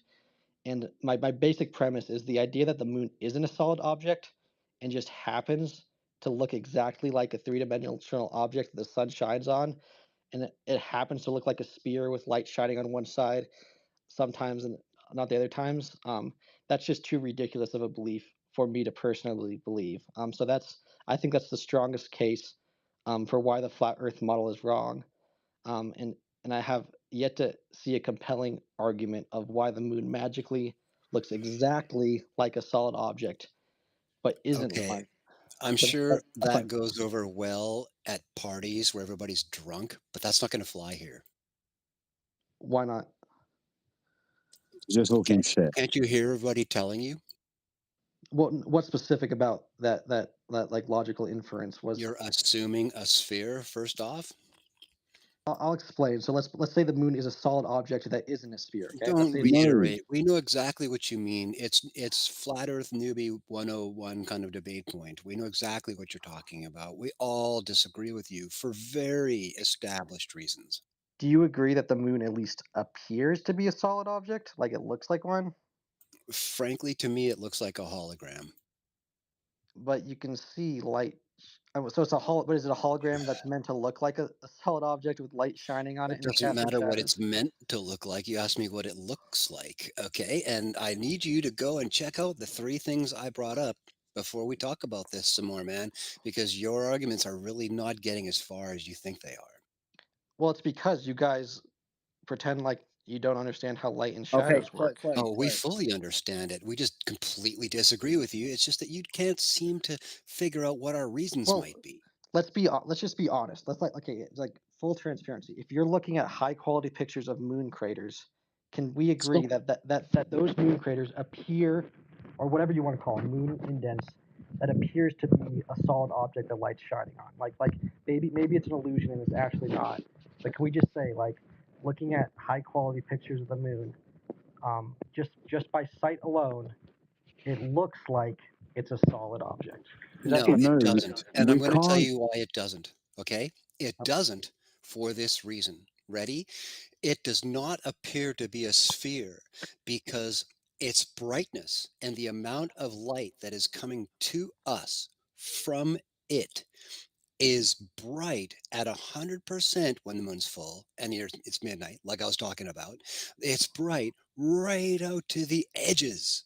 Same brightness all the way across the object. No hot spot from allegedly being lit by the sun 93 million miles away.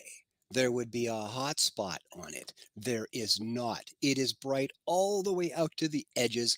It does not even appear to be a sphere. Okay, so please try what I suggested. Check out the 3 points and get back to us. Okay. Can I just say one thing? Can I address the spear real quick? Just one point. I think it's a Man. spear. So if you look at the picture I just posted of the edge of the moon, you can see the craters and the texture of the moon curve around. Oh, man. Bro, can I say one thing to you? Can I just say one thing to you? It's getting old. Yeah. Listen. Just please listen to me. I don't hate you. I think you're a decent person.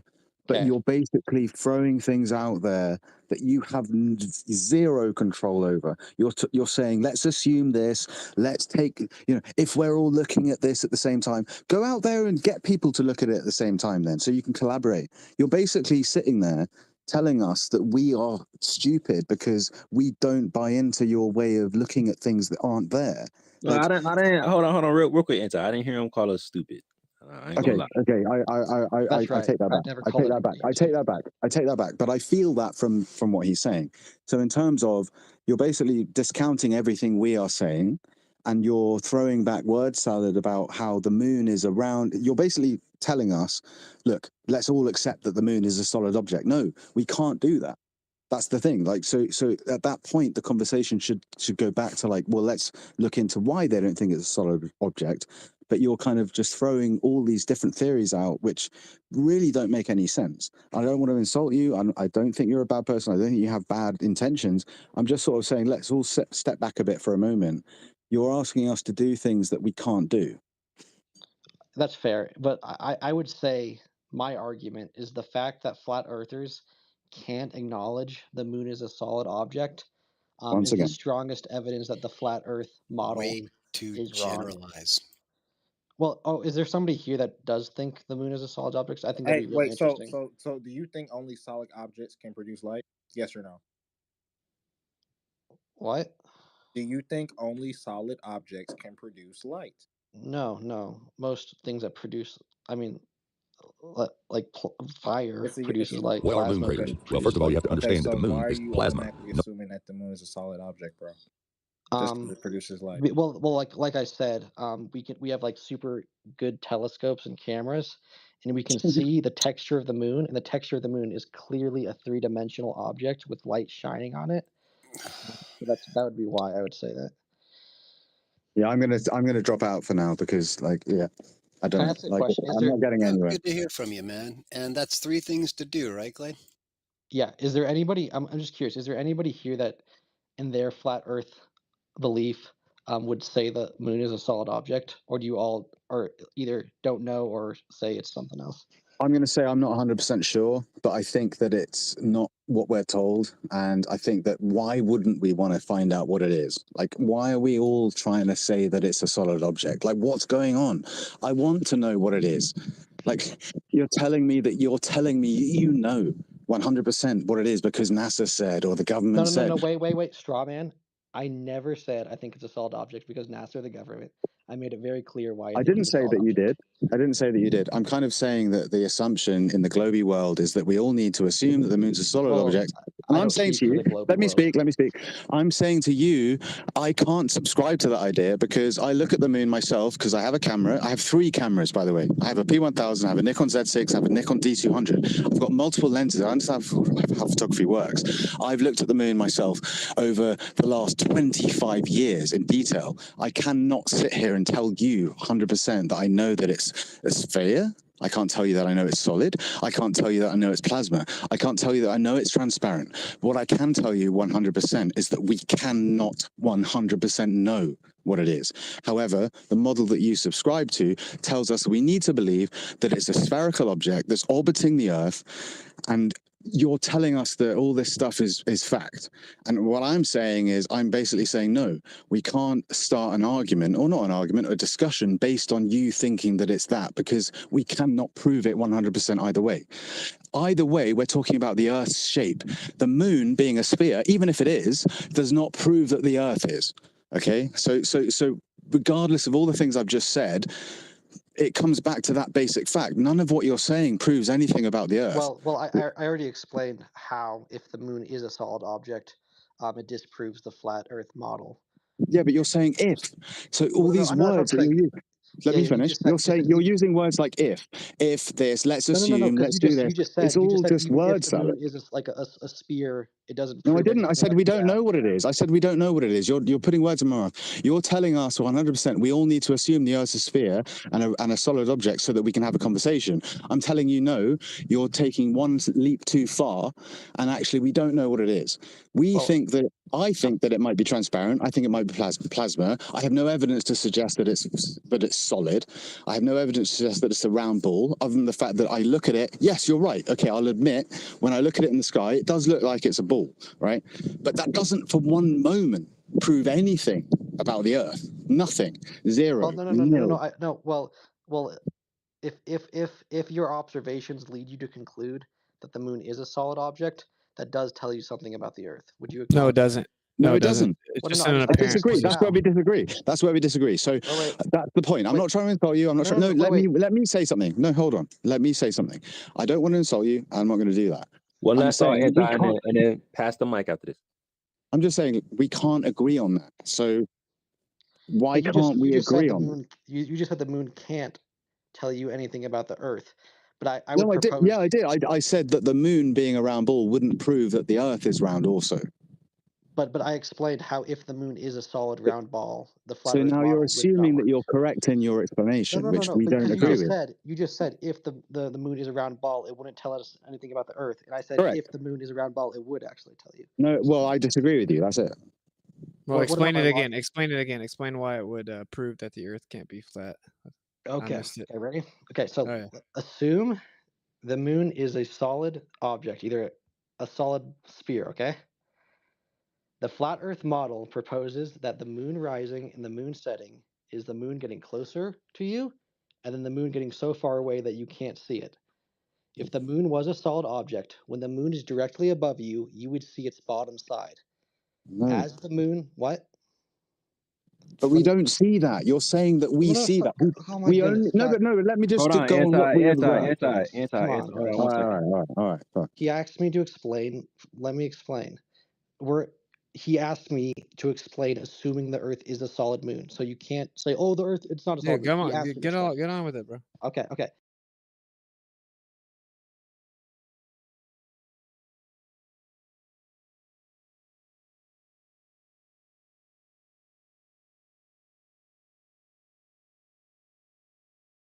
Okay, okay. So when the moon, a solid moon or a solid object, is directly above you, you would see its bottom side. As that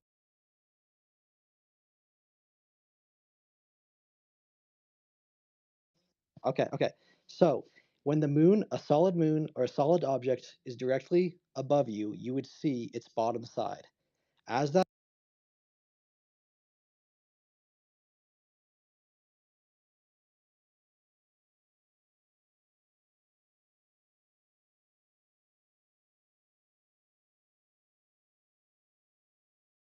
One sec, lads, having some technical difficulties.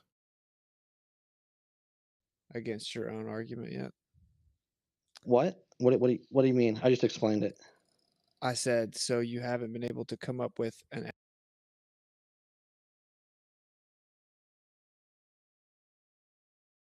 against your own argument yet? What? What do you mean? I just explained it. I said, so you haven't been able to come up with an What? What do you mean? I just explained it. I said, so you haven't been able to come up with an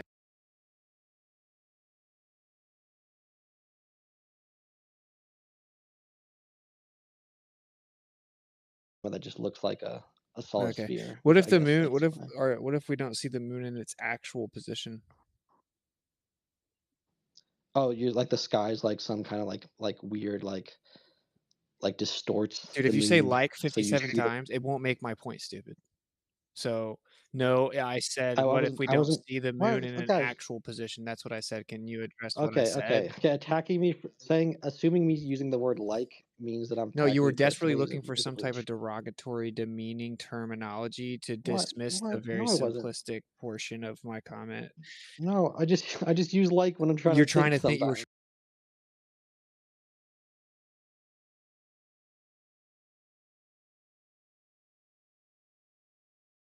nothing, of course, but you have to make the point. Well, This is why you're we know impulsively what plasma interrupting me looks right like. now because I'm No, no. exposing your tactics.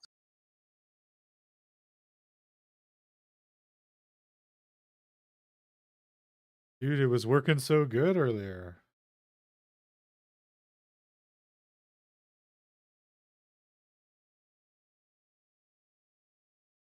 I've replicated the color changes. I've literally replicated all of those things. You could walk over to the replication of the holographic projection and move your hand right through it.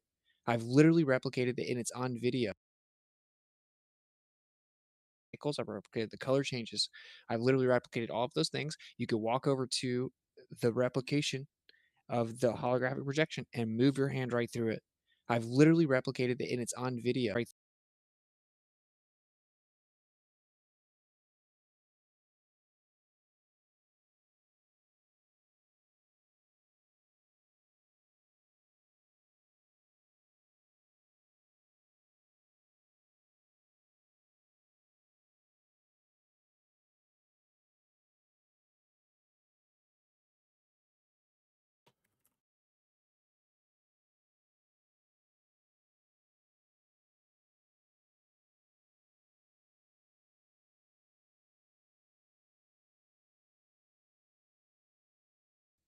It's your turn to now rebut that instead of trying to use these weird derogatory demeaning adjectives to dismiss the point or whatever. Like, do you understand why that rebuts your point? it's your turn to now rebut that. Instead of trying to use these weird derogatory demeaning adjectives to dismiss the point or whatever. Like, do you understand why that rebuts your point?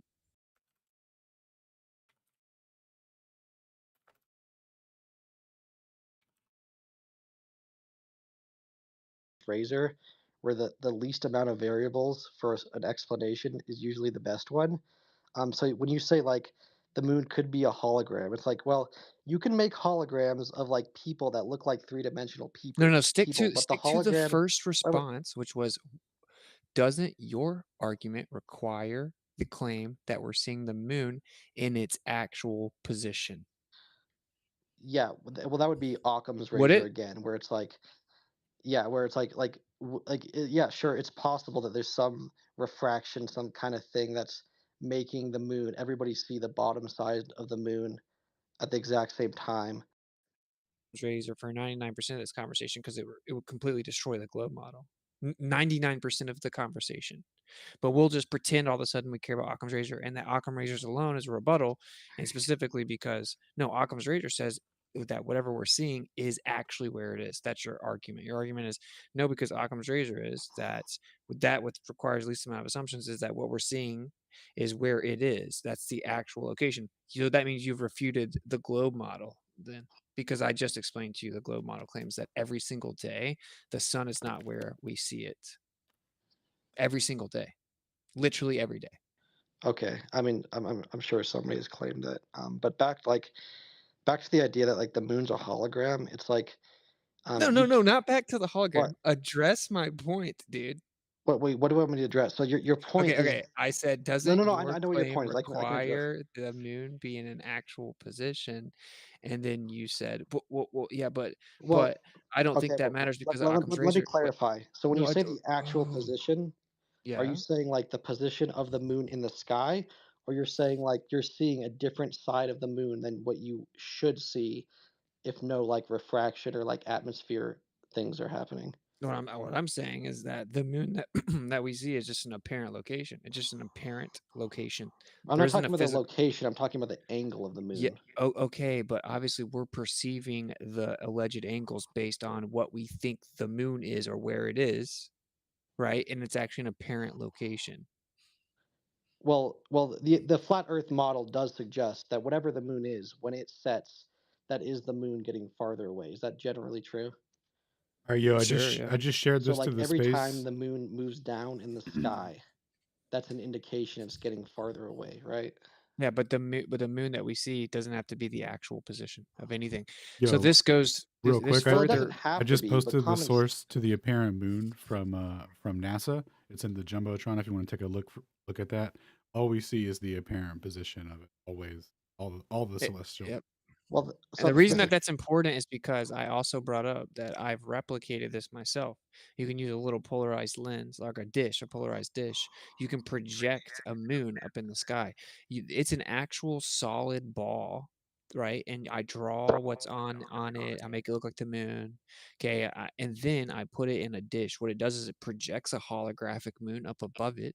You can then replicate the shadows, the cycles of the moon, the color changes, all of it. And you can walk over to it and put your hand right through it. It's not really there. And then no matter what angle you go around it to look at it, it just looks the same. You know why? Because there's only one projected image. It doesn't matter if I go below it, above it, to the side, to the left, get closer, get further away. It just looks the same because it's a projected hologram. I've replicated it myself. Okay. It's a fact. It doesn't matter what anyone has to say about it. It's a fact that you can do it. Okay. And now this is going back to the other point I made, which is, oh, well, what if the moon is just in an apparent position, similar to how I replicated it? And now Alan's telling you once again, even in your own model, it is an apparent position. So you have no argument. That's Can I before we even get clarify? into the fact that you're assuming solidity and sphericity. And Wait, no, like you don't even have to get to that.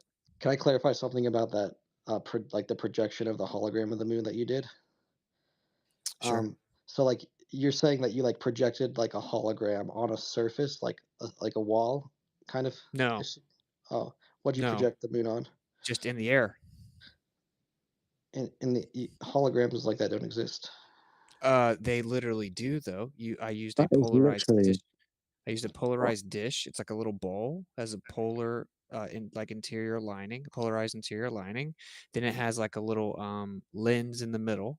You put the actual object in the bottom, and then the light will reflect off the polarized lens. It will project the moon up in the air. Yeah, inside the glass, right? No, it's up above the glass. It's up in the air, and then you go over there and you can rub your hand right through it. It's not actually there, and you can make there be the appearance of shadows and craters. You can make the color changes that we see with the moon. You can even make the phases of the moon take place. Can you DM me that video? Sure.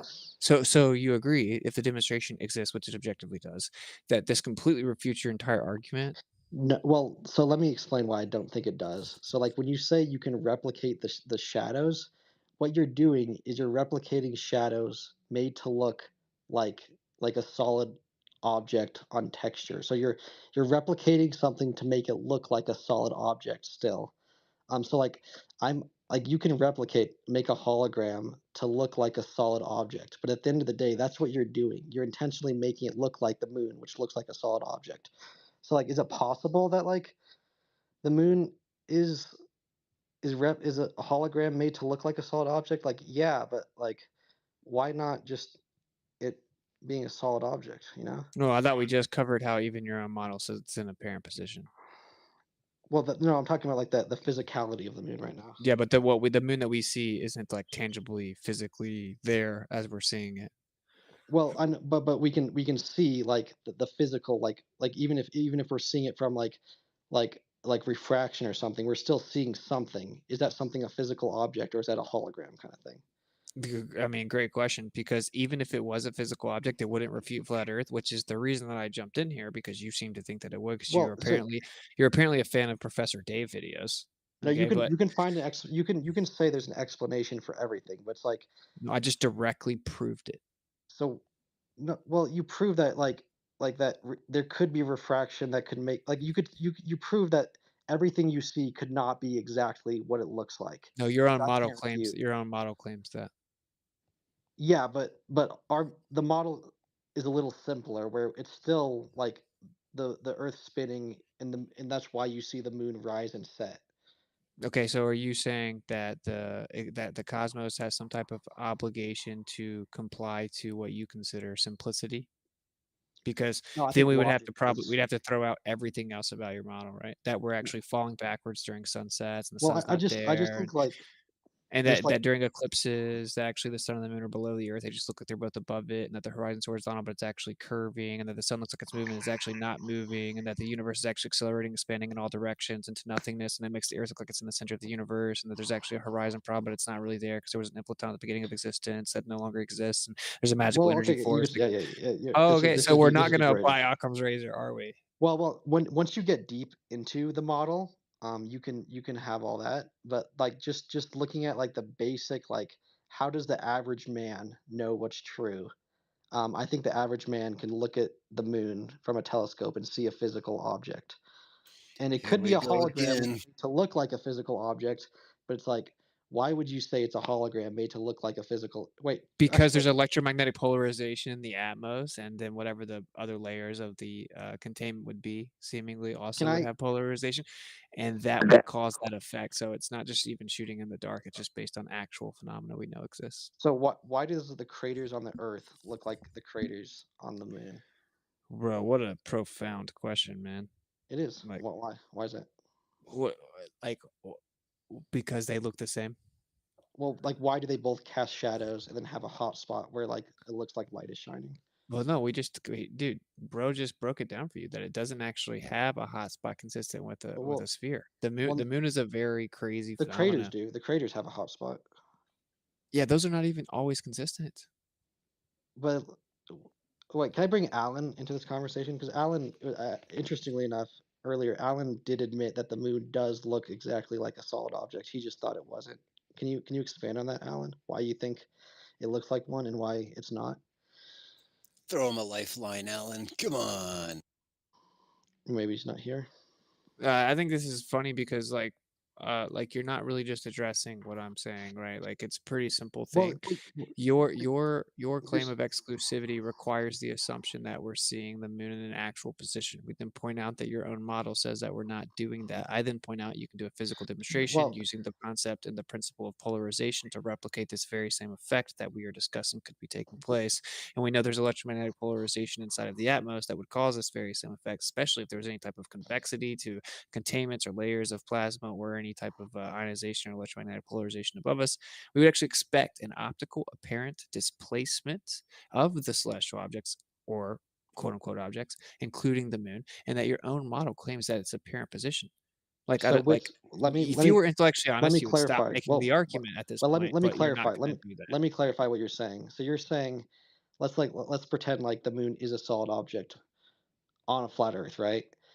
You're saying as the moon traveled away, there would be like some way that the atmosphere or something in the atmosphere would make the bottom side of the moon still face you, even though like if there was none of that refraction or atmosphere, that wouldn't be what you're seeing. You're saying like as it No, gets what I'm farther saying is the away. moon that we observe is just an apparent projection, and I can replicate how that would happen. And if you go up or down or to the side, it doesn't change. It doesn't change at all. That's directly addressing your claim that if it was on a flat Earth, it should change. I'm telling you no.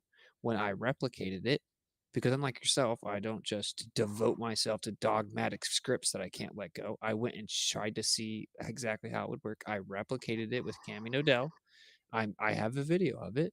Okay. And then I started taking the camera and I would move it around. That's because I did it without the camera and realized it doesn't matter if I go above it, below it, to the left, to the right.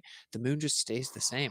It looks the same. Logically speaking, if there's an object there and I go to the left and I go up and I go down, it's going to change the way it looks. That's your argument that we should see, say, the Oh, bottom of it's going to change. But it doesn't when it's a holographic projection due to the okay, polarized okay. lens. Do I you think understand?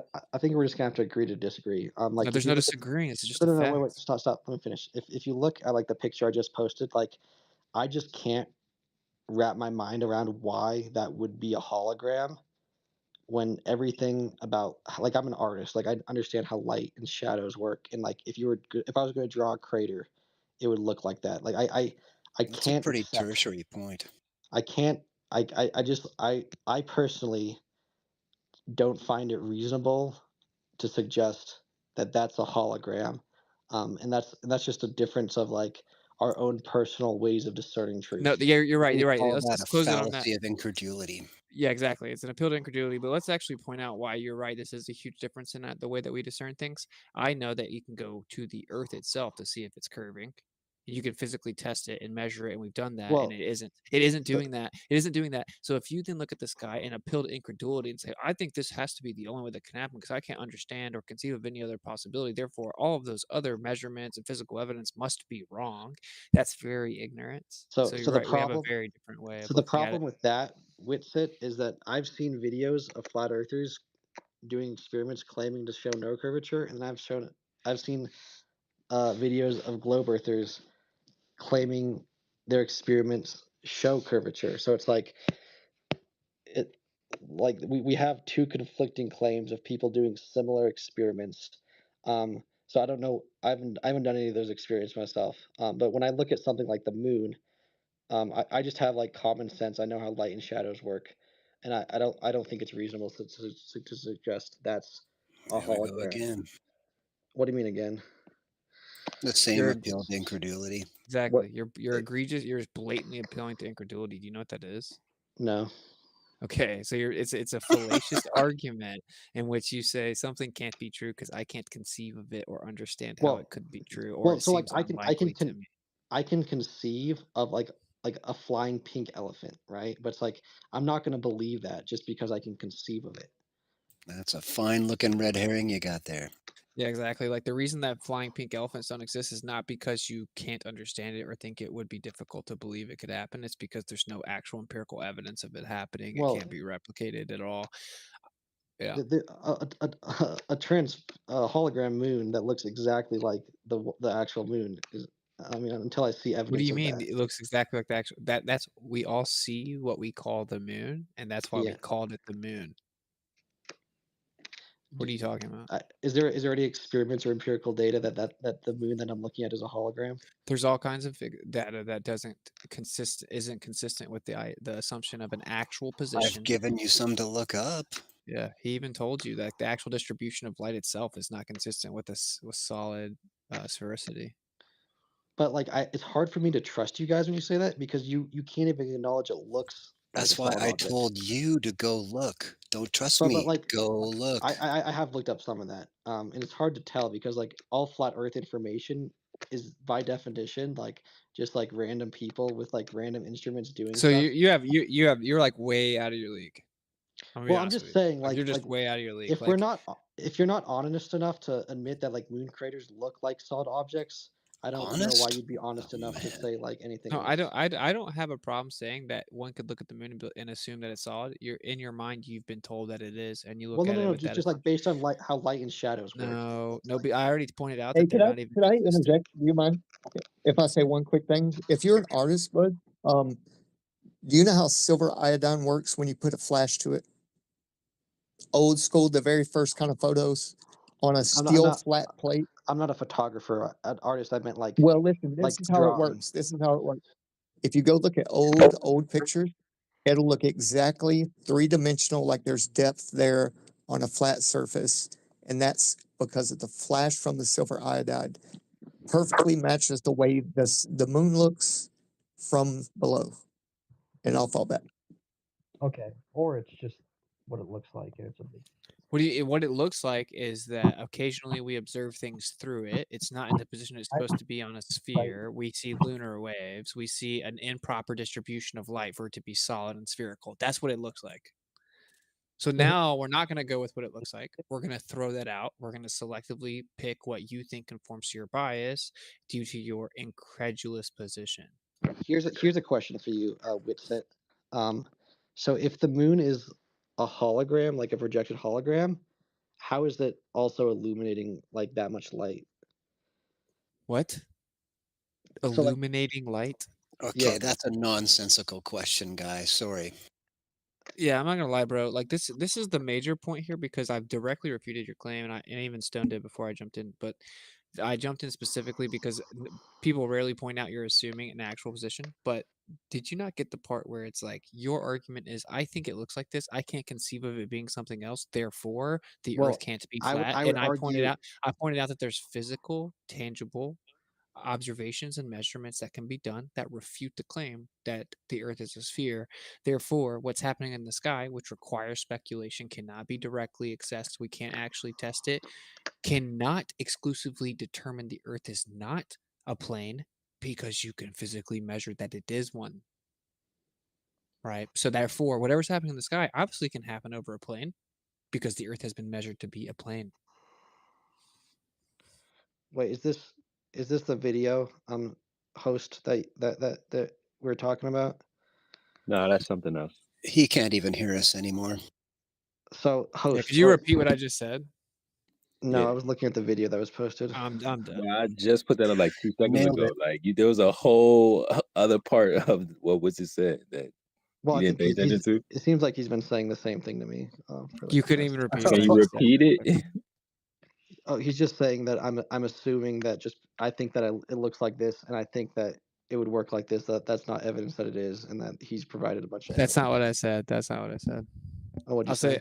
I said that we can physically measure the Earth, and it is a plane. Therefore, looking at the sky and saying, whatever I think this looks like can't be happening on a plane can be dismissed because it is limited to speculation. It's in the sky. Your incredulous position doesn't matter. We've measured it to be a plane. Therefore, since the Earth has been measured to be a plane, obviously whatever's in the sky can happen over a plane by default. Okay. Host, can I ask some questions about that video you just posted? Address what I just said. No, bro, address that. I was just something to the side. Well, I don't agree with that. Well, I mean, the premise of that is saying that the Earth is confirmed flat from the observations on the ground, which I don't agree with. So it's a premise that already. But you would have to actually defend that, right? Like you don't have some like godlike position where if I you do say it believe that becomes true or what something. we observe in the sky can inform if the Earth is flat or a globe, and I think that's No, it definitely can't, true. though. It requires assumptions such as actual position, sphericity, solidity, the makeup of the medium that it's in, none of which can be verified. But what can be is that the Earth is not curving. Well, I disagree because I think just the idea. Okay, like let's look at the sun. Okay, so No, let's not. Let's look at the Earth. Let's look at the Earth. well let me explain why I think looking at the sky can inform. This is why these people will never get it. I think it's like a spiritual thing or something. No, they just can't let it. They can't He's reason just a with it. troll, bro. He's just Can you wasting. let me instead of insulting me behind? Can I explain myself? You're demonstrating you can't reason with it. Well, I mean, obviously you think that. but If it turns out the Earth was flat, would it like really like bother you or something? No, it literally wouldn't change anything about my day-to-day life. See, that's also not true. Well, so now you're just saying it. If you found out that everything you ever thought about where you lived was actually wrong, and turns out the Earth's a stationary plane in the center of the entire universe, that would not change anything. I mean, it might I wouldn't trust NASA, but I'd still go to work, and I'd still. I didn't ask if you would still work. I wouldn't do it would obviously change my beliefs, but Okay, so that's my physical pretty existence significant. on this planet doesn't change. I'll still. But it would live a change your life without it. entire worldview. No, it wouldn't. How No, would it it wouldn't. not? Are you an atheist? No, I believe in God. Okay, the very nature of where you live being in the center of all existence wouldn't change your worldview, though. No, God created a snow globe. God created the universe. Either way, Those are fundamentally different. Like I don't think so. Why do that you means think your worldview would have to be different Why? because I don't think so. What? It's a cosmological interpretation. Do you know what cosmology is? Well, the either way, It doesn't matter. I don't care about if arguments. the Earth is a universe, I still think I have a personal relationship with God, and He Bro, cares about I me. think this dude is trolling, man. He's If the Earth trolling. is a snow Let's say one globe, more thing. Like, here's a deal. Just obviously, what you're saying isn't true because you're obsessively following flat earthers around. well, I think it's fun. It's entertainment. It's not like something I'm not getting paid by NASA. Whatever, bro. Like when you say You're on globers everyone's present tweet. evidence that the Earth is a globe, they don't actually. What they do is they cherry pick out optical observations and they Well, claim it's the curve of the Earth. And then we say, obviously you believe that because you're a flat no, earther. this is then we say, wait, is that the actual curve of the Earth? And they say, no, you can never see the actual curve of the Earth. The horizon's apparent. Just trust me. There's one there that you can't see. And we I cherry agree. pick Well, I one mean, out. I agree. Globe earthers, some globe earthers make a lot of bad arguments, but All of them make bad arguments. well, you believe that. Can we wrap this up, or can I ask the host about that video he posted now, or is that? I don't care, to be honest. I'm disinterested. Okay, cool. So, host, if you zoomed in to that projection of the moon, do you think it would look? Do you think you'd see craters that look like the craters we see on the actual moon? You're assuming they're craters, but no. Wait, well, you don't think they're craters? What do you think they are? Well, I mean, the way that you think that they're created is not what I think. Well, So I think you think that you would believe that they're created by some type of impact from a meteor or something like that, and that's not even what we would see. So I it don't could know. just be it could just be some gaseous release that created some we're bubbles, talking. Well, and yeah, no, that's fair. could be something I use it plasma like. crater is usually associated with meteor impacts, but it doesn't have to be just by the dictionary definitions. When I do you have evidence of that? What? That there are crater impacts that come Well, from no, let meteor. me finish what I was saying. Well, you never let the other people finish, though. Well, I apologize if that's the case. Okay, but can you let me apology finish? accepted. Just stop doing it. Yeah, just take a breath, bro. Take a breath. It's all right. Okay. When I said crater, I wasn't saying a meteor crater. When I said crater, I was just saying a hole in the ground. Do you agree that the problem was that you were so impulsively interruptive that you don't even know what he said as to an explanation of craters? Like, I could offer you $1,000 to still man what he said, and you couldn't do it. No, he assumed that when I said I think he assumed when I said crater, I was talking about a meteor crater. When I was just asking about no, that's not what he said. He said that you would assume that, which in your model that's assumed, and he then began to explain alternative explanations, and you just freaked out. Yeah, but that's not the question I was asking. But did you listen though? Yeah, he didn't. What did he say? What did he say? Well, he wasn't addressing the question, so I thought I'd further explain my question so he could have a better Bro, understanding what I was asking. this is not a conversation, and if you're not gonna listen, Not fruitful. Well, no, I was listening, and your answer misunderstood my question. So I Okay, was what trying was to his clarify. answer? His answer was going into how the craters came to exist rather than like if they exist, you know? What? He's saying they could exist, and here's a possible explanation of it. That's a direct response. Well, no, I asked him if you zoomed into the projection or whatever that is in the video, do you think it would look like the same craters on that we see on the actual moon? He began to answer and you cut him off. Oh, okay. Well, I'll let him answer now. I got money, you don't. Can you answer, host? go ahead, ask me again, bro. If you zoomed in like really close to that projection that you posted, do you think the craters in that projection would look like the craters we see on the actual moon? Oh, and this video right here, Yes. these are just these. No, I mean this is a flat surface that it's on. So you think if it was on like a dome, projection on a dome, it would look like the actual moon? I mean, they're just this particular video is not about craters. This particular video is about moon phases.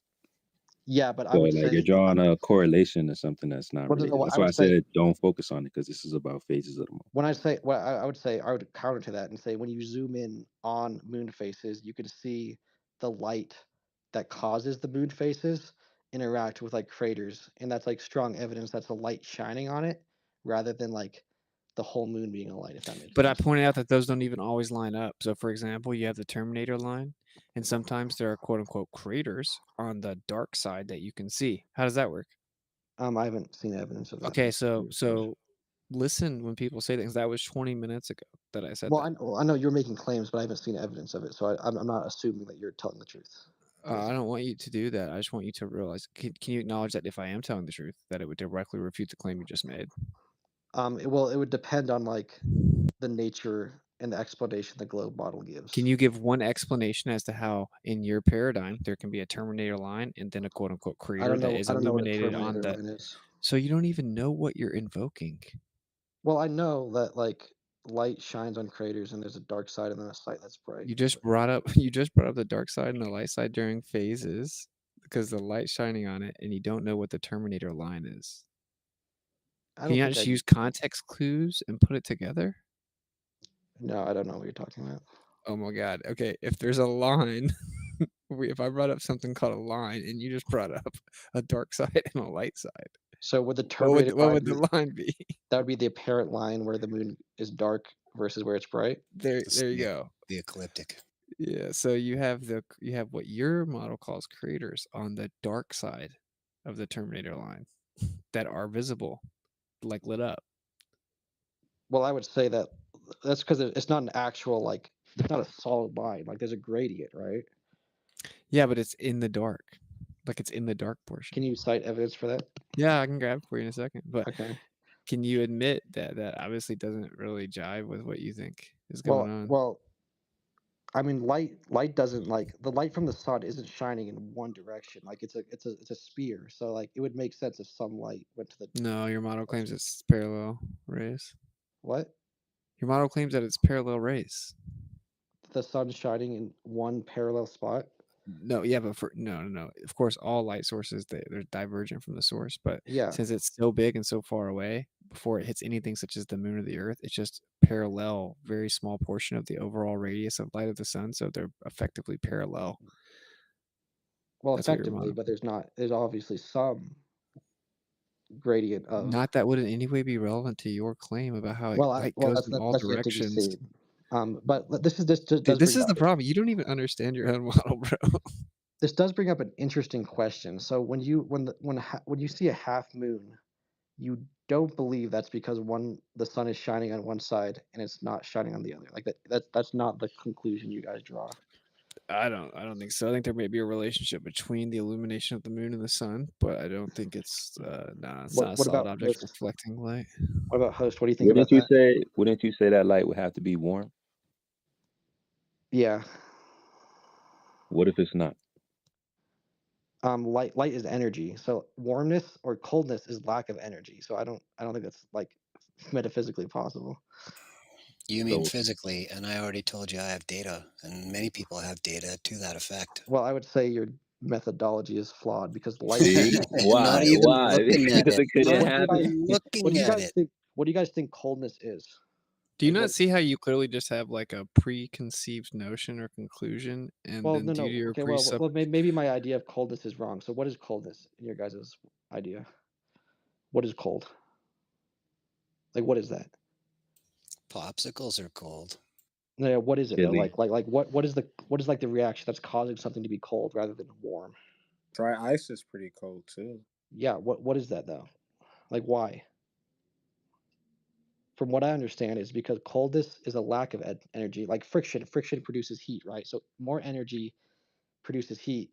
Lack What of is a energy is what is a cold. lack of energy to you? Because right What? now there's a lot of empty space around me because I'm sitting at my table. Would you can say that's a lack of energy? Yeah, and if you moved around, you would But create my heat. space is not cold though. The space around me is not cold. It's Well, like I'm assuming, do you have lights in your space, and your no, body's moving still, even if you're not moving. no. Your body's I'm sitting in a dark burning instance. I'm chilling right now. It's pretty warm in here. It's like is 70. your heart pumping? Is your blood flowing? No, I'm pretty calm. I'm chilling right now. Again, if this is supposed to be What? a lack of, you just said you listen. You're trying to obfuscate. You just Okay. said that code is a lack of energy. Okay. Yep. All the space around me is empty. Would you say that's a lack of energy? Yeah. That's incorrect. But since we're gonna go with that, none of the space around me is cold.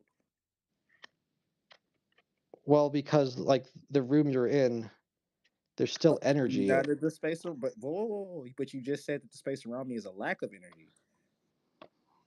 Well, like the immediate space, your body's still producing energy. Like if you have a computer, that's producing energy. I just said I was sitting in the dark. There's nothing. Does your house have a heater system? Bro? You're trying to find every way to not acknowledge what I just said. You just said that the space around me that's empty is a lack of energy. That's incorrect. That was me being stupid. No, the air. Yes, the air it was. Always There you moving. go. Now acknowledge that. Wait, so you guys don't think coldness is lack of energy? I think you mean lack of heat, but No, that is just an EM function. No, like when you produce friction, right? Movement that produces heat. When you don't have Bro, movement, quit trying to put it off on everybody else. Damn. okay. Well, so back to the question. Light cannot be cold because light inherently is energy, and energy is not cold. It cannot make things cold. Well, I got the data that says you're wrong, dude. Well, I would say your methodology. Wait a is second. So wrong. what is ice? Is ice not energy? Is What? something that's cold? Is something that's cold not giving off energy? Well, everything gives us energy. Okay, It's so more then cold that the means, less energy it has. that means that energy can make you cold, which is a direct refutation of what you Wait, just said. how could energy make you cold? Ice is frozen. It's solid. But ice is still energy, buddy. It's still giving Well, off so energy. yeah, it's just more cold than the Stone gave you the surrounding answer, things. bro. He literally gave you the answer. He said popsicles are cold, bro. Popsicles give off energy, bro. So, host, does that make sense why I don't think the moonlight is cold? Dude, you dismissed everybody else's data along with mine with the Well, wave of a because hand about your methods are wrong. I just can't believe because light can't be cold. Dude, you're not addressing my point. What's the point? The fact that you just dismissed everybody else's replicated data along with mine as, oh, all our methods must be wrong. Yeah, like if you all came together and said, "Hey, we learned how to fly." No, that's the point. This is the glory of independent testing and independent replication. I don't know any of those people. In fact, I never even looked at their data. I did my own experiment. And what do you know? Found out later, hey, other people have done it too. And the data is the same. Well, again, light can't be cold. Dude, it's a really isn't that a problem? simple experiment. It is the utterly simplest experiment you can do on the deck outside your house when there's full moon and you got some materials properly set up. One where the sun can or the moonlight can hit them, and one set where the moonlight can't hit them. It's you take it out to a field, take it out to a freeway, take it out anywhere you like. The point is that the ambient surroundings have no bearing on the effect. This is what we found, that it is solely causally attributed to moonlight. So methodology, I think you need to take a look before you dismiss it all right? Okay, so Stone, with that knowledge, can you explain to me your understanding of what heat or heat is and what coldness Bro, is? you didn't Oh catch man. anything anybody said, No, I did. bro. I did. He Well, said I that I we get your did we Can did the I tests. He said I I did the get your test. incredulity, right? Like I had the same incredulity.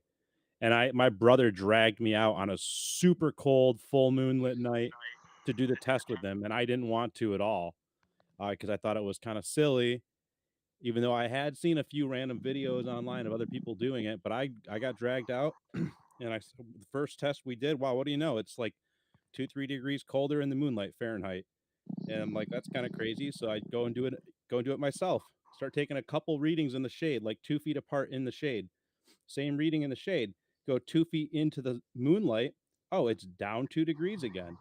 Did it on stone, did it on concrete, did it on dirt, did it in multiple shadows, multiple areas. Tried to look for a gradient to see if there was like a, like heat being retained by a building that was radiating out. Maybe something like that was affecting the temperature, but I never saw anything of like a gradient of that sort. It always was a delineating line between the moonlight and the shade. So I understand your incredulity, and like honestly, I can't explain it. Not at all. It doesn't contort with anything I understand about physics. But I did it with my niece. She was 11 years old at the time. She knows what she saw. She's gonna understand. She's less indoctrinated than me, so she's gonna know for the rest of her life what she measured, right in front of her face. But So yeah, I went Toby, even farther than that. I went can much farther. can I yeah, follow up Stone's with Like is you Toby? much want to know more about the method. conclusive. It's about taking separate pieces of 2 square inch, 3 millimeter thick pieces of steel, painting them 6 different colors, floating them on white, spongy, double-sided tape so they're completely insulated. They're not touching anything. And you float that on another board and put it out in the moonlight. And you use an IR thermometer to test all 6 colors. And you find out that they are different temperatures based on their color. Yeah, colors. Because they're absorbing certain frequencies of light more readily than other colors are. Yeah, You know what yeah, albedo is about, right? This is yeah. the same principle. So go get the data, man. Stop Okay, dismissing it well, with the wave of the so hand. this is interesting. So you've all done experiments in objects under moonlight. I just described it in detatal. Yeah, no, yeah. I'm just rephrasing to make sure What I'm not. what was the just experiment stealing. that Stone did? Can you run it back for us, please? Let me just steel man the general position, okay? So the general experiments that you've all done is that moon objects, surfaces under moonlight are colder than surfaces not under moonlight during night, right? Yeah, given the same Okay. ambient. Yeah. So that's let's say that's a real phenomenon, right? Could there be other explanations for why that phenomenon happens rather than the light makes things cold? Well, yes, that's why I invited you to change the locations so that there are no other common influences but the moon on the data. Well, is it possible like the moonlight like I don't know if this is true, but like I read somewhere that like like the moonlight's so dull that that shadows often act as like insulators. How is Is the it moonlight dull when it's full? You can read by it. well like dull as in compared to the sun? Wait, so is there another explanation? So let's take this into Hey, account, keep this okay? in mind, Clay. Keep this in mind. We just asked you the same question in the last topic about what the moon could be, Yeah, and and you completely ignored it. And now you want us to have the well same the well same no approach let me explain. when we're refuting the claim that this is light off of an actual surface, right? Because we're testing the claim and it's failing. Well So now you're trying to find a way to explain it because it's well uncomfortable. I would like somebody to explain to me how the picture that I just posted that's self-illuminating. Hey guys, do you mind if I give it a shot? If you I don't just mind. told him I think it's a hologram. That's how. You got that question Right. answered. Anything else, buddy? Holograms don't produce light like that. Well, what I want to hear from Clay is what if it's not what we're saying, what's your explanation? Because you asked us, could there be another explanation for this? So what would be your explanation for why the moonlight would be cooler than the actual absence of the moonlight? The explanation I heard, and I'm honestly not a physicist, is that when you have a duller light, like a moonlight, shadows can actually act as Hey, stop moving around so much, bro. There's a lot of people listening and we can't hear. Just stop okay. fidgeting.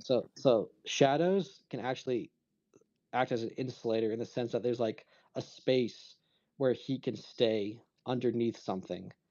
And when something is exposed under the moonlight, energy from the surface that was there from the daylight can easily escape more easily. So Okay, you now, can so, dream so that. hold on, let me real quick, Stone. So you're acknowledging that you heard this before when acting oblivious to it. What? So you act like you never even heard about this before. Now you're saying, what the? Now you're saying your refutation of something that you heard about I this. don't think I ever said I was oblivious to this.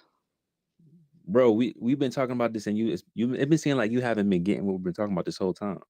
Well, I think maybe that's just like we had a divergence in understanding each other, which I apologize if that's my fault. Okay, it's all good, bro. But yeah, go ahead. So I would say that explanation, I would prefer that explanation considering the fact that we can observe the moon like through telescopes and through the observations with telescopes. I would say it's clear that the sun is shining on the moon rather than the alternative of the moon producing its own light. So that's why I would defer to that explanation. There's ways to test for that, but I think Stone wanted to say something, especially when it's instantaneous. No, I'm good for now. I think we're pretty done here. All right. But yeah, Clay. So if we just went out to like this, just a random part, just like Stone was saying, and you have just moonlight shining on the surface, you will instantly get a change in temperature. So you're saying, oh, well, from the daytime, a portion in the building shade might be holding heat, but you don't need to use shade from a building. You can create your own moonlight shade, and that's what Stone has said. So that's probably why he wants to move along, because you're not listening to anything that we're saying. Host, I think that explanation still applies. Where if you artificially create shade, you're still creating like some sort of like roofing mechanism where like it's harder for heat to escape.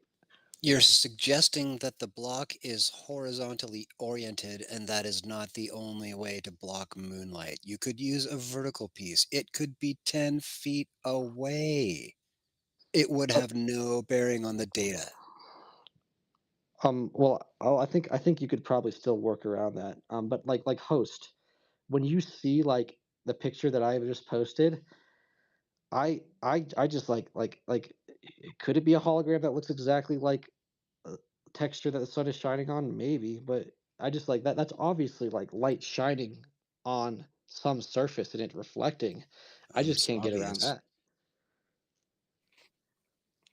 So when we test to see if that's actually true, we have a prediction. Well, right? And then that prediction is that light should be warm, should have more energy. That prediction fails.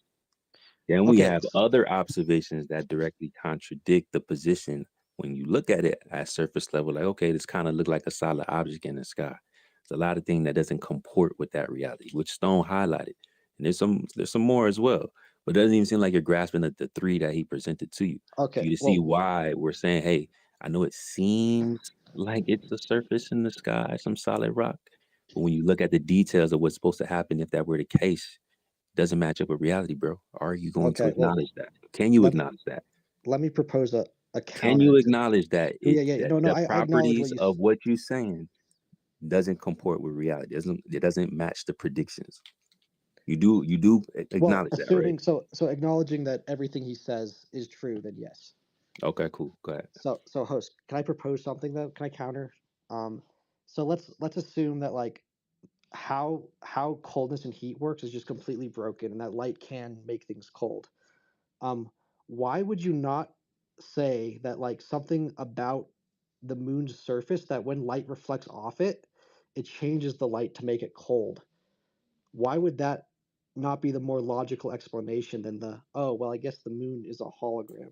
Because that's not something you can physically replicate. Well, you can't physically replicate light that's cold. No, you cannot get different frequencies to reflect off of an object than the ones you shine on it. Well, this is an issue of light because all frequencies of light that you can I view don't on the think you're Earth hearing are me, warm. Clay. No. So I don't think it's an issue. You're not hearing me. No, I am. You're taught. You said you can't change frequencies from reflecting an object, right? But I would counter say you can't have any frequency of light on Earth in an experiment that would make something cold. So either way, we're talking about let's assume that the light is cold. We're talking about a material that we can't replicate on Earth, right? Would you acknowledge that? Do you see that you are asserting the negative claim? What? You're saying we can't shine a light on something and make it cold. What you're really saying is that you don't know how. Well, nobody does. See? You know what everybody knows. You know everybody's knowledge base everywhere, and you know that they all don't know. Okay, I is am any only asserting based on what you said, are you and you don't know is what is the truth in that statement. are you aware of any human on Earth that can make light cold? Does that contradict my statement? Yes, it does, because it means it means that when you're talking about like there's like you're saying like we can't have an experiment where like you reflect something and it changes frequency. I would say, well, you can't have an experiment that we know of, right? Because then I could equally say, oh well, how do you know that we don't have an experiment where you can reflect light and it changes frequency? Do you have ultimate knowledge, Stone? No, we have papers that say so. Oh, People do we have have done the work. If do you we have go ahead and papers? look, Do, oh, do we have man, papers that say a human on Earth can create light that's cold?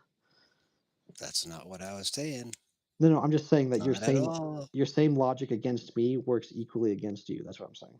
No, it actually doesn't, because you're the one making the negative claim about what is not possible.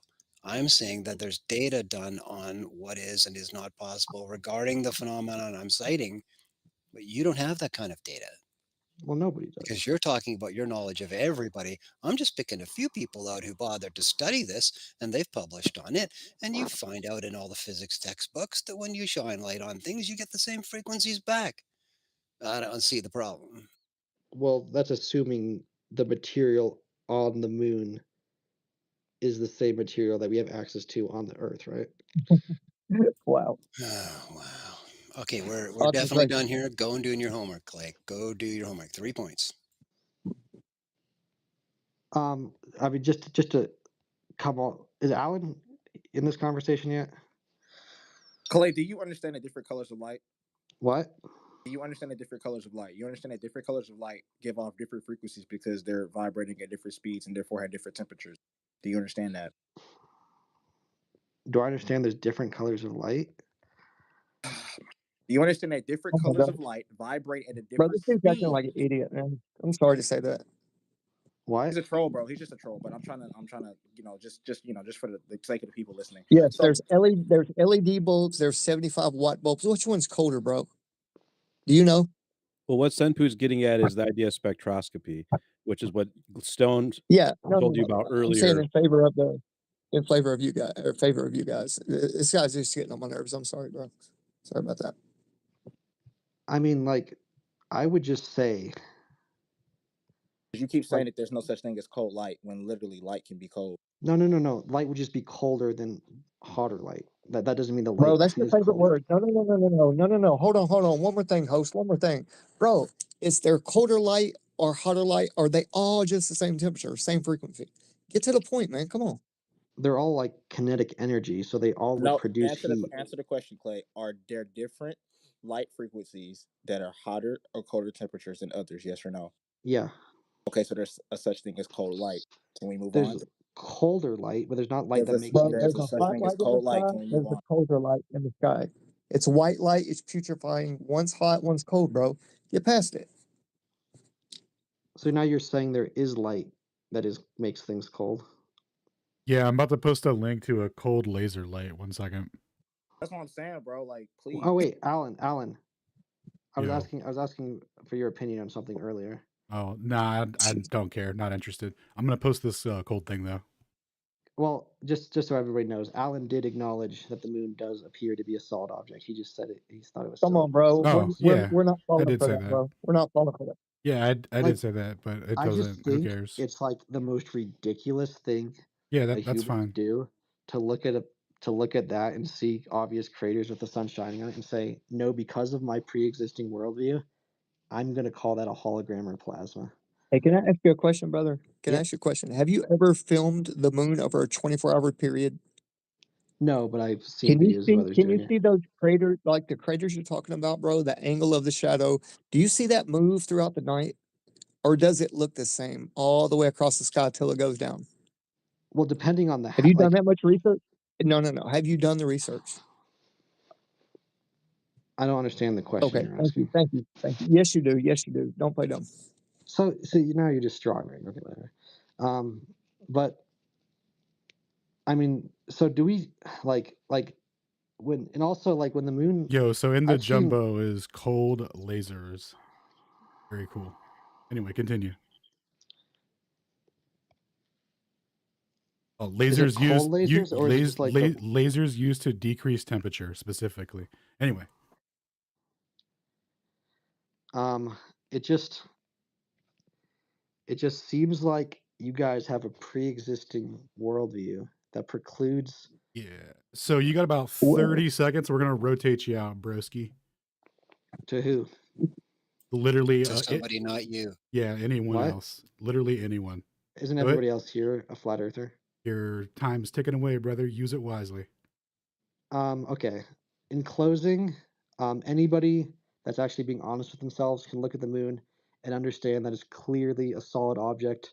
And you could say that it's a hologram meant to look like a solid object, but at that point you're just like you're just making things up to fit your worldview, and that's okay. I think flat Earth mostly for most people is a religious belief, and I know it's very hard for people to change their religious beliefs. Like I can't convince somebody to not be a Muslim or a Christian, and I can't convince you that your conception of God is different than what it is, because like those are the most deeply held beliefs ever, and a lot of times religious Bullshit. beliefs Sorry. The irony. are silly.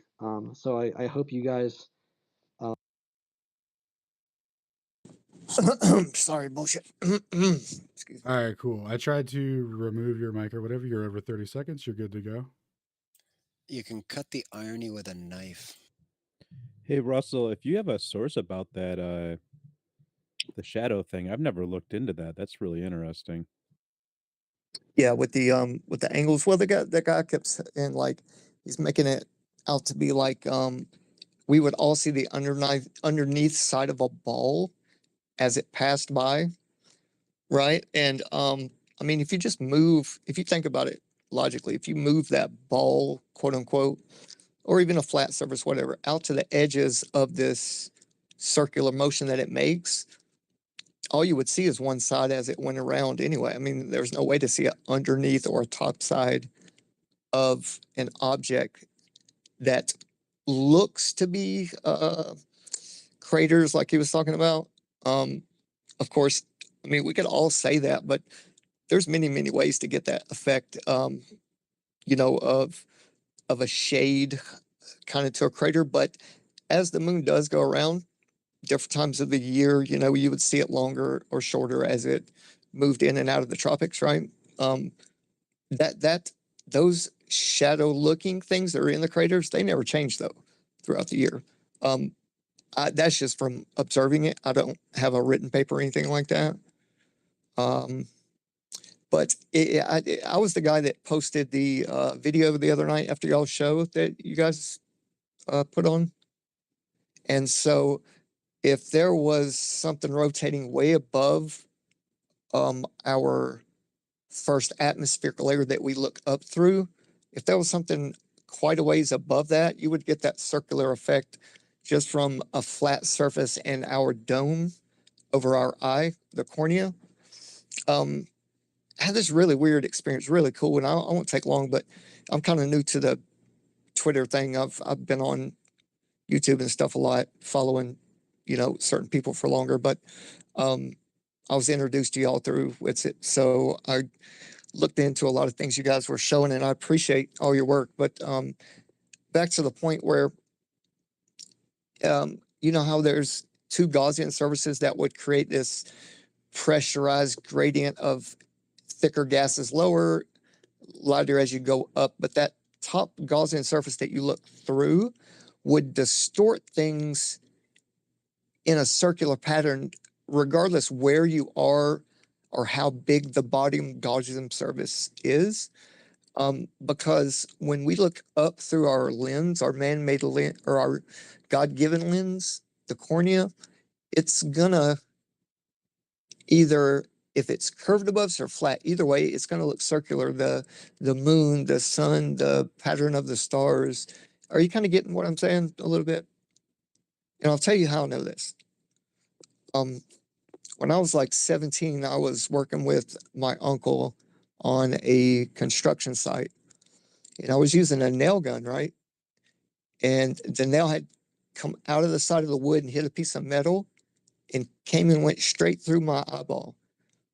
So when I pulled the nail out, right, all this fluid drained out of my eye, and it had busted right through my cornea. Bro, what? Yeah. So it detached my retina, okay, and it split my cornea. On my way to the hospital, I opened my eye to look out, and it was all black and white. Everything was going in reverse, and it was upside down. The car is passing by me, right? So it's almost like when you apply a filter in Photoshop, it goes from color to inverted, black and white, right? And the depth perception, everything's off. So what we're looking through, we can't get past. I mean, this is all optical. This illusion that we think we live in, that looking from the inside out, we reach out and touch things with our, depth perception, or anyway, it's all an illusion outside of us. The only thing that exists is in us. And it's the eyeball that's the dome effect that gives us depth looking out until the sun disappears or the moon disappears.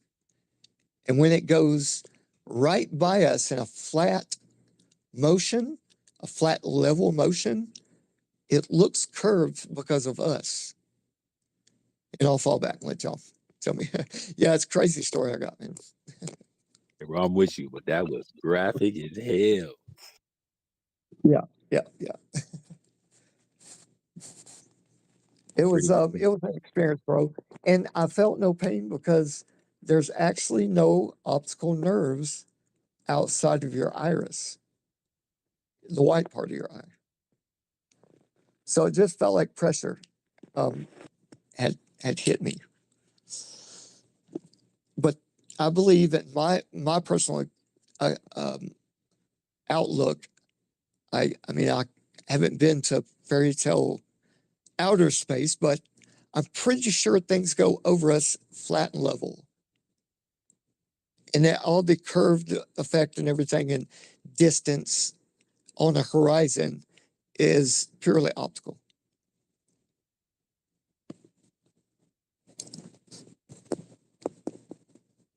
Yeah. Pretty wild, huh? Yeah, no, that's a good point. That everything you see is an illusion since it's, flipped upside down without working optics. Yeah, without working optics, that's a good way to put it. Yeah. If you closed your eye, that would be gone, right? But we can hear echoes bouncing off things. We could pretend that we feel things, but it's just nerve endings. It's kind of hard to say we live in a base physical reality.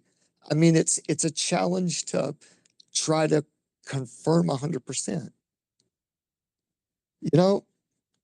And there's different fields of study, and it's kind of as fields of separation, basically. This is why people like this last guy that's a glober cannot fathom what we're saying. It's some kind of mental blockage there. But if they No, slow down he enough, just don't want to acknowledge it. He understood everything we were saying. yeah, I think so too. Yeah, but I'll fall back, man. I'm kind of hoarse, but if you guys want to throw some ideas off that, I appreciate it.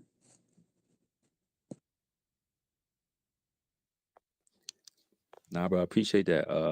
Like I said, super wild story, but yeah, I agree with most of it. Shout out to y'all, man, for keeping it rocking. Stationary Saturdays. Y'all know we got like 2,200 over there in Allen Live. Shout out to the chat over there. Just chilling with a cool 22 Hyundai. You know what I mean?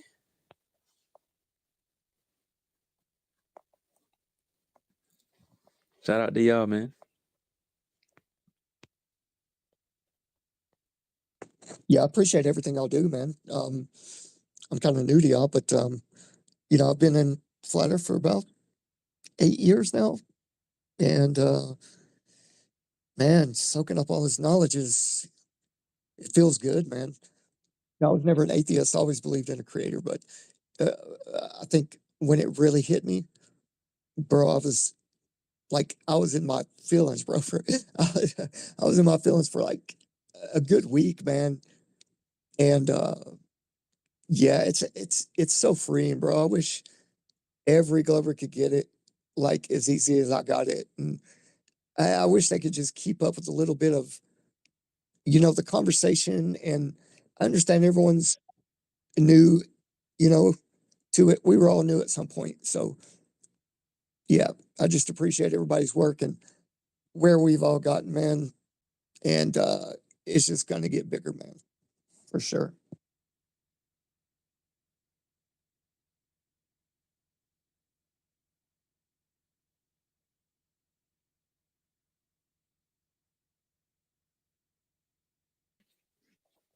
Yeah, man, that's a fact. I mean, the more you look into it, the more it gets exposed. You got to pay attention to the details.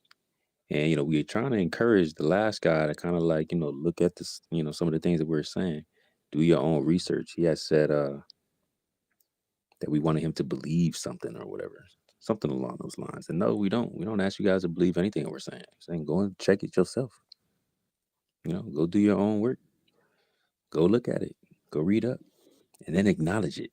Because that's the big point. If you're not acknowledging nothing that we talking about, then we're wasting time at this point.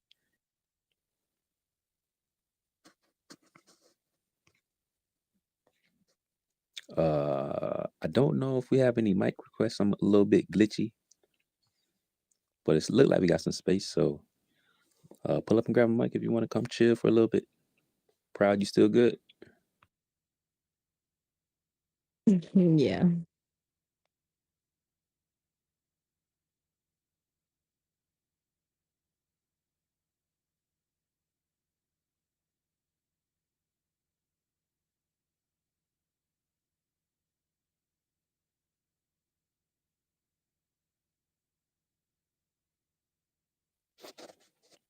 I'm gonna clean out the jumbo a little bit. This man was spamming. Dude, but look at this picture of the moon.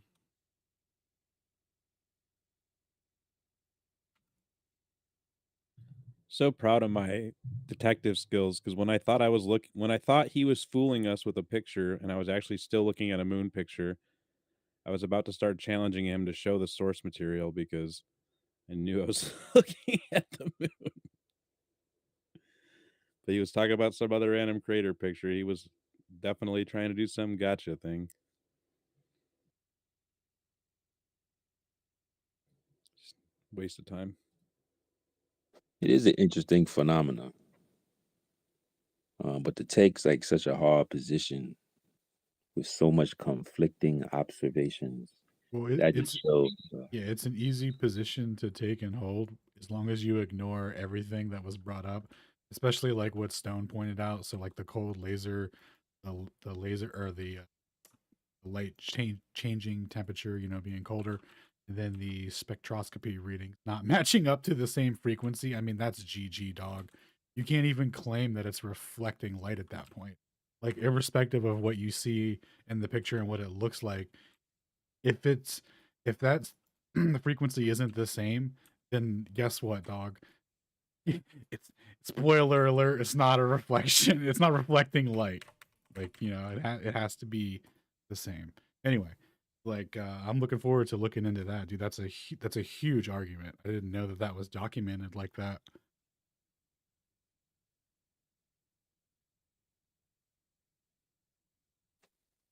Yeah, Stone, if you got a vid, drop it in the pill if you got it.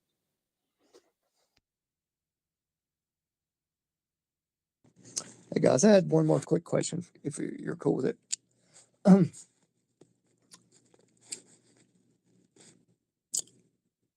Yeah, what's up, bro? Yeah. So, when the P900s first came out, this was before the P1000s. I had this unique way of testing distances with.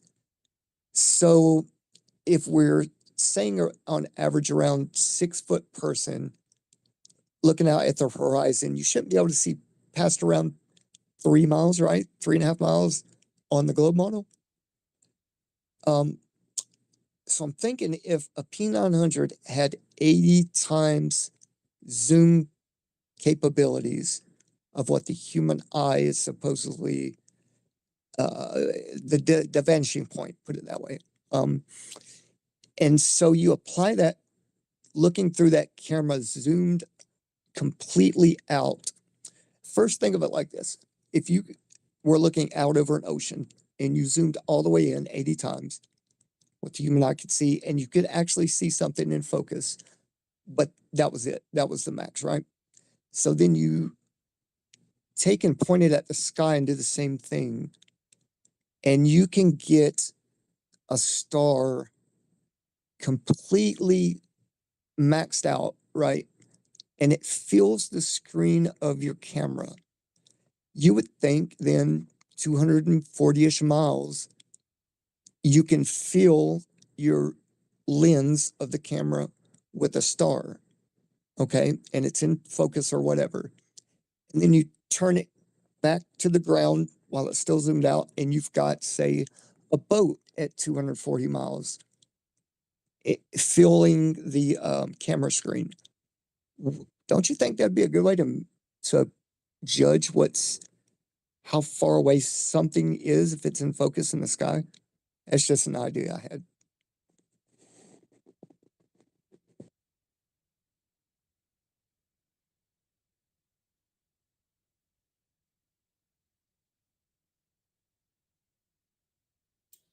Nah, I think I can never. handle that. Okay, take it away, Stone.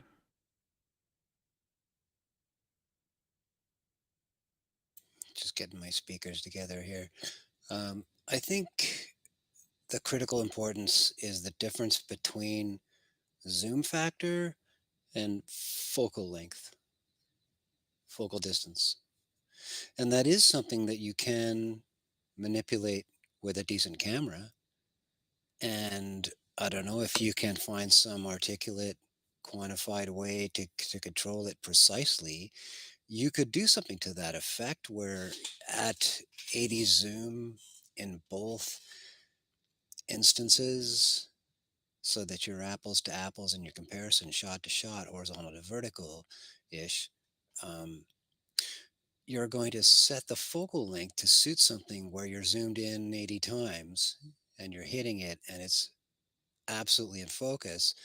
And then you take that straight up without any change and see how far in which direction you have to go to bring the star into focus. That might be a more quantitative path to take. Cool, man. Thank you. My pleasure.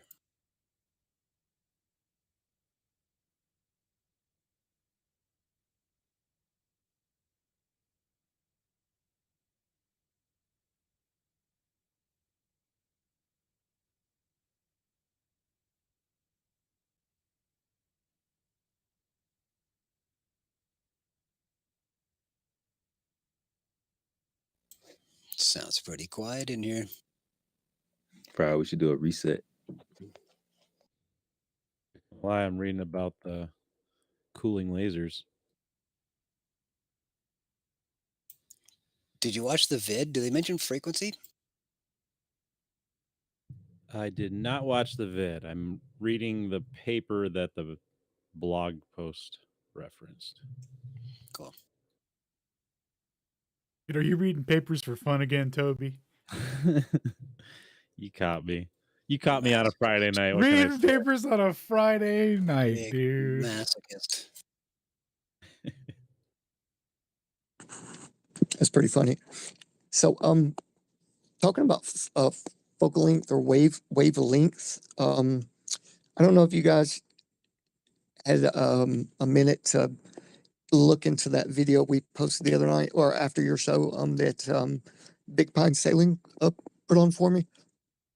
I think it was you, Toby, that played it. But it was after the show, and it was to do with like the, big waves versus flat waves, kind of alluding to their frequency modulation, I guess you could say, at the star wise, and how high or how low, it kind of gives you that information in the sky, like translating into flat waves or big waves.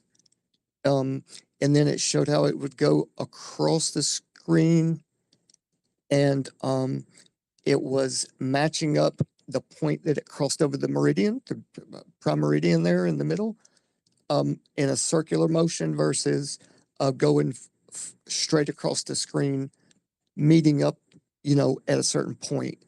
And those flat waves or big waves, as they called them, could determine exactly in the sky where it would be at an exact time. Did you guys have any spare time, I guess you could say? I'm sure you are busy, but to look into that anymore by any chance?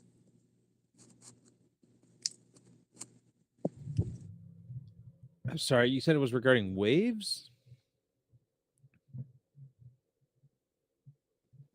Yo, Yes. The video that we played at the end of Ether Cause the other night, when at the end of reading night, I think it was. Yeah.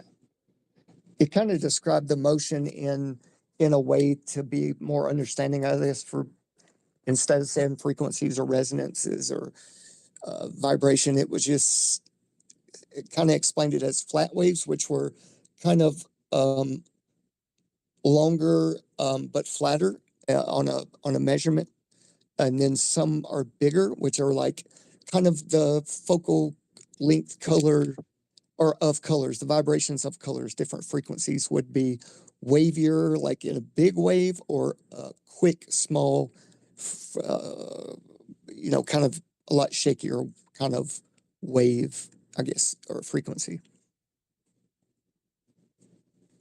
I guess they would have to watch it if you didn't get to watch it. I can repost it here, maybe. Can I do that? Yeah, I'll have to take another look at it. Yeah, I'll post a link then. No. Okay, yeah, just give me a few minutes. Thank you.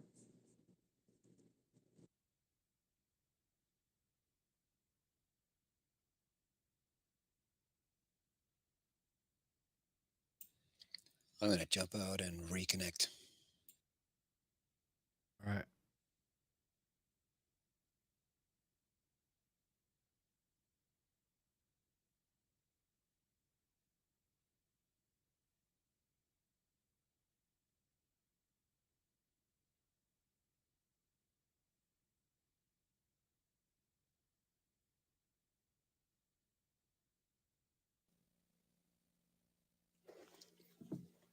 So yeah, level edge, level edge.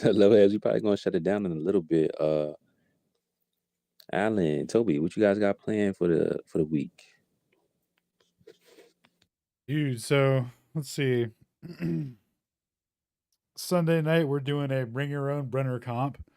So for those of you who are familiar, there's a guy on Quora named Michael Brenner who wrote about, how many is it, Toby? Like 17,000 articles about like just giving like general flat earth answers and stuff, but like they're like super in depth. 432. Oh, 432, my bad. 432 articles, like going in depth on just answering the flat earth questions. Really well researched, really fun to read. So we're gonna go through a variety of his works and read some of our favorites because he gives really good arguments, really good answers. And then on Monday we're going to have a community event. So it's going to be the first couple of events we did were like targeted specific events for interferometry and then whatever the other one was. This one will be a general one, so people can come up and ask anything or do whatever, ask anything. So it'll be like a more general one. So that'll be for Monday. I think that'll be at 8 p.m. as well. And then on Tuesday, Shane will be debating Ozian on Jaronism, or on Jaron's channel, Jaronism, on his show Debatism. They're going to be debating electrostatics as a replacement for gravity. So everybody make sure you tune into that. We'll be hosting a live watch party on Aether Cosmology. We won't be streaming during that, but we'll be on Discord together watching it. So if you guys want to come and hang out on there, we'll definitely be there. And then after that, we'll be doing a after party. So we'll talk about, whatever happens during the debate. We'll take notes through it and go over things, etc., the highlights, all that. So that'll be fun. And then, that'll push our episode back too. So we'll be going live at like 11 instead of our normal time at 7. And I think that's it. Yo, perfect. Thanks, Alan. Yeah. And then Thursday we'll be doing spectroscopy. We'll be doing another deep dive on that. So we did a couple weeks back, we did an intro to that. So we'll be returning to spectroscopy, and we'll of course be using Stone as a reference point again, because turns out your boy's a spectroscopy master as well. So he'll be guiding us on that a little bit. And then Friday, I'm looking forward to that one. Yeah, and then Friday again will be Flat Earth Friday episode 95. Sound like some heat. I don't know if it's Witch is still there, but Witch, if you're there, let them know what you got planned for the week.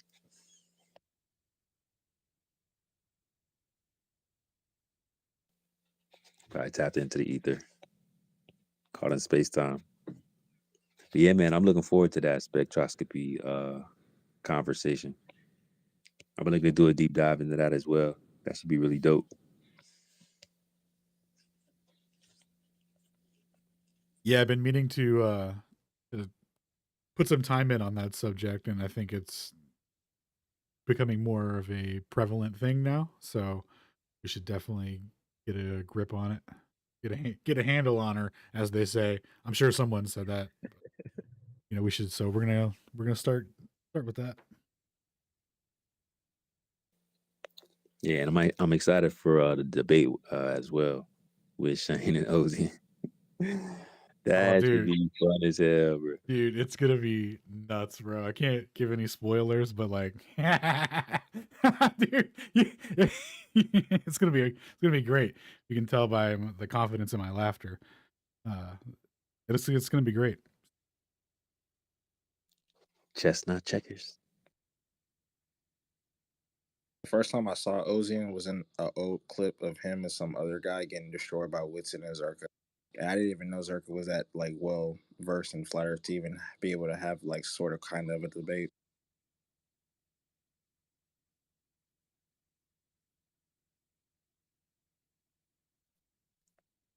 Yeah, Ozian been around the block a few times with this conversation. I don't know how this one's gonna go. Actually, I do. Yeah, I think it's going to resemble a long, slow car crash.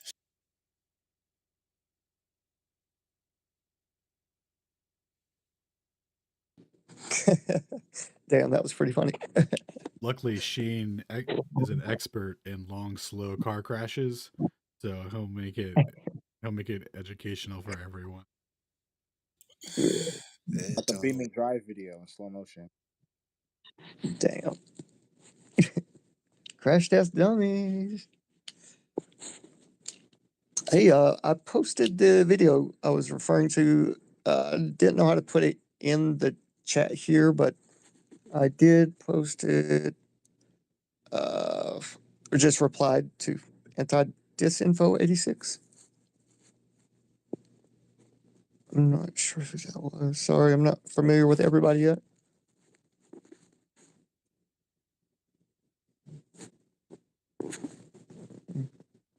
Yeah, that's Sting.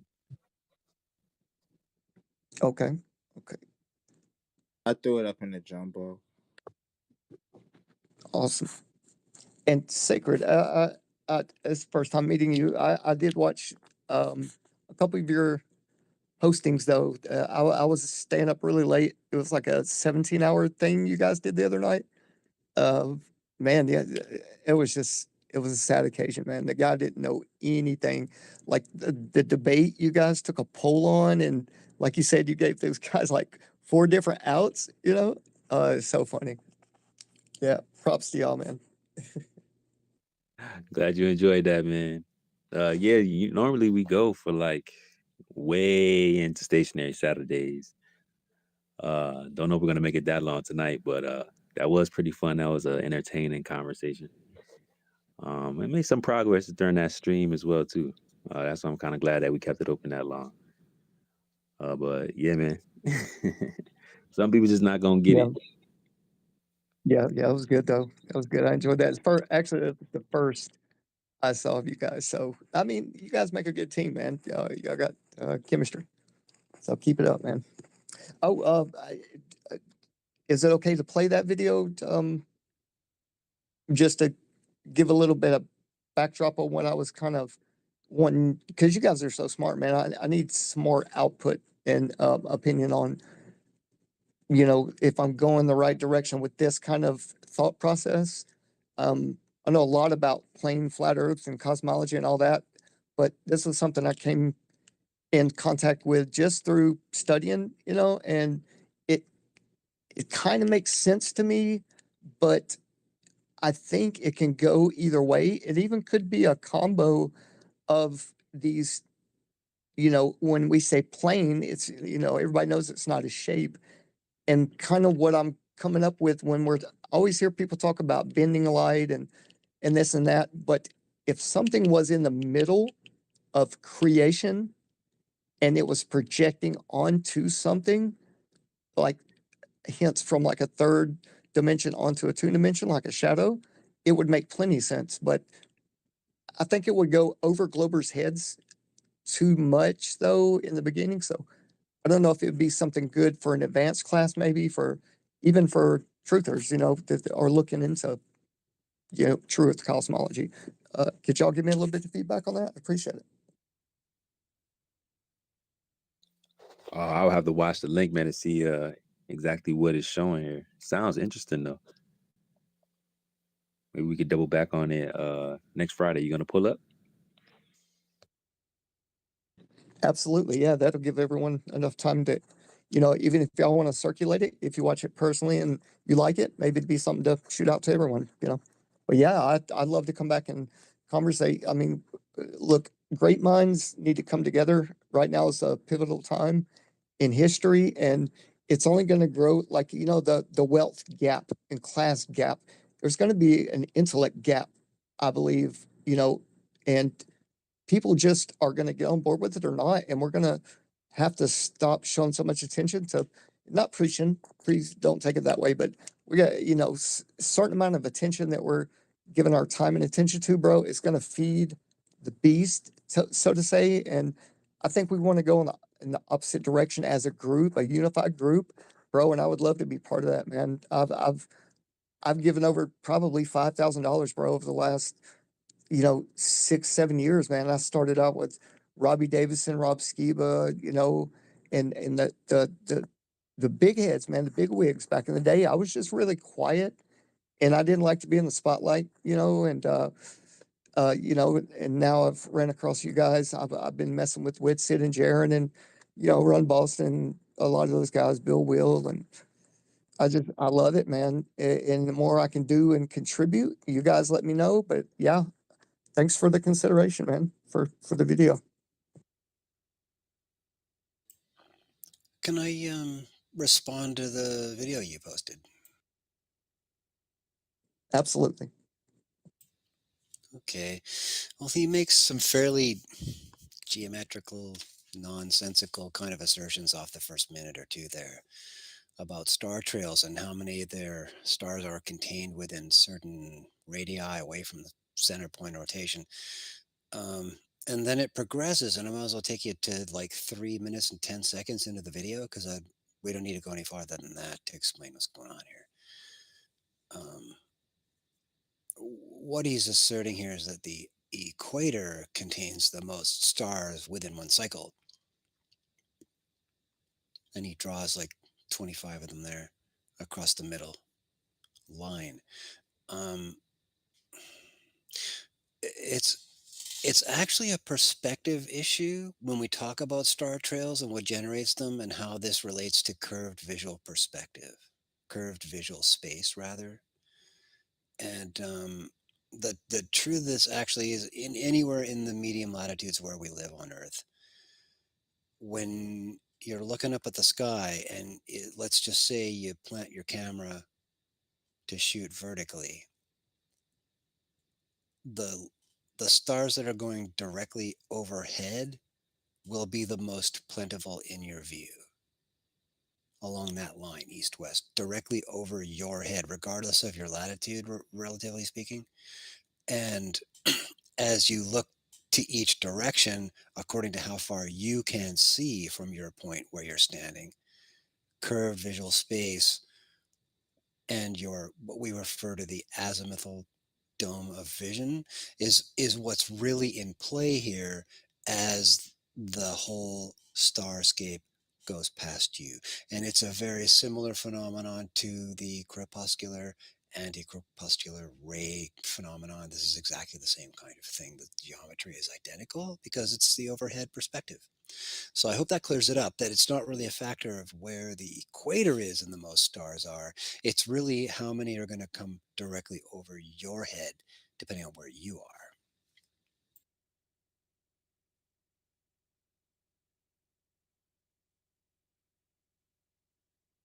And that was Made of Stone from Quality Assurance. Yeah, I'm following. I think that guy's opinion. Yeah, on the video, I'm not exactly sure who he is. I was just vibing with it a little bit. Now you're saying it would never matter which latitude it would. I mean, as far as our personal dome of vision, it would always have a terminating line, right? And then your overhead would be your where we would claim the sun or moon would be the biggest, right? And then as it leaves that one spot 90 degrees above you, going left or right, I guess it would always be the same vanishing point. Is that what you mean? Well, I'm not really relating this to the moon much. And you got it right about the dome vision being the factor in what you see. But back to the beginning of what you asked, no, it's not about any latitude. This is within the latitudes where most humans are living between, 55 degrees of the equator, So that's really what we're talking about. And the line here where the most stars are is literally the line you're drawing from due east to due west over your zenith. It doesn't have anything to do with the moon ecliptic or anything. We're talking about the star perspective and counting them. Yeah. The moon is not in this image. Okay, so that's really all we're talking about is the crepuscular, anti-crepuscular viewpoint east to west. Right. Okay. Yeah, I mean, it makes sense. I guess, would it be a bigger difference if we were able, or do you personally think we would be able to tell like a big difference if we were to be able to get 90 degrees south and more? Do you think it would change like almost completely than what we would see from the equator north? Well, naturally, if the point of rotation is your GP, yeah, that's going to look different. I think I would love to see that. Yeah, frankly, personally, me too. Me too. that'd be odd. Me too. Now, let me ask you one more question since we're on this subject. So, if you were to go as close as you can get, now I guess we've got star trails and stuff that Close we've to seen from almost north. right? And then, you know how Globers will always say, well, you see something, they go east to west and then west to east as you go south, right? But right there at the equator, if you look No, at wait, your one 90, sec. No, north or south, they're always going east to west. well, no, I mean what Globers will say about you should see completely different in the south versus north. Different what? Okay.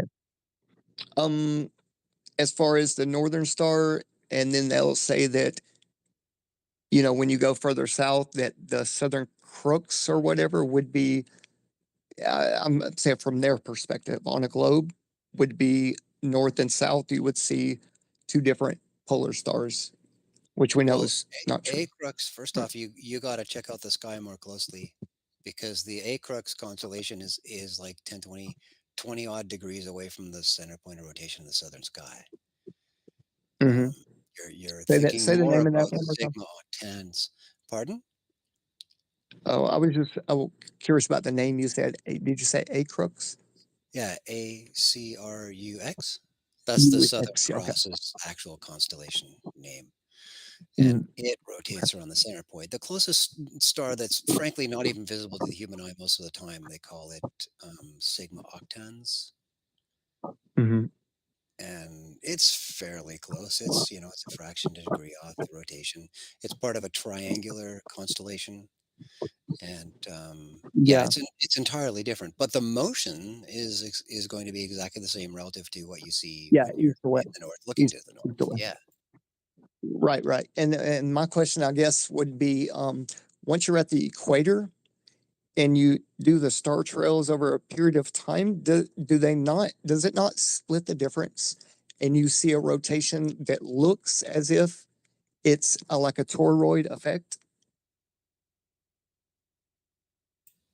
A toroid effect.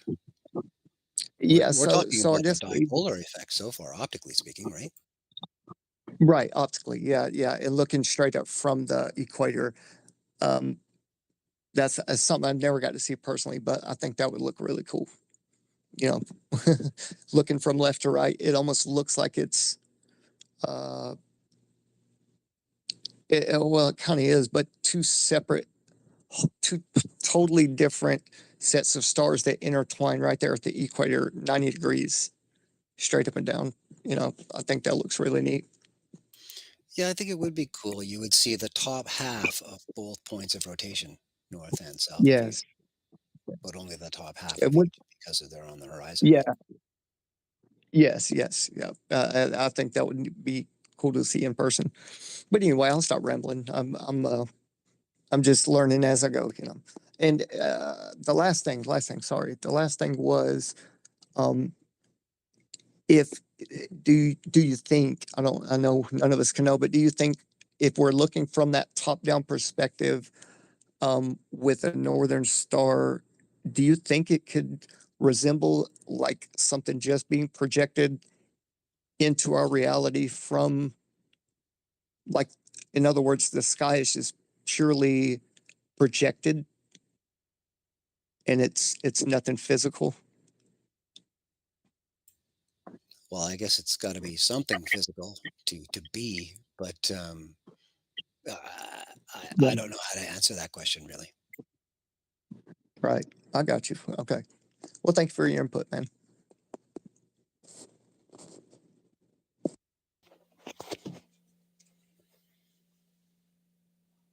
So I'm getting some mixed messages. I want us to keep going.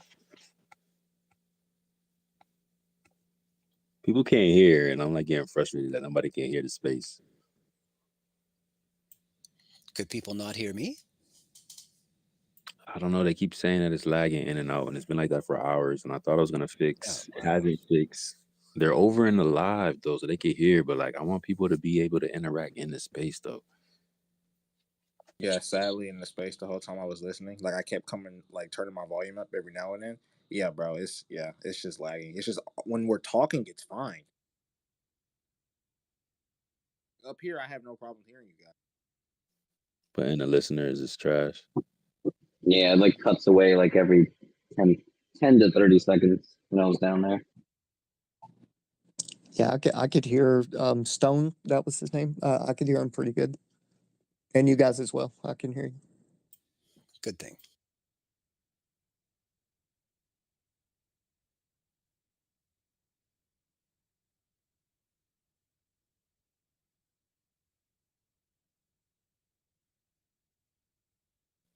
Proud, what you think?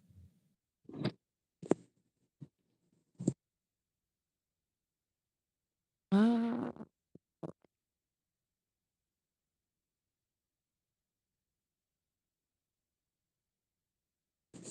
Hey, I'll tell you what. Since I'm new to the group or new to the space, this is my first time on Twitter. Believe it or not. I got $50 for the first Glober. They can give me exclusive, blow us out of the water evidence that moon is what the other Glober was talking about, and why. And if they do have proof of a changing shadow as it passes from any part of the earth over a time lapse, and they can show me that, I'll put $100 in their account. How about that? So bring the smoke. Haha. Man, just put the money up. Put it on the flow. No gravity.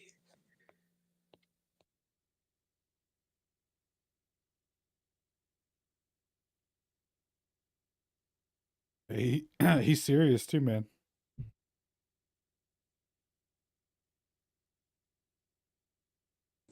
Yes, sir. Dangle it on a hook and throw it in the water. I want to see that proof, man. I mean, I love when people put up and, shut me up, I guess you could say. Not like a smart ass way, but, with intellect, with honor. I'll put $100 on your account, whatever, send it to you in a money order, however you want it. The word is out.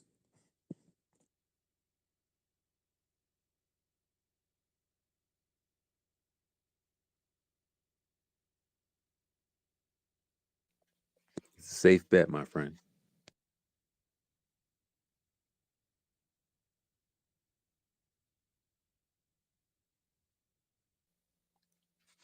Bro, what we doing? I was just about to say, I think it's a lot for Gloobers to wrap their head around. And they usually like cog this out after too much information. Were people still saying that they couldn't hear the secret? Unfortunately.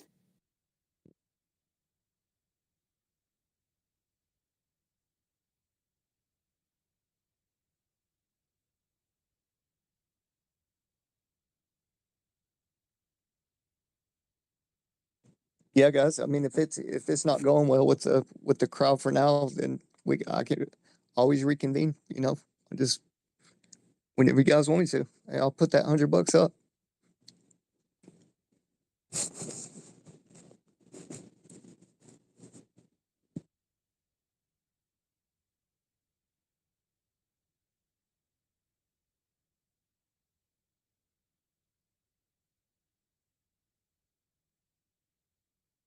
It's a quiet Friday. Where's all the trolls at? I think Twitter's been kind of dead. Although we have a couple of new people coming. I don't know, man. They were live earlier. Anytime Flat Earth Fridays comes on, they run. Oh, true. I did have some guy in my DM trying to show me dark matter. What? Some guy in the DMs trying to show you dark matter. Some composite image, blue and green and red dots. Composite image of dark matter slid in your DM? That's great. What you mean by that, bro? God, that's so gross. Sounds like a TOS violation. Oh my god, that was hilarious.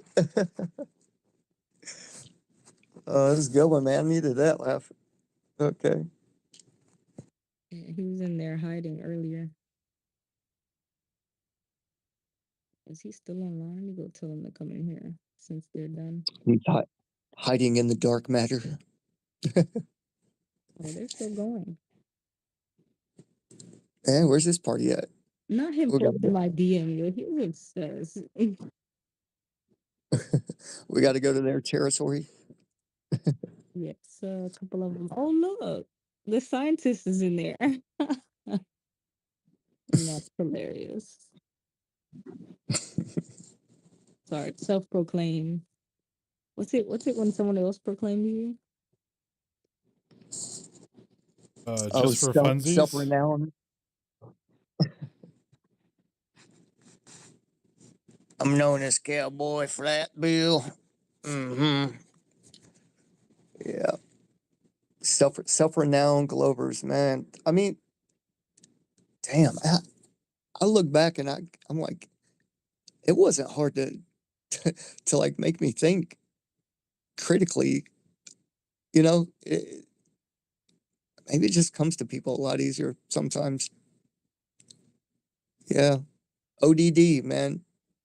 Eric Dubé, man. The guy just sounded so damn intelligent. I was like, he's not even British. You know, the earth is flat. You know, it didn't sound out of this world or nothing. It was just like, okay, the world's flat. Let me look into this, you know? It wasn't hard to put a little thought into it. So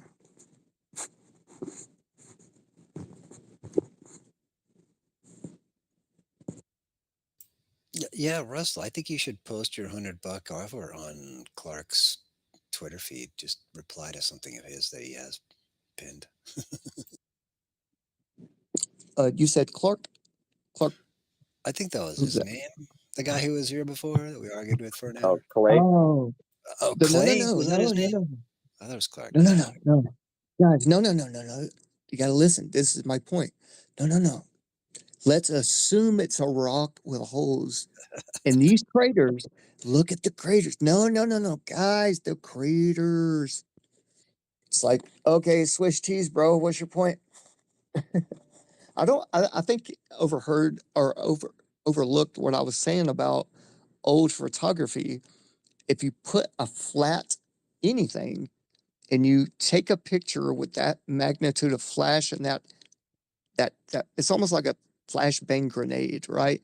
It's going to make the same exact pattern, just like electrolysis in sand. Like there's so many ways to make that pattern and that look, you know. And he was stuck on the crater. What did he say? Shadows, but those shadows never change as it goes around.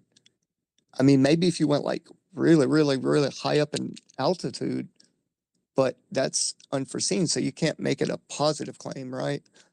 Now, if he would have came to like this time lapse and like the movement of those shadows shifted as, you know, the sun or well, in their paradigm, as we turned, then it might make a little bit of a difference. But even then, that could be like light from the earth, like all these noble gases or something. Who, you know, there's so many different ways to say yay or nay, but there's definitely not a 100% truther in there.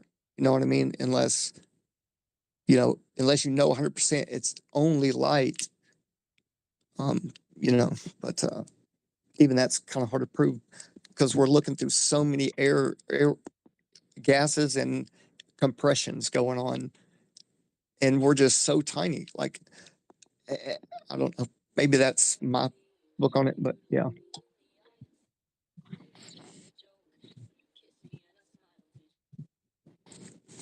So, but yeah, there is a way if you're on a plane surface like we are, and you're looking out at a moon that's really really far out there. All you have to be in a position of, you know, it goes around the edge of whatever we live on, and no one, however high or low, would ever see a different perspective. I mean, that's just common sense, you would think.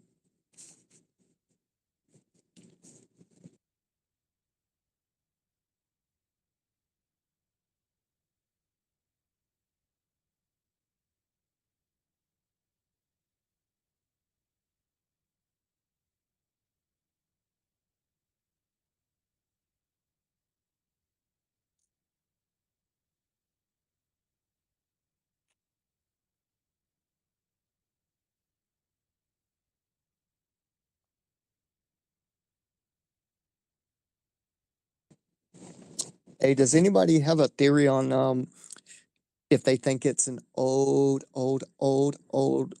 like ancient picture that's just looking at the Earth and the Earth has gotten reflected onto the surface of the light?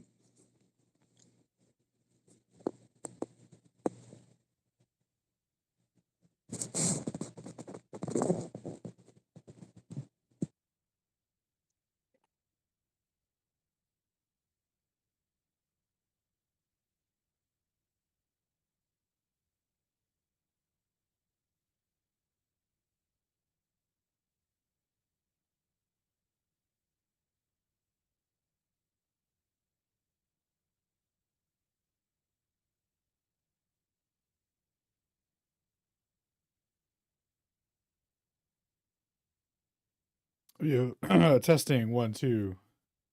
Proud Sacred, you guys there? Loud and clear. Testing.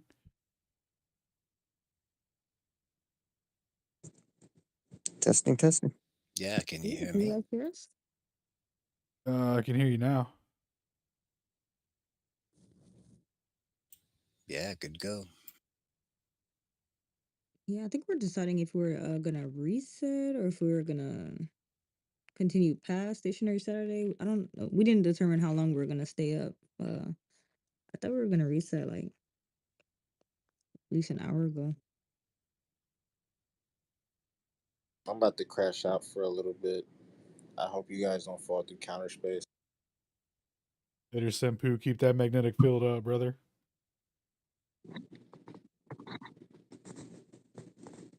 Yes, sir. Nobody falling into no temporal hot pocket. Yo, speaking of temporal hot pocket, if you think I'm not preheating the oven right now to 450 to make a little temporal hot pocket, like, I don't know. Man, if it ain't the mozzarella one, bro, I ain't trying to hear it, bro.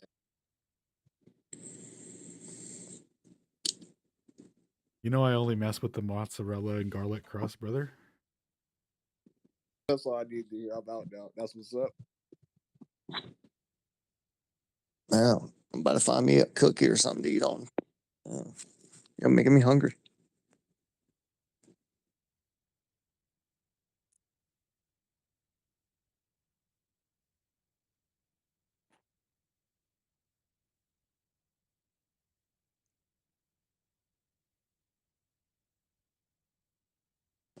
All right, I got one last question. I'm gonna hop off here too, guys. Who would be the best one to ask?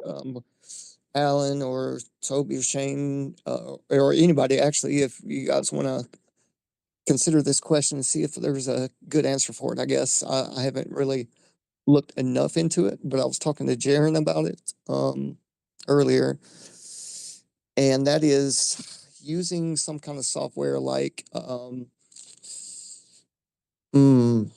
not Stargazer. It's what's the name of that tech that you can rewind the sky clock? Valerium, I think. Stellarium, there you go. Yeah, like as accurate as possible anyway. And I was looking at your Soros cycle. Is it I think Shane, you broke that down, right? Or was that Alan? No, that And was you have Shane. these That was charts. Shane. Okay. So I looked through all your research, man, as much as I could anyway, in the amount of time I had before I talked with Jaron. And is it repetitive, the Soros cycle, in each cycle going forward and backward? Is it going to set in the same constellation section? Like this year it's Pisces, last year it was Pisces. Does it jump as the years go further and further back? Or the next one, would it, or does it go in every 12, you go in a full circle around the sky as far as the Soros cycle? The full lunar eclipses or solar eclipses, I'm sorry. That's a great question. I'll wait for Shane to type out an answer here. He's having mic trouble tonight, so I'm sure he heard you Okay. though. So just wait and see that. But yeah, if you're on Discord as well, a great way to contact us on there is through Discord. Mm. Most always on there. Okay. Is there a link in here, or is it Yeah. the same names Yeah, in Discord? I'm about to put Same. it. I'm about to tag you in it. What's your Okay. your Russell? Yeah, let me see what it gave me, the name it gave me. Because I'm usually either Russell Gregory on Yeah, I or got you, RG the dog. artist on YouTube and stuff. But this one's Russell G 711. Yeah. Yeah. I appreciate that, man. I'd like to pick y'all's brains a lot more and do some work with y'all, man. I realize being in the background isn't good enough. I filled my head with everything I can. Now I just need to start giving it back, and helping out where I can. Yeah, absolutely. That's cool. Yeah. I think I gave away half of my life savings to helping these guys, and that's no joke. Like, I've sold a lot of things too, just to, the saying goes, give to what you love or it disappears, man. And I'd hate to see this all be for nothing over the past decade, you know? Yeah. For sure, But sorry man. for interrupting. Go ahead. No, you're good. Yeah, I'm just waiting to see if Shane's able to come up or if he's gonna type it out.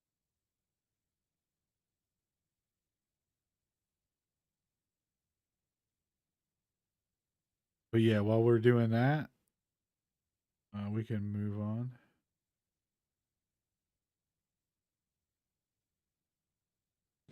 All right. So, what's the next big move, man, on these globalist plates, man? Are they? I've already heard they've been picking around at Blue Beam. I don't know what the fuck for, because I don't think it's going to go anywhere. They're just going to fool the sci-fi heads that grew up on Star Trek, which most of us did. But I think it's just the newest. All these holograms you can produce things with, man. Either they're really gonna fool people with dropping bombs and blowing up places, but showing these holographic things. Either they're gonna get people that way, or what? Blank, blank, blank. Like, I don't know. What do you guys think?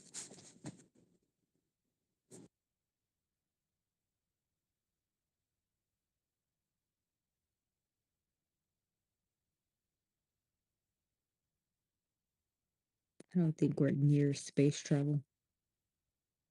I don't know why space travel seems more accomplishable than flying cars, but I think a lot of the stuff they push is just to keep society hopeful, if you will.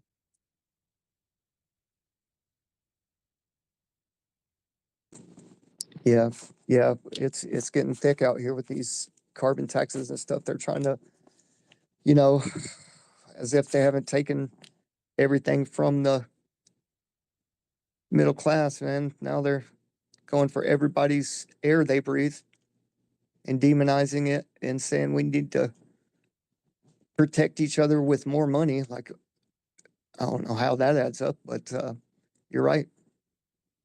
Space travel is never going to happen. They keep putting everything back, pushing everything, all their projects and this back and further. And no one's paying attention to that. Like Globers, they're just hopeful that Elon's gonna, land a big pile of shit on Mars or whatever. Distraction. That's their tactic. Distraction.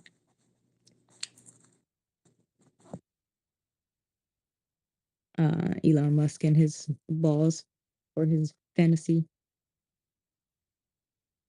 I'm Got to get that surprised. exercise, man. Got to bounce on these balls. Balls. Sigrid, what do you think? I don't think Ruhef is in the shadows either. Um, I see the Flurf and Turf is still active, but They're hiding in their safe space. The one that was DMing me inappropriate screenshots of dark matter is also posting my DMs. I told him to tell Rhetoric that Alan says hi, but Look, take his picture and put it on blast. Just put like copy and paste his face on there. You know, you should put him on blast, man. Make him feel belittled. my whole pin tweets a clip up of him and Alan and him crying days later. But yeah, for some reason he just won't or can't indirectly observe this space over here. So I wonder what that's about. But I wonder if You we're know, gonna restart for a little while or if we're just gonna ride it out till hey, I don't know, but pass the message. I got that $100 bill. All we need is a little bit of exclusivity here. You know, that we can't just dump to the curb quickly. You know, make it a challenge, something we can consider. You know, ponder upon. And I'll keep my word. Yo, if you check the Jumbotron, Shane put an answer to your question up about the Okay, whatever Jumbotron, y'all gonna have to help me because I'm yeah. new to this. So if you see do you see like a bunch of icons where there's people talking and stuff or whatever? You see our little avatars. Oh yeah. I was just in there. Okay. Okay, yeah. Up at the top Clay of that. Jackson. Yeah, up at the top That's of the one. that. I don't know. At the top of that Okay. screen though, there should be a thing where you could scroll left or right and different things will pop up. Okay, I'm on Clay Jackson's picture. I think that was from earlier though. Yeah, scroll to the left. Keep going left. Go hard left until you're all the way at the end. Yeah. I see now. Okay, Russell Shane Shankper. There we go. Yeah. 18 years, 11 days, 8 hours. It moves 120 degrees at 1/3 around the Earth. Yes, that's what me and Jeremy were doing earlier. So every 3 cycles, it appears where it started. Okay. I don't know if Shane can hear me, but here was my question to Jaren earlier. Okay, we did this in Stellarium and kind of looked through it. Now on TikTok, I've heard so many people say, I don't know how true this is, I need help, but supposedly the heavenly body, known as the sun, is supposed to be in Aries after all this time has went by, like the last 10 or so solar eclipses, right? That this one is different than every single one of them because supposedly it's supposed to be in Aries for this eclipse. But yet we looked it up on the Stellarium, it was Pisces. It's in Pisces now. Now, the moon, of course, it was in Pisces last time as well. The sun was, and the moon was nowhere. It wasn't even in the frame. It said moon over where Aries was, but the sun was in Pisces. So we're saying the last two were where they were supposed to be, but not. Oh, we're saying the last two, but not the first one. Is that so? Every 3 cycles, it appears where it started. Okay, is what I'm watching here. I'm seeing they're not crossing quite yet. That's a lot of cycles. 6,000. Yes. Okay, we're on the same page. 6,585.3 days. Okay. You nailed it, Shane. Damn, bro. Like, this is exactly what me and Jaren came up with, except it's in Stellarium. Now, okay, so my point to all the TikTokers, I guess I'll go back and tell them, look, it's supposed to be where, after the first, okay, 1, 2, 3. So this one, the last one, that would be 3 years ago. So, okay. Will this If you can hear me happen saying, again? shouldn't that be After an in eclipse, Aries the though? moon has Shouldn't it be drifted. setting these not the whole solar cycle, but This should take about in 29.5 each days. constellation there will be 3 of them basically. 6,585. That's 18 years, 11 days, and 8 hours. So every 3 cycles. Okay, so if it's in Pisces, I'm sorry, I'm getting this a little confused. If it's in Pisces now, that means 18 times 3.3, that'd be 9. 3 at age 24, 2, 3, 4, 5. So every 54.9 years, it will be in a whole different constellation. Am I reading that right? So this 3 cycles should be in Pisces. Then the next 3 cycles will be in the next constellation over. Am I reading that right? Sorry, I'll mute my mic.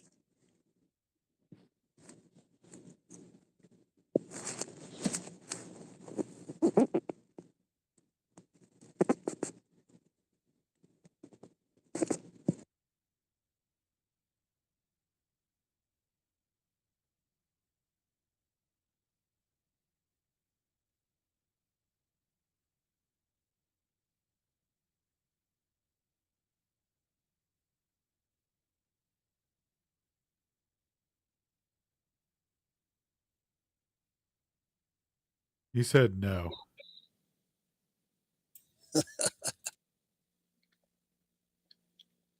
Hey, so what y'all think, man? You want to restart this since nobody can hear anything?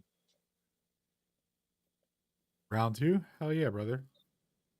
See if we can bang out a couple more hours. Proud, go ahead. Turn me up a little bit.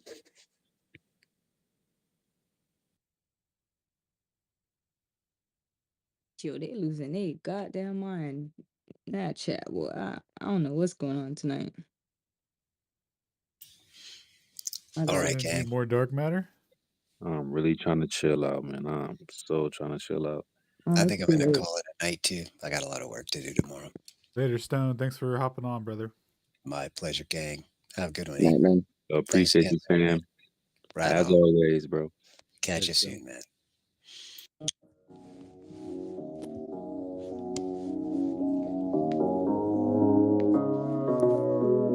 Try not just let this energy bring me down, man. Yeah. That's dumb. Why I fall in love, that's dumb. I don't wanna go get lunch. I'm just tryna fuck dick dumb. Dumb. Gonna run it back. That's dumb. DUMB, that's dumb. Forges on a coupe, that's dumb. 40 on a roller, that's dumb. 100 in a duffel, that's dumb. DUMB, that's dumb. That's dumb. Part 2. Dumb. That's dumb. Dumb. I just tell her how it come to me. Gotta make it sound fly for the dumb niggas. I swear to God, I'm trying to find out what they want with me. I guess the music got me human till they done with me. And when they done with me, next one. Stage is a grief, you just on step 1. Forrest Gump with the quotes done. Cheated, I'ma go Teflon. Paranoid niggas sleeping with the pump. Deep underground military bases, that's dumb. Bobby on the beat, that's dumb. I don't undersleep, that's dumb. NUMB, I'm numb. In the studio getting blow to the realest shit I ever wrote. In a world where they give you with a Z, then say your ass the antidote. That's dumb. Dumb. Why fall in love? That's dumb. I don't wanna go get lunch. I'm just tryna fuck dick dumb. Dumb. We'll be back. That's dumb. DUMB, that's dumb. Forges on a coupe, that's dumb. 40 on a roller, that's dumb. 100 in a duffel, that's dumb. DUMB, that's dumb. That's dumb. Dumb. That's dumb. Yeah, who you know really done by riddle me that? Who you know talk this much shit on the track? Once you say your soul, no ain't no getting it back. Ooh, you gon' have to be much quicker than that. Asymmetrical flows and metaphysical raps, invoking pivotal moment, exposing criminal acts. For those that live in the mask, I show the critical mass. They try to give me your rule, but now the ceiling is crack, crack, crack. Now the ceiling is crack. I will not fall in the mud, I will not fall through the cracks. I know that where we're headed is where we've been in the past. What happened to Sasquatch? What happened to Anthrax? What's had you advanced at? What happened to loyalty and having your man's back? Wherever the red, the white, and the blue lands at, we could have natives and never give them their land back. Let's go. That's dumb. Why fall in love? That's dumb. I don't wanna go get lunch. I'm just tryna fuck big dumb. Dumb. Dumb. That's dumb. D-U-M-B, that's dumb. 40s on the coupe, that's dumb. 40 on the roller, that's dumb. 100 in a duffel, that's dumb. D-U-M-B, that's dumb. That's dumb. Dumb.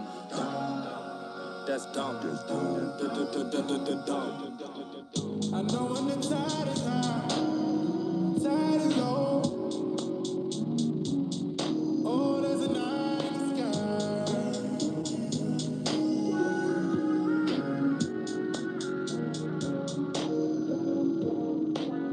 I know when the tide is high, tide is low. Oh, there's a night in the sky.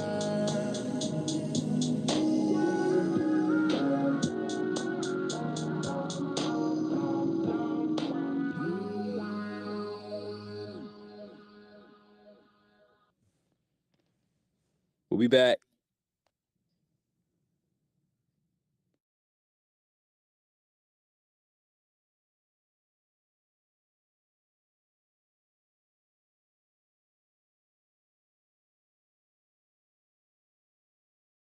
All right, cool. So we'll do a quick intermission here.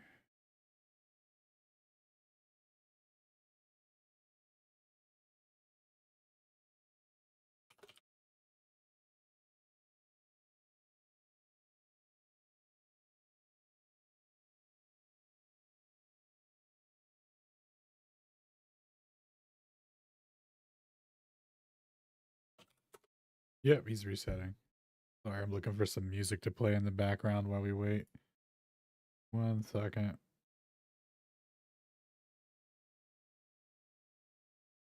Dude, this new joint from Toby was fire. I was listening to the other day. Check this out, boys.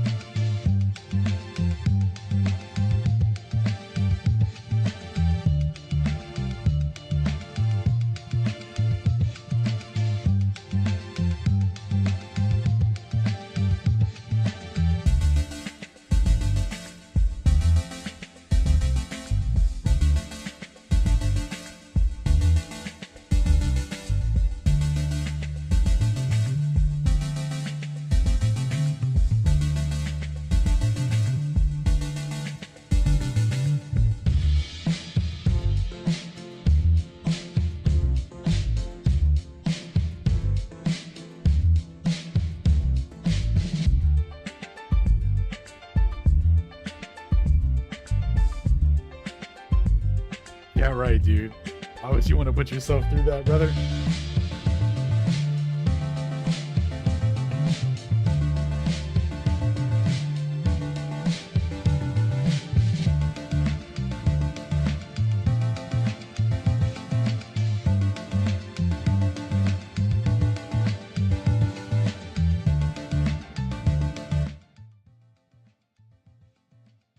Oh. Yo, what's up, dog? What up? What's going on? What happened? Still live, just waiting for the space to be rebuilt. We have the technology to rebuild it. Did he crash it, or did it go down, or just Nah, just resetting it because everyone's having connection issues tonight. Yeah, it does suck. Although the app's not bad. Oh yeah, the Microsoft app. Yeah, it's not bad. It's not bad. Dude, it was great for a while, and then I modded that dude, and it aired out for me. That's not a good sign. But it was worth it though to like, you know, go out modding that dude. Like, yeah, after a solid hour of hearing how there's more to it than just the way the moon looks, like, yeah. Yeah, dude, like within 4 minutes of me listening to that dude, I was like, "Oh, this is gonna be a waste of time." Yeah, I checked out and immediately then and was doing for stuff. like the next hour, people were like, "Oh, I think that this has been a waste of time," and it's like, "Oh, you don't say." You guys are getting it, I think. It's all good. He got to get it out of his system though. He was building it up in the timeline all week. Was he? Dude, he was serious. he was going around to like any flat earther, you know, in the timeline. It was just posting the moon pictures and was going, "Do you acknowledge that this looks like a crater?" Some people were like, "Yeah, I don't know, I guess." Oh, I got you. It's my backyard. Yeah, it did exactly. Like, oh, you have you've activated my crater tree. Like, yeah, okay, dude, sweet. Falling into my trap. You're just where I want. Like, oh my god, dude, I can't wait to look into the spectroscopy thing that Stone was talking about. That's an absolute zipped up body bag. Yeah, that'll be good. Yo, what's up, Toby? Yeah, that guy kept trolling me with pictures of the moon as if like it was a meaningful statement. And so I blocked him because he was just clearly a troll. Right. And he made another account just to come send me more pictures of the moon. Yeah. Yeah, that's a good sign. Yeah, good sign, exactly. Looks like we made the right call.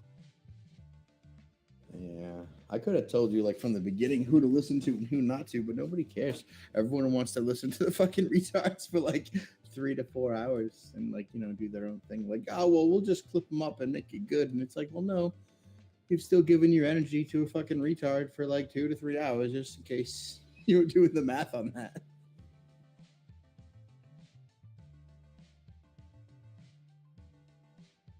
Like those are the people that would just suffocate themselves into nothingness unless you breathe air and life back into them repeatedly. Well, everyone gets to shoot their shot though, right? No. Yeah. I don't have to listen to everyone's shot, dude. Well, not for 2 hours necessarily, but sure. To be fair, I don't think anyone else was stepping up though. No other globulars. Also true. Yeah, but you know, was it so terrible when just the flat earthers were here talking good shit and having a good time and vibing? Like, do we need the one glober to throw the turd in the punch bowl so that we can all have something to talk about? Like, I don't know. Turd in the punch bowl. Like, yeah, it's something to talk about, but we could have had non-turded punch, guys. You know what I mean? Like, yeah, I'm pretty curious about that spectroscopy thing for sure. I'm like, it's the type of thing that should bother you that we didn't already know that. Yeah, man. Spectroscopy, scary subject or whatever, right? Yeah. Well, you know, it's funny because we even did a reading night on spectroscopy, tried to dive into it a bit. And we just now learned about the difference between the sun and the moonlight. right? Like, which should be like the first thing that you find when you Google the word spectroscopy, like as far as how significant that is. God damn, such a good point. It's like that. What now? Different frequencies, you say? Yeah, we all knew that for sure. But like on the off chance that we didn't. Like the thing we use to make all of our assertions about what all of the stars are made up of is the same thing that says that moonlight is not reflected sunlight.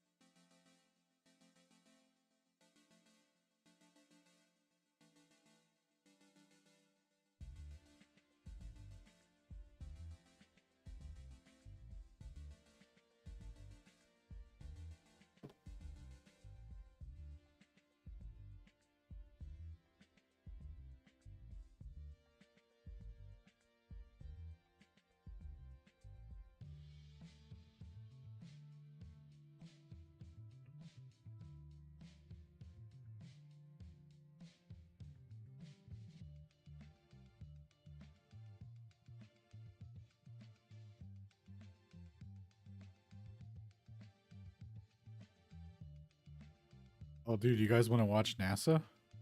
They have 43K viewers right now. Oh, yeah? Yeah, the old astronaut Laurel O'Hara returns to Earth. Dude, that's the lady that dropped the bag a couple of times.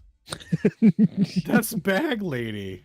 Dude, they're still letting her go, huh? Dude, I gotta keep an eye on She never her. did go. She never did go retrieve that bag. You can still see it. Limited by broadcaster. We can't say anything. 4.5 minutes into the burn. Oh, dude, they don't let you public cutoff. comment. 4 minutes 30 seconds. 123.6. That's cool, man. Yeah, they don't want you to be able to provide feedback for something you help pay for. And the deorbit burn is complete. I feel like that's mildly illegal. Flight controllers in Korolyov. Laurel O'Hara. Well, you're entitled to your opinion. Not allowed to disagree, and it's actually illegal for you to have that viewpoint in the first place. So, yo, check it out, lads. There's a globe over there on the big screen. That light orbiting in the globe, pretty convincing. Wow. Well, there you go.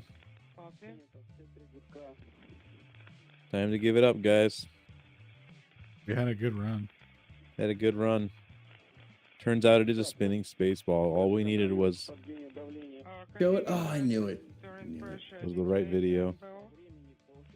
I definitely believe that one. All the other ones I dismiss offhand, but that one, that got me. That reached me. Mm-hmm. Most section of the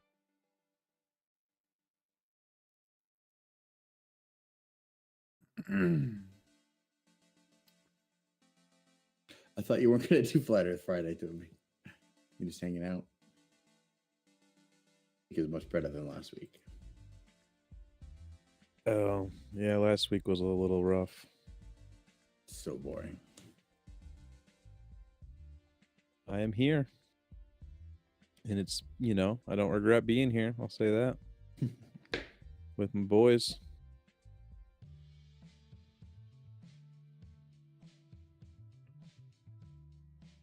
Yeah, so like what else would you do? We would just hang out and do this anyway. I thought about it. Yeah, well actually, to be fair, yeah, I've been doing some stuff on my computer. Dude, I should have had Stone look through my electrostatic stuff. Yes, you do need to do that. Yeah, I'll send it to him. Be like, hey, could you give me a once over on the stuff I'm sure you know?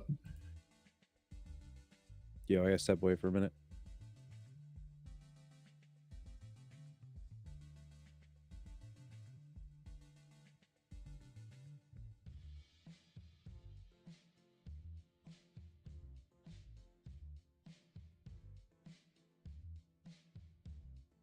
Is this still memory leaking my whole machine, even though I'm on an app?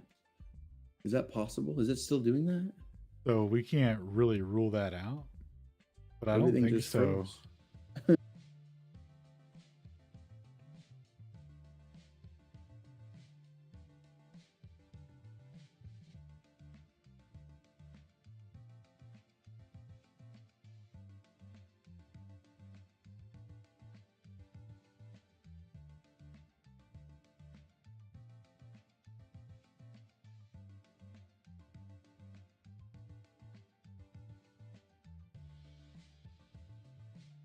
We could be a bubble. I don't know.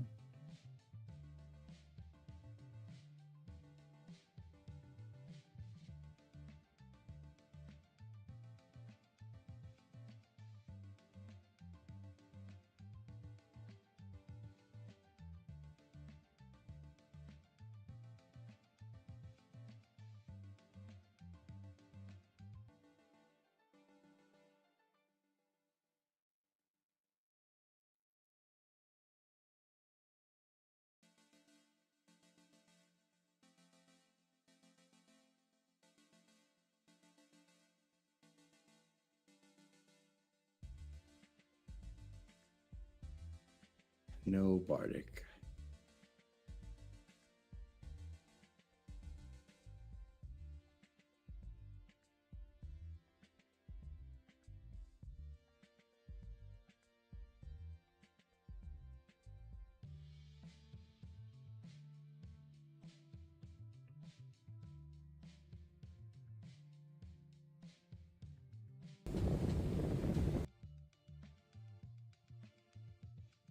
can't tell.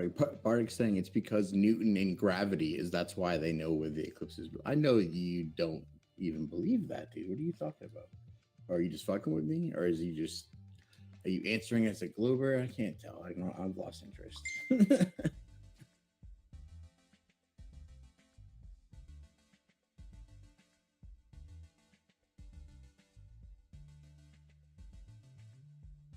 Because gravity, dude. Gravity told us right where that eclipse was going to be, Shane. Mass attracting mass is how I know where it's When going I to be. wanted to Obviously. figure out when there's going to be an eclipse, I asked Newton. Mass, because this mass attracts that mass, I know where that. I say to him, hey Newton, give me that old equation that kinematically cancels out the causal mechanism of, and let me use that for a predictive value. No, but I different know equation? where Jupiter's moon will be because of mass, dude.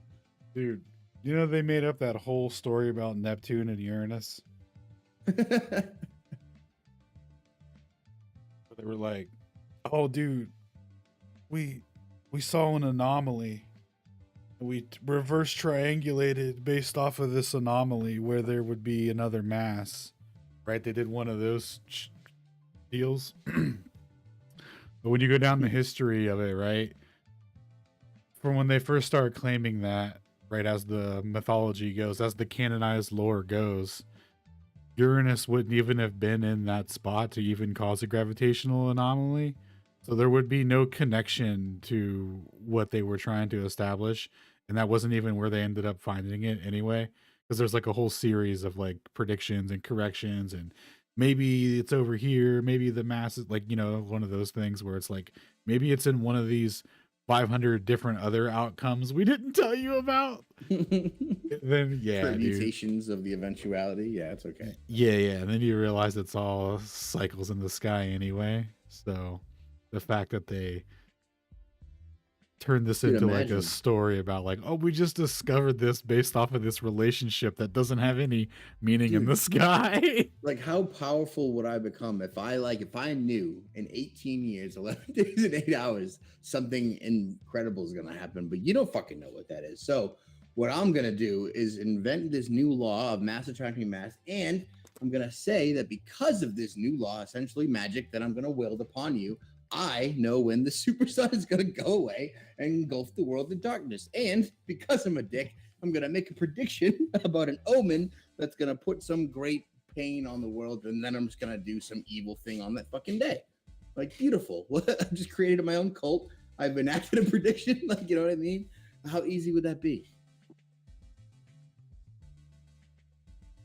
I kind of want to sign up. Right? Like, oh, that dude has magic. Obviously, he can predict the fucking sun. So like, I'm just gonna follow him. I mean, what are you guys doing? You know what? Don't they tell us? I vaguely remember, like, one of those history classes or whatever you take, where they were like, oh yeah, they actually did that. They predicted something in the sky and then faked out their enemies or whatever, made them all think they were gods. Like, didn't they actually do that?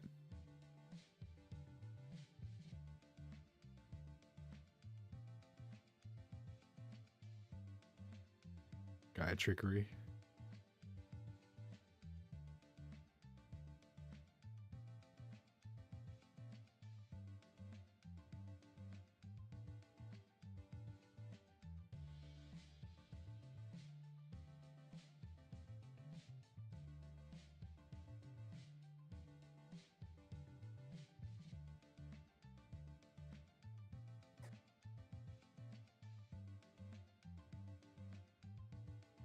So I don't know what's going on with the new space returning. I don't know how long it takes to run.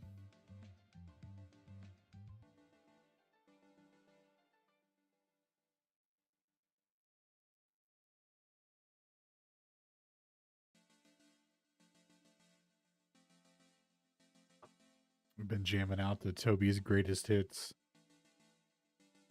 I should have put some music on. That'd have been good.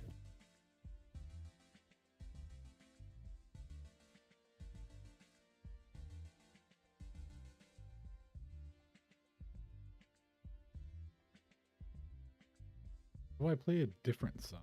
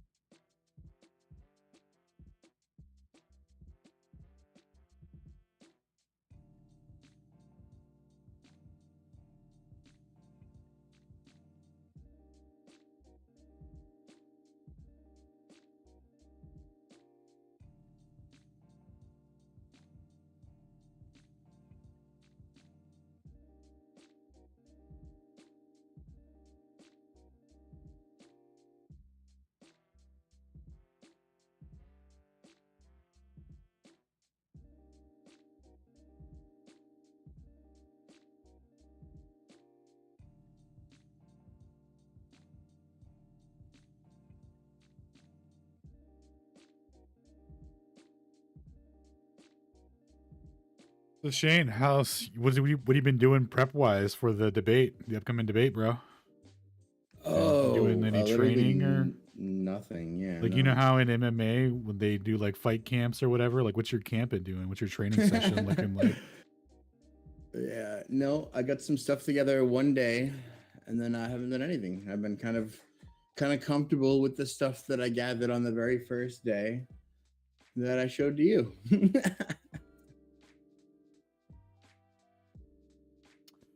So you haven't really been doing much training then? I would be happy to do much training. Not on like a super tight schedule or anything? Like getting up, drilling some egg whites, going for a fucking jog, doing some knee highs to get ready, like fucking thinking about, Yeah, like have you been fasting? Electrostatic. Have you been embodying electrostatics? Like have you thought about a balloon sticking to carpet or whatever it Every sticks to? morning, Walls and when stuff. I wake up. Yeah, that's what I think about. That's how you train. You think about it. You focus on it constantly. Cool. I just didn't know like what your process was. Because everyone, has a different process, right?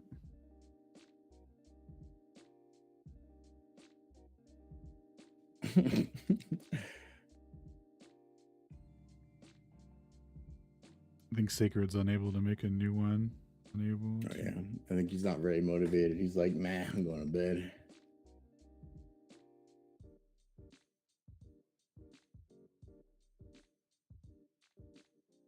All right. Well, we'll wrap it up.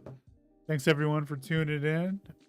Catch us live again on Sunday where we'll be reading some Michael Brenner comps. Then again on all the other days of the week, except for Wednesday. Peace.